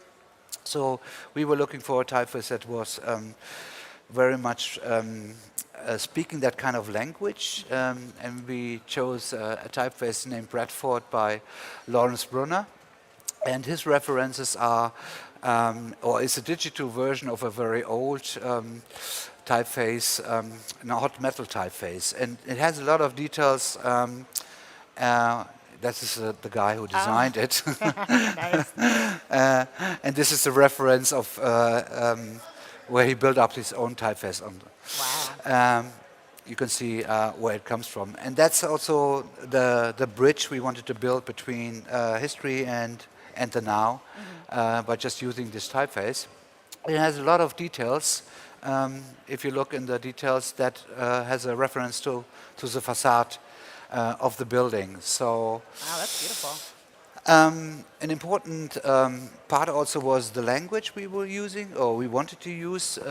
19M sounded a little bit like a highway sign, you know. And we were like, okay, that's not the way we wanted to talk to people. So we added the pronoun le, and that we added to all the parts of the building. Le 19M, le café, le toilette, l'exposition, and we called it then human-centered tone of voice. I mean, that's a little bit over the tone, but that's the way we used to say it. And because we used the typeface, the Bradford, we figured out that we had to find a special M in between these cuts that works together with le 19. I mean, now I'm going a little bit too much into detail, probably. We only have a couple minutes because left, we don't have so much time, you know. Unfortunately. So, there were some sub-brands like La Galerie with the café that has more like a flexible system. You can see how it works on the gallery itself as a sticker. But then we decided that the original logo doesn't work for us anymore. We tried it to minimalize it and stuff like that, but we figured out we don't need it. It's not. We don't. You know, if you go to Paris and see the Eiffel Tower, I think that's a brand, the Eiffel Tower. You know, that works as a brand element. But here we don't really need it. So we took it away. That's how we set up the design system, referring to the facade and the 5 lines. We have the 5 lines in our design system. And then we started to design the basics, the letterhead, the business cards and stuff like that. And the good thing on that is if you design just not just a brand, you also design the space. So there are some references in the signature, in the signage, not signature. Originally, we referred it to a chair by Coco Chanel with this red and black color. So that's how we set up the system for the signage. But I think I'm going a little bit too much into detail now. But it shows how thorough your process is Yeah. and how extensive it is. Yeah. And I think that's great for everyone who's viewing who can't be at OFF with us to see. So we really appreciate you sharing your process, Eike. I mean, being able to see this project, is this available on your portfolio? Or? Not yet. No, we didn't set that up. So it's somehow the first time that I really show it, because it's so broad in you know, like we had to design the icon graphics. You know, they are connected to the typeface and stuff like that. So it speaks the same language and so on. And it's very very broad in the applications and the needs and who's going to use it, how it's used and stuff like that. So that's why. But it's probably a little bit too much in depth. Yeah. Well, we thank you so much for your time spending here with us, Eike, and I very much look forward to your talk today. Or maybe it's tomorrow. Actually, I should look at the schedule. But thank you so much for joining us. And all of you in the chat on Adobe Live, thank you for joining us. And stay tuned. We're going to be speaking with more artists. We have Joshua Davis upcoming, so do not go away. So we'll see you guys soon. Yeah. Bye. I didn't.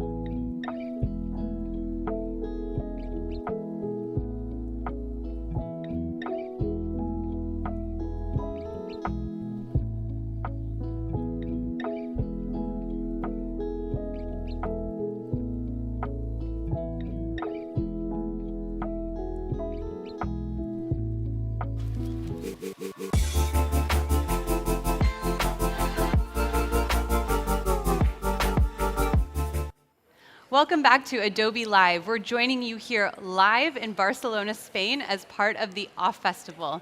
I'm Clara Galan. I work on the community team here at Adobe in Barcelona. And today I'm very excited to be joined by Joshua Davis. Hey, hey, hey. How's it going, Joshua? Not bad, not bad. And this is your 24th off. Yeah. Wow. I've been at every off for the past 24 years. The first one was in 2001.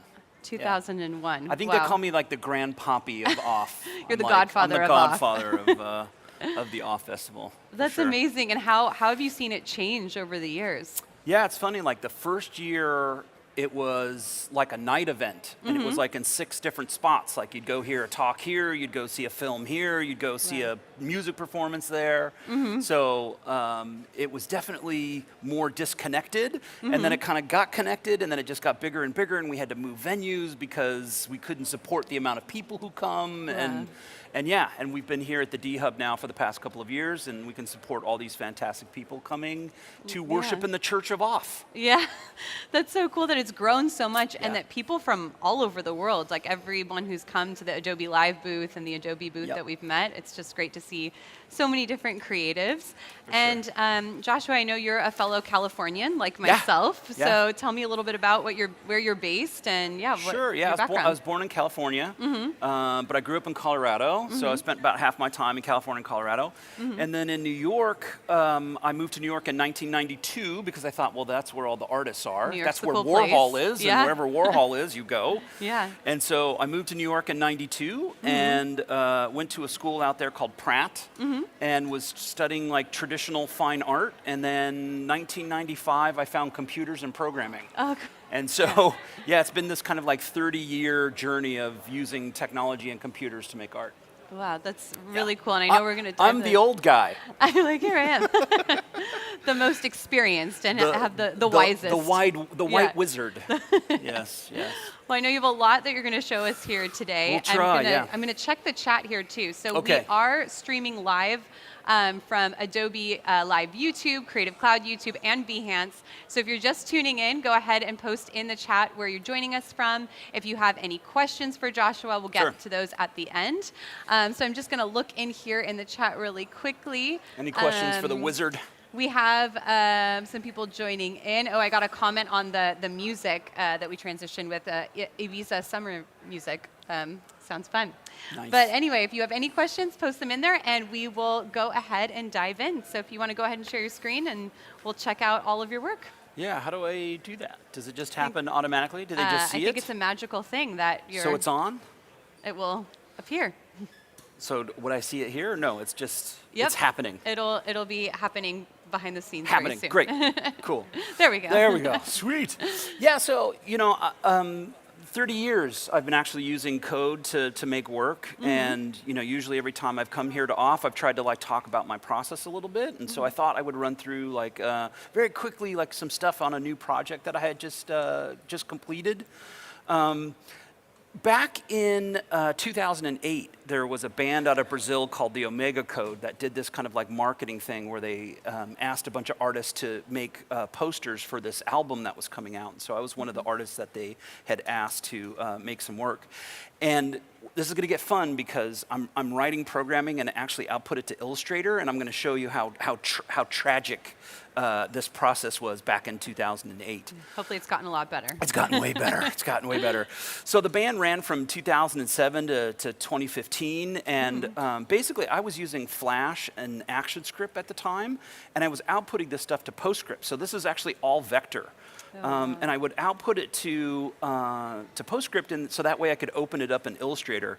And I think it's, I'm going to talk about how I've been playing No Man's Sky a lot on the PlayStation 5. Okay. And that's like, I want to hear the inspiration behind this scene. Like, there's a lot of layers. Well, it's funny because I did this poster back in 2008, and then No Man's Sky comes out in 2016. They totally stole my colors. I'm fine. I'm fine with that. I'm fine.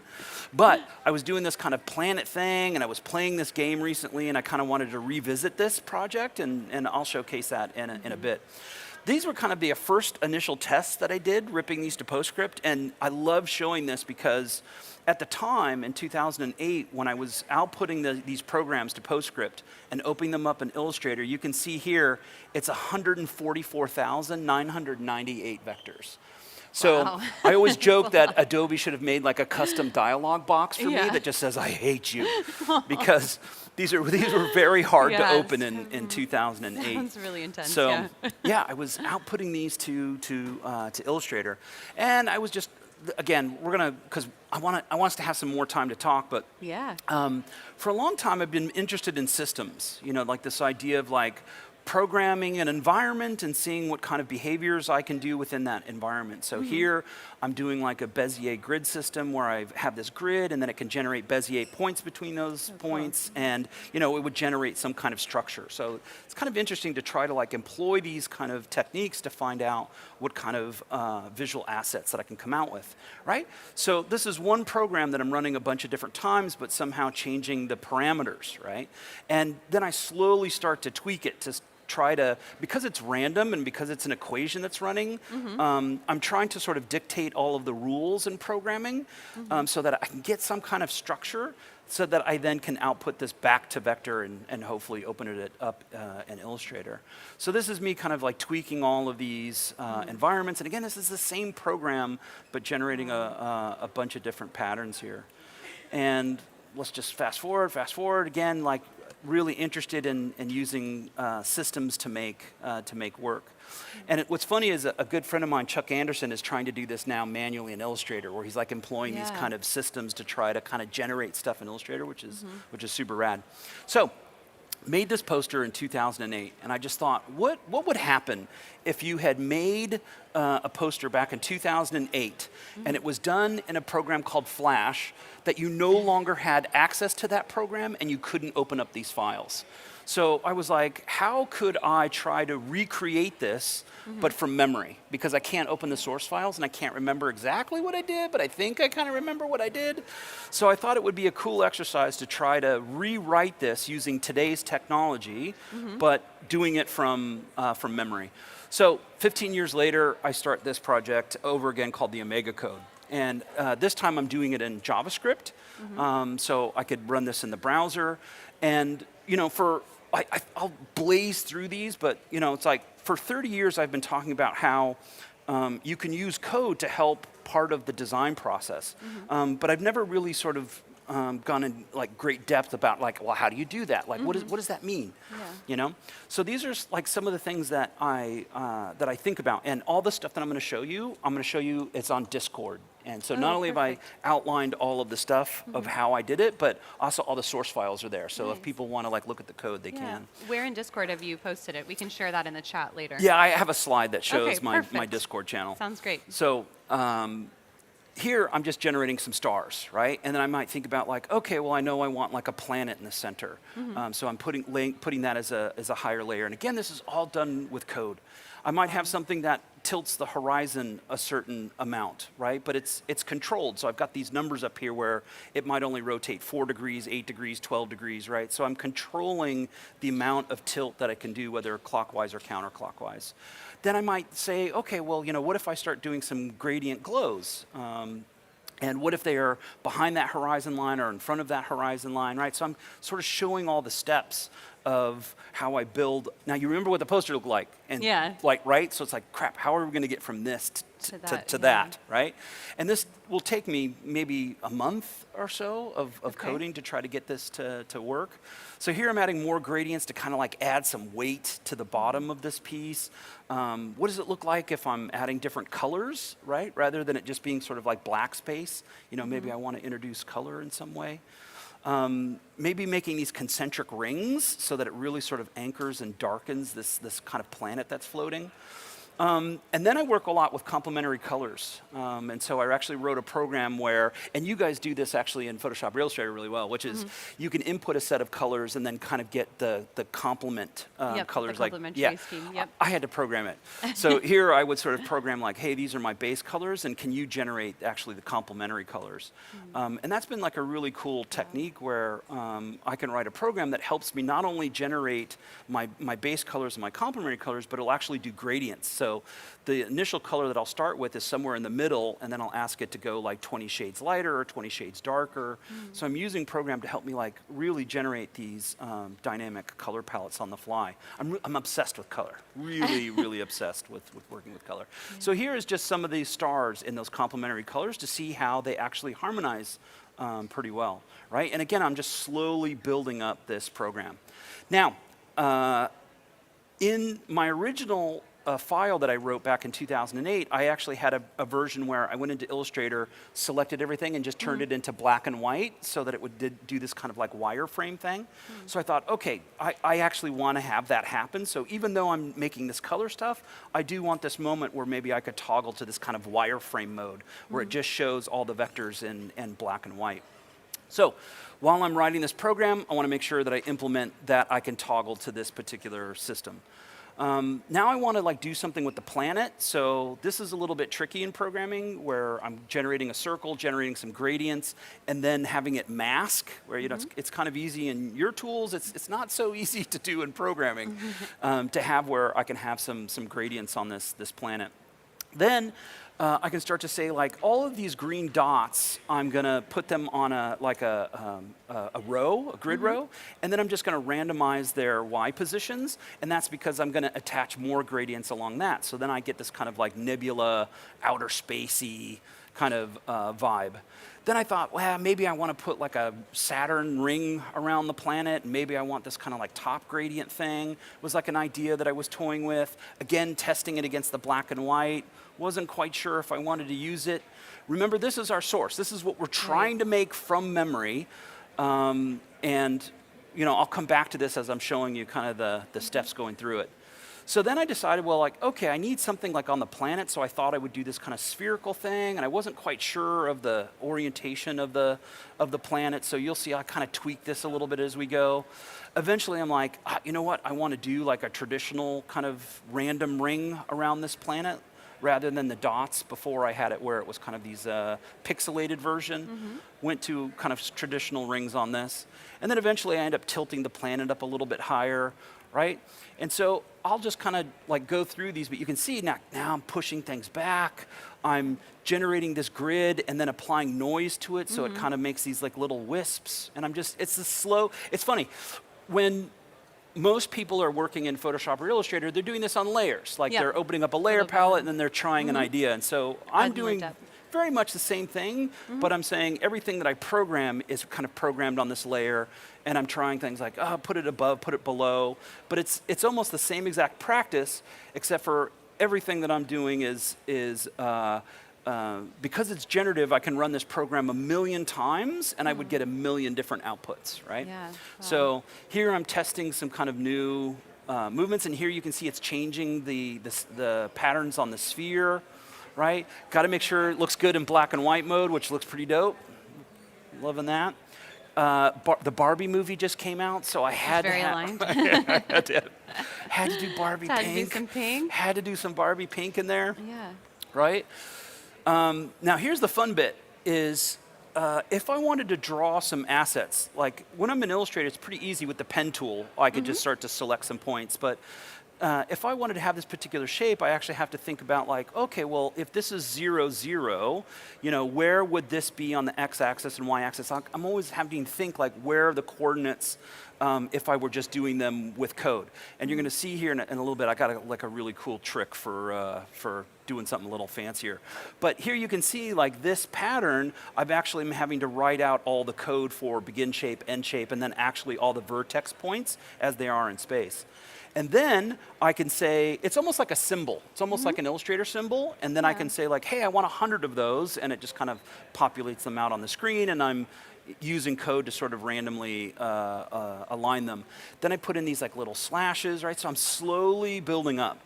Then I had this idea that it would be cool if I did this kind of as a long form time-based piece where this piece would run for 7 days and every day it would change colors. So I was having to think about, you know, each day how would this particular piece change colors if it only could live online for people to view over 7 days. I love how it moves too. It almost reminds me of like an orbiting planet and like the changing of the system. And it's going to get worse. It's going to get worse. So here, same thing where I'm kind of doing these like spin outs, where I'm kind of like doing these like orbit movements around the planet.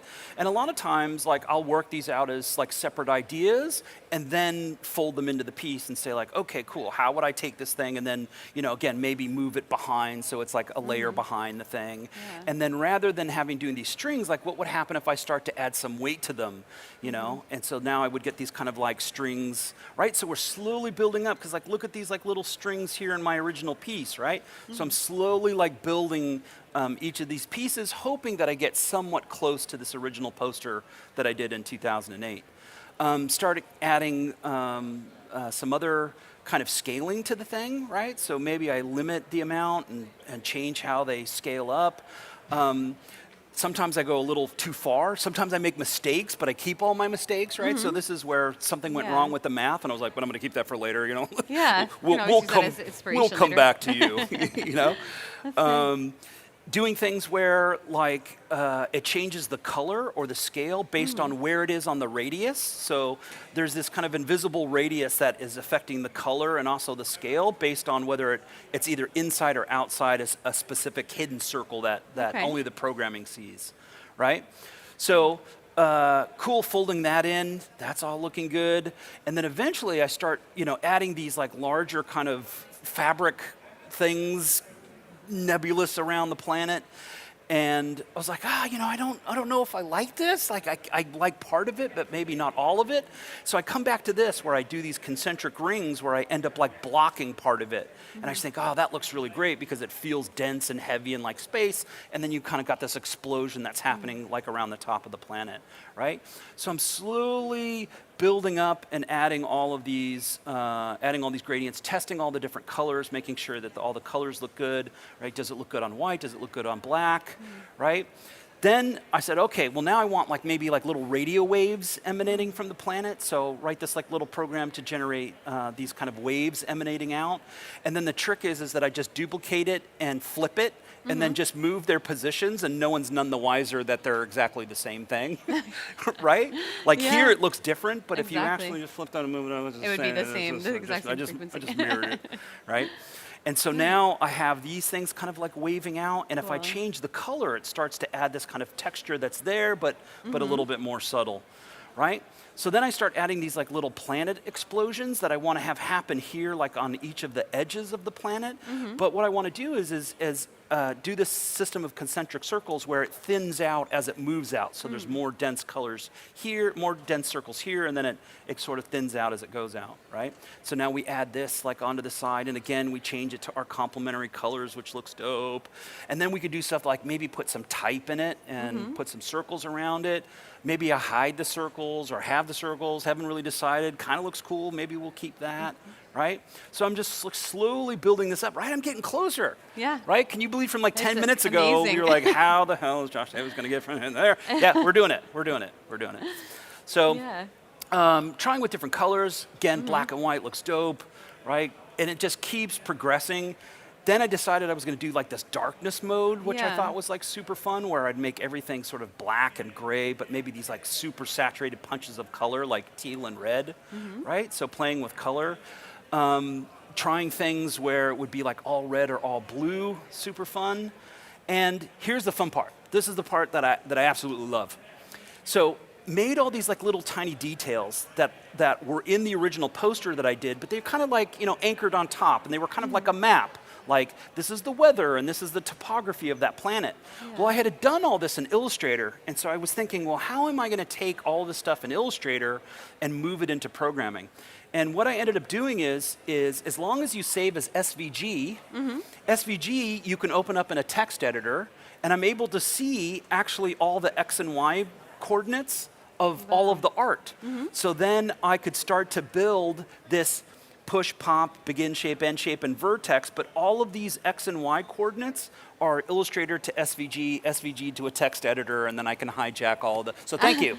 You saved me a lot of time. Going through those 3 steps, those 3 saved programs. me a lot of time opening up my vectors in Illustrator. This is so cool to see just that combination, you know, using coding, using JavaScript in addition to Adobe tools. For an artist who is maybe, you know, more of a designer or has just used, you know, Illustrator, Photoshop, and they wanted to start to experiment with something like this and experiment with code, what would you recommend? Like, where would be the first place to start? So a really good place to start is probably processing. Processing has a really big community online. Dan Schiffman runs a YouTube channel called The Coding Train, which is really great. I have a Discord channel that's all for creative coding. I'm going to show that slide in a minute. Where a lot of this stuff will, you know, we'll talk about like, hey, here's the source files of how I made this stuff. So there are a lot of resources. And again, the nice bit is that, you know, I'm able to use Illustrator to output my vectors to get them into my programming, and then I'm doing my programming to then get them back to Illustrator. And you'll see here we're going to do prints, and those go from programming straight back to Illustrator, and then I'm able to print these out. Awesome. I'm going to look in the chat too really quickly Go if there's for it. any questions, because you've covered so much. Yes. We have, someone said, programming with variables that have hex color codes, insane. I love it. Yeah. Beautiful. Love it. And if there's any questions, again, from YouTube or Behance, we're live at OFF Festival in Barcelona, so go ahead and add those in the chat. Oops. So here I add like kind of like an orbit thing, like if it had been like a rocket shooting out from the planet, right? But I'm changing things where like this is a Bezier curve, so this Bezier curve may tilt this way or it may tilt that way. But so it's random. So every time it runs, I'm going to get a different curve, but it's emanating from the same spot. So I know that aesthetically it's going to look good, but I'm getting a lot of variation because I'm changing how that Bezier curve actually twists. And what I'm trying to do is get these kind of things that I've marked here on the poster, you know? And so what happens when I change the scale? And so here I added this white one, and that kind of mimics this white one that's here on the poster.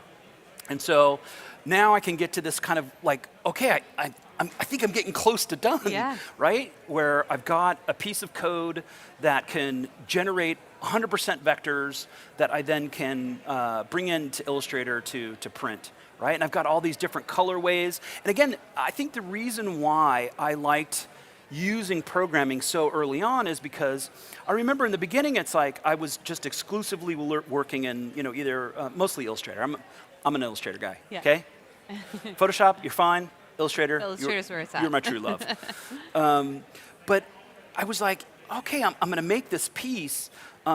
But if I wanted to do like a different mutation or a different variation, I would have to start a new file and just start over again. I was like, oh, I wonder if there's a way where I could use programming where I could use these two tools and now I have something that can generate an infinite number of compositions. So if you were an Illustrator user and I was me and I would say, okay, cool, we're going to make this poster. The time it would take you to make one, I could have made 5,000. Just got it. Randomly and off the gate. So here I'm just showing like a bunch of different final compositions. We outputted them back to Illustrator and actually printed them out. I had this thing where, again, every 24 hours it would go from black to gold to pink, Barbie pink, nice sand color, purple, orange, and then we ended with white. So this piece you could live with over 7 days and it would change colors. And then we had this kind of rare black mode that would happen, this rare wireframe mode that would happen, and this rare red one and blue one, which were kind of like super uniques. And of course, these get printed at Prints, and these were raffled for free down at Art Basel, Miami. Oh, cool. So I'm on Discord. There's about 800 of us now, I think, on Discord. So it's discord.gg/PrayStation. We just cover processing P5.js. We're doing a lot of AI now. We're tinkering with Stable Diffusion, which is really fun. So definitely, if you're interested in creative coding, we would love to have you ask questions on Discord. That's my job. Like I wake up every morning and somebody has a question, I'd be like, I'm going to write that for you. Like, thank you very much. Let's do this. That's great. We have a big community with Adobe on Discord too Love for it. each of the tools. So we'll definitely have to share that with our Definitely. community, and maybe we can do a hangout together Definitely sometime. more time that on would be Discord. Cool. Yeah, love it. So thank you. I think if there's any questions or you want to rap about any other stuff. I'm just looking here in the chat. If we could pull up my Twitter account, man. Please do, yes. And Do then I I'm do looking that if on there's this any machine? other. Oh, one question from Alexander. Which JavaScript libraries are you using? Just P5.js, which is, so there's processing, which was processing started off in Java, right? And then they did P5.js, which is a port from Java, but it's just in JavaScript. So everything that I just showed was actually in P5.js. Let me just can I do this? Does this work? It sure does. I still have to get myself used to saying X, and it's always Twitter in my head. Oh yeah, come on. Let's we're friends and family here. We'll pull that up, and I know we've got about a minute left, so if you have any questions, go ahead and post those in the chat. And we'll pull up Joshua's. This is what I want to talk about. This is where you were in So London, I was just in London. Yeah, I have so a show that's running there for the whole month of April. It's at a place called W1 Curates. and it's an exhibition on the outside of the building, and then there's an experience that happens in the basement that runs for 38 minutes. So if you're in London or stopping by London and have a chance to see, I have a solo show happening at W1 Curates, and it's super fun, super fun. Well, we'll definitely have to check that out next time the team is in London, and hopefully the community Absolutely. can too. Joshua, thank you so much for joining us today. It was so nice to see you in Barcelona. Likewise. And hope we can stay connected on Discord and do some more Sounds cool great. events together. Awesome. Thanks, everyone. We'll be back with our last episode of the day, so please be sure to stay tuned for Man vs. Machine, and we'll have another portfolio review coming soon. If you are on Instagram, we're also posting some behind the scenes of Adobe Live on Instagram, so be sure to check that out, and we'll be back in just a few minutes.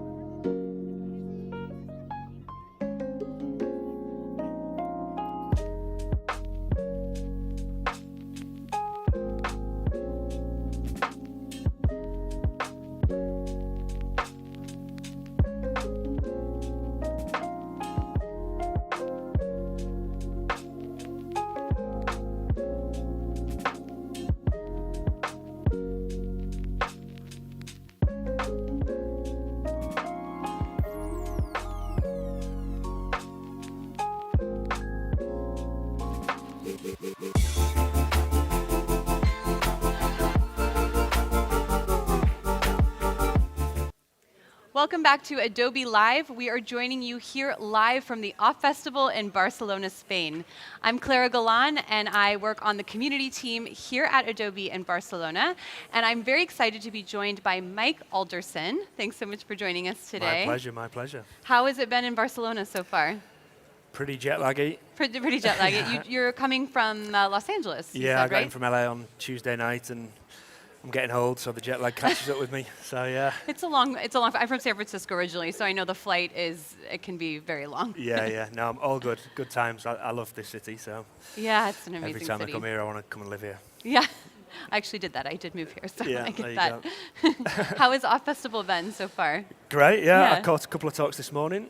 I'm doing my talk on Saturday at the end of the day, so scrambling to get that keynote finished. And yeah, so far so good, but we're just day one, so yeah, it's going to be a slog. Well, it's a good start. Yeah. So tell me more about Man vs. Machine. Man vs. Machine is a design and direction company. We started in 2007, so we're entering our 18th year now. We've been around a while, and yeah, we're a motion design studio. We focus on we stay as close to brand as possible. Brand communications, product communications. We make a point of not getting distracted with any peripheral things like AR, VR, NFTs. We stay true to what we think is the most consistent part of the industry. So even though we're kind of like a cool company with our outputs, we're actually kind of old-fashioned in our business model because we like longevity and consistency.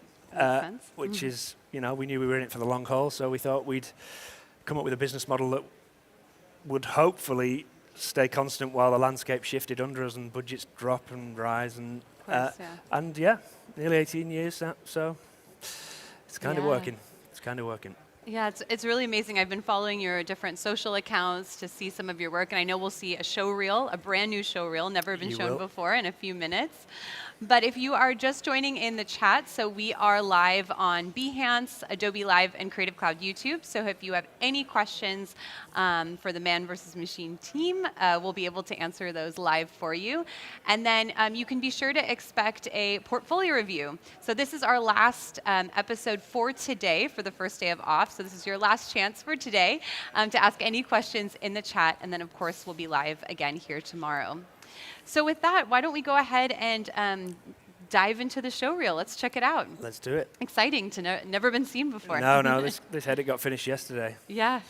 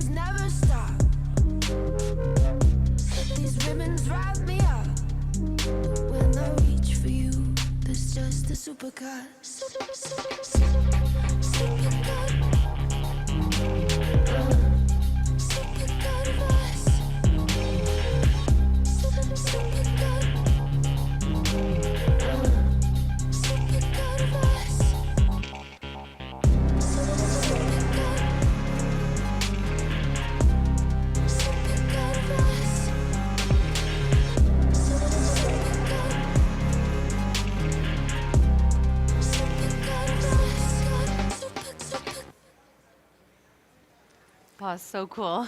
There you go. So tell me a little bit more about some of the projects featured in there and some of the clients that you worked with. Yeah, that's a decent summary of the last 17 years. Obviously, the super old stuff's not in there, but yeah, our thing is, always was, it's the Man versus Machine thing. It plays out into our business. People perceive it as a battle between man versus machine, but we've never seen it that way. We see it as a kind of a cuddle or a dance between the people and the process. So our thing is to try and just have everything all at once. So make the coolest work and make enough money so everyone gets paid And we entered it thinking it was that way. We never approached the business thinking we'll do cool projects with no budget, and then we'll do good budget projects and not show anyone. It was always just, let's do both. Idealistic, but it worked. So we get to work with cool brands, and that's kind of easier. But my favorite stuff is when we work with the more, the super mainstream stuff, you know, like less cool brands like Purple Mattresses. Like we did a launch film for them. And if they come to you and say, hey, we've got this new mattress, it's going to revolutionize people's lives, it's technologically advanced, it's not. It's just a mattress. But you believe it. For that 3 months, just believe it, believe the hype, and enjoy the project, and then move on to the next. You know, so that's our approach. But we're lucky to work with big clients as well. Apple, Nike are historically our biggest clients. So, but yeah, it's more fun for me. Like the BBC One rebrand that you saw a tiny bit of there, that's fairly recent, but that kind of stuff is the ultimate challenge for me, because trying to do kind of cool, progressive stuff, but for the biggest platforms, is what I love personally. I love the idea that my grandma gets to see what I've done, rather than just my friends who are also designers. That's not interesting to me. So, yeah, super mainstream thing. Like the BBC thing, the brief is to basically not offend anyone, because it's like the oldest TV channel in the world, and British people complain. So the brief is basically to launch something that just kind of slots in, and it feels like it's been updated, but it just kind of enters subtly, and people get a bit angry for 2 weeks, and then they're like, fine, I guess it's okay. So it's stuff like that is where you're designing something to fit in, rather than to sort of blow people's minds on first view. And obviously we do both. There's super trend-based stuff that you know has got a 3-week shelf life, so you go hard on the trends, really hard. But when something like the BBC One rebrand or any TV network, it could be on for 10 years. Oh, definitely. So I love that challenge. The short form stuff is fun, but the mixture is what's fun. You know, where you've got, your brain has to sort of think about the long form, timeless stuff versus the short form, like, what are the trends right now? Yeah. Let's try and one up every trend. It sounds like you have a really nice variety too, and especially on the BBC side. We had an episode earlier talking about the whole briefing process, and sometimes open-ended briefs can be very challenging. So how did that process work, and you know, working with BBC, for example, is such an important client? BBC are challenging because of the publicly owned, so everyone has an opinion, literally, and yeah, they're just so afraid of offending people. Of course, yeah. So, wide audience. Yeah. But yeah, I mean, BBC is a tricky one to get on the roster of, because you have to fill out so much paperwork to get on there. So we never really bothered in the early days. We used to rebrand all Channel 4's networks and ITV, a lot of American networks. We started out in TV rebrands. But our company was acquired in 2015 by WPP, or majority of it was. And the mission was to be acquired so that it became a long-term company. It wasn't based on the whim of myself or Tim, my partner, but keep our independent boutique feel. And that took a lot of negotiating in the acquisition phase, but it works and it's great. And we've been with them for 9 years now. But when we joined them, that's when the BBC thing happened, because they've got departments that fill out paperwork for us. So that's great. You can focus on the creative part and working through that, and not so much of the work. administrative We just do the work. The business model is do good work, get good work. Yeah. That's how you do it. Absolutely. Well, it's really cool. I'm really honored that you put it on Adobe Live for the first time to showcase that reel. And any sneak peek for your talk coming later this week? We've done all the stuff around OFFF, the visual campaign, all these blobby things that you see around. We call them life forms, and we put 3 Fs in each word, so it's relevant to OFFF. Very cool. And yeah, I'll be talking a little bit about those. They are made of feelings. It's us trying to visualize our feelings. So it's quite funny. A lot of the background on that is just comedy. Comedy? People trying to genuinely display their feelings, but it just comes out looking all goofy and stupid. Yeah. So we'll be talking about that and a few other projects. Yeah. Oh, cool. if I make it that far. Saturday night, last talk. You will. We've got this. Yeah. First day of energy. Right? Yeah. Well, it's a great way to kick it off. So thanks so much for joining us. I know that we have one portfolio review that we're going to take a look at. So we'd love your expertise and feedback. So I'm going to bring on Nacho Velasco to join us here. Hi, Nacho. How are you? Nice Thanks so much for joining us. Hi, how are you? Good. So Nacho, tell us a little bit about yourself and your area of focus. Okay, so thank you for inviting me here. It's a pleasure. I'm a motion and 3D artist from Spain. I've been working in the industry for around 11 years now, I think. And the last 7 years, I've been working as freelance for different studios, agencies, and direct clients. And if you want, I can show my demo reel, my last demo reel, if that works. Sounds great. Okay. Let's dive in. It's in my Vimeo or my website. Yeah. So as we're bringing that up, we had your Behance account on there too. So Yeah, if people wanted to follow you on Behance. Yeah, but I don't have the demo reel on Behance, so Okay. maybe. We'll throw that in. Or may I try my Vimeo? There we go. It may be faster. There we go. Yeah, this one. There you go. Oh. There we go.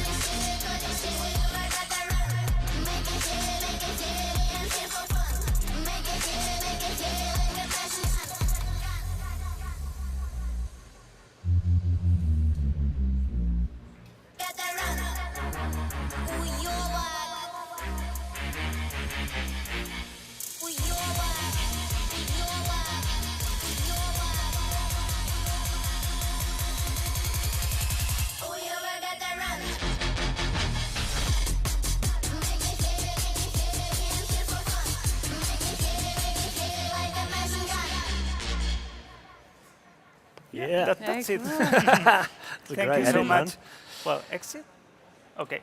So I used to work with different studios around the world, and I also work on my own projects with direct clients. So sometimes I direct my own projects, and sometimes I take part of a larger team. And I like making both things. I think it's refreshing. I like making everything from the scratch from myself, from the very early stages of a project until the final render. Even I don't like the final renders; it's the worst part for me. Yeah, they look pretty good, man. Yeah, sorry. They look pretty good. Thank you so much. Thank you so much. And other times I work with a larger team. I love working with talented teams. I think it's one of the best parts of my job. So, yeah, I think that's all. I like when working with larger teams or studios. I like working on animation and lighting. I would say those are my favorite skills. Yeah, I think that would be all. Yeah, I mean the work's killer, man. I mean it's a tricky thing to critique because it's great. You know, I mean you're a high level designer, and yeah, you can see the finish is there. And that's the standout thing for me is the finish. I mean, it's obviously a lot of nice ideas, nice content, but there's not that many people who get the finish, and it's hard. The last 5% is the hardest part of everything, and that's where my eye distinguishes, you know, one person from the next. And obviously the idea has to be there, but your work is right up my street because it's. I've never been into the sort of, you know, when like 90s trends come in and it's kind of anti-design and things, and things are intentionally lo-fi. It doesn't get me excited, but your stuff is all like, you know, very man vs. machine. And I know that our London office have been in touch with Nacho about working in the past, but he wasn't available, so. Oh, cool. Yeah, hopefully. We're not good enough for him. No, of course. Maybe we'll have more collaborations after this. Yeah, I'm sure we'll find a way, yeah. But no, I mean, it's great work, so. I guess, I mean, if you've got any specific questions for me, or it's interesting that you do both, like your own projects. So how do you find that as a one-man team, or running your own projects? Do you prefer that to jumping in and being part of a larger team? Or? I prefer to. I don't prefer anything. I like switching between both parts of the work because I feel a lot of freedom when working on my own projects, and that's great. But I feel that I don't learn too much on the process because I stay on my comfort zone, maybe. I like to try new things, but it's not always possible. So that's why I want to work with more people just to learn, to take things from them. Yeah, it's an interesting... The question of, like, should I have a style or a house style? It's always been an interesting one for us. And people ask us, what's your house style? And we're like, good. Hopefully. You know, we don't have a way of explaining it. Or if we do, it's this kind of dichotomy, as like Man vs. Machine. It's premium, playful. I think a lot of people think if they want something premium, they have to go to a super techy VFX house. If they want something playful, they go to someone more animation, playful driven. But we try and just find the middle somewhere. And it should always be both for us. And that's why if someone has to describe our style, it's premium versus playful. But I mean, I think your style is right up there with our style. So. Would you say there is a style on my work? Because it's hard for me to find the style. No, I think it's quite... I mean, our industry is relatively niche as part of our corner of the whole creative industry. But no, I think there's a consistency there and a style in that you can see that you're very strong with a certain tool set. But no, I mean, I think your style is just like really strong current motion design, you know? And I guess a lot of the stuff is fairly trend-based with the techniques and the visuals. So, I mean, like I was saying earlier, to challenge yourself, it's trying to do that stuff where you try and create something that's like timeless. Like, how can I come up with a visual that is still going to look good in 12 years when I look back at it? Well, those masterpieces for Nike Air Max were timeless. Yeah, exactly, and that's what obviously that's not the primary objective, but it's a fun challenge to set yourself to be like, not only is this going to be super current the day it launches, but we want to craft it, 5% over what is the acceptable rate, so that when you look back on it, you're like, oh shit, that was good. It still holds up. And so we have that. That's our kind of internal challenge that we try and keep alive, to try and keep pushing ourselves is, can it be both timeless and trendy? So it's hard. It's really, really hard. But I mean, some of the stuff you've done is like the finish is there and the timing is there and the animation's great. Thank you. I like, regarding the timing, I like editing a lot. Yeah, I started editing like 15 years ago. Yeah, I'm going to get you to cut our next reel. It was tighter than ours. Sorry? We should get you to cut our next show reel. Yours was tighter. Your edit. Yeah. I really like it. Perfect. Thank you. It's great. So, and would you have any advice on how to improve my portfolio? Because I really appreciate that you say it's great, but there is always room to improve it. I mean, it's that. I think you're at the point where it's kind of increments now. It's not like, hey, you can make it 50% better by doing this. It's you're really good, and it's I think the potential's there to go to the standout good. But I guess I don't know, to do that.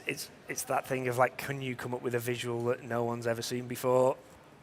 Obviously, it's an ask, I mean, for what we look for, if you're looking for in freelancers, it's exactly what you've got. It's someone. So I don't want to tell you to go away and just do experimental stuff that makes no sense, because I'm not interested in that personally. I want to see it applied, and that's the challenge: is applying experimental conceptual techniques and ideas to client work. That's the coolest thing for me. So, but you kind of already do that. So, I guess, I mean, I don't know.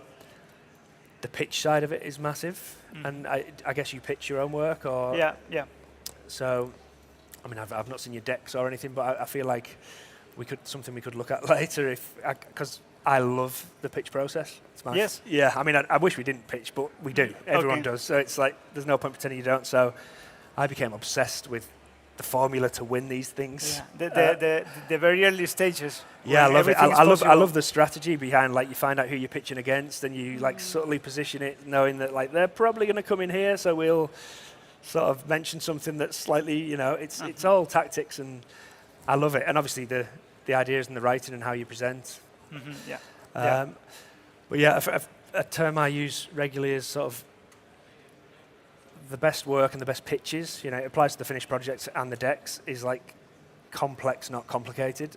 I think a lot of people think overly complicated things and lots of pages wins. You win a pitch in the first 3 pages of a deck. It's like, you know, when you walk into a house, if you're going to rent it or buy it, you know in 7 seconds apparently. And I think that's true with the first 3 pages of a deck.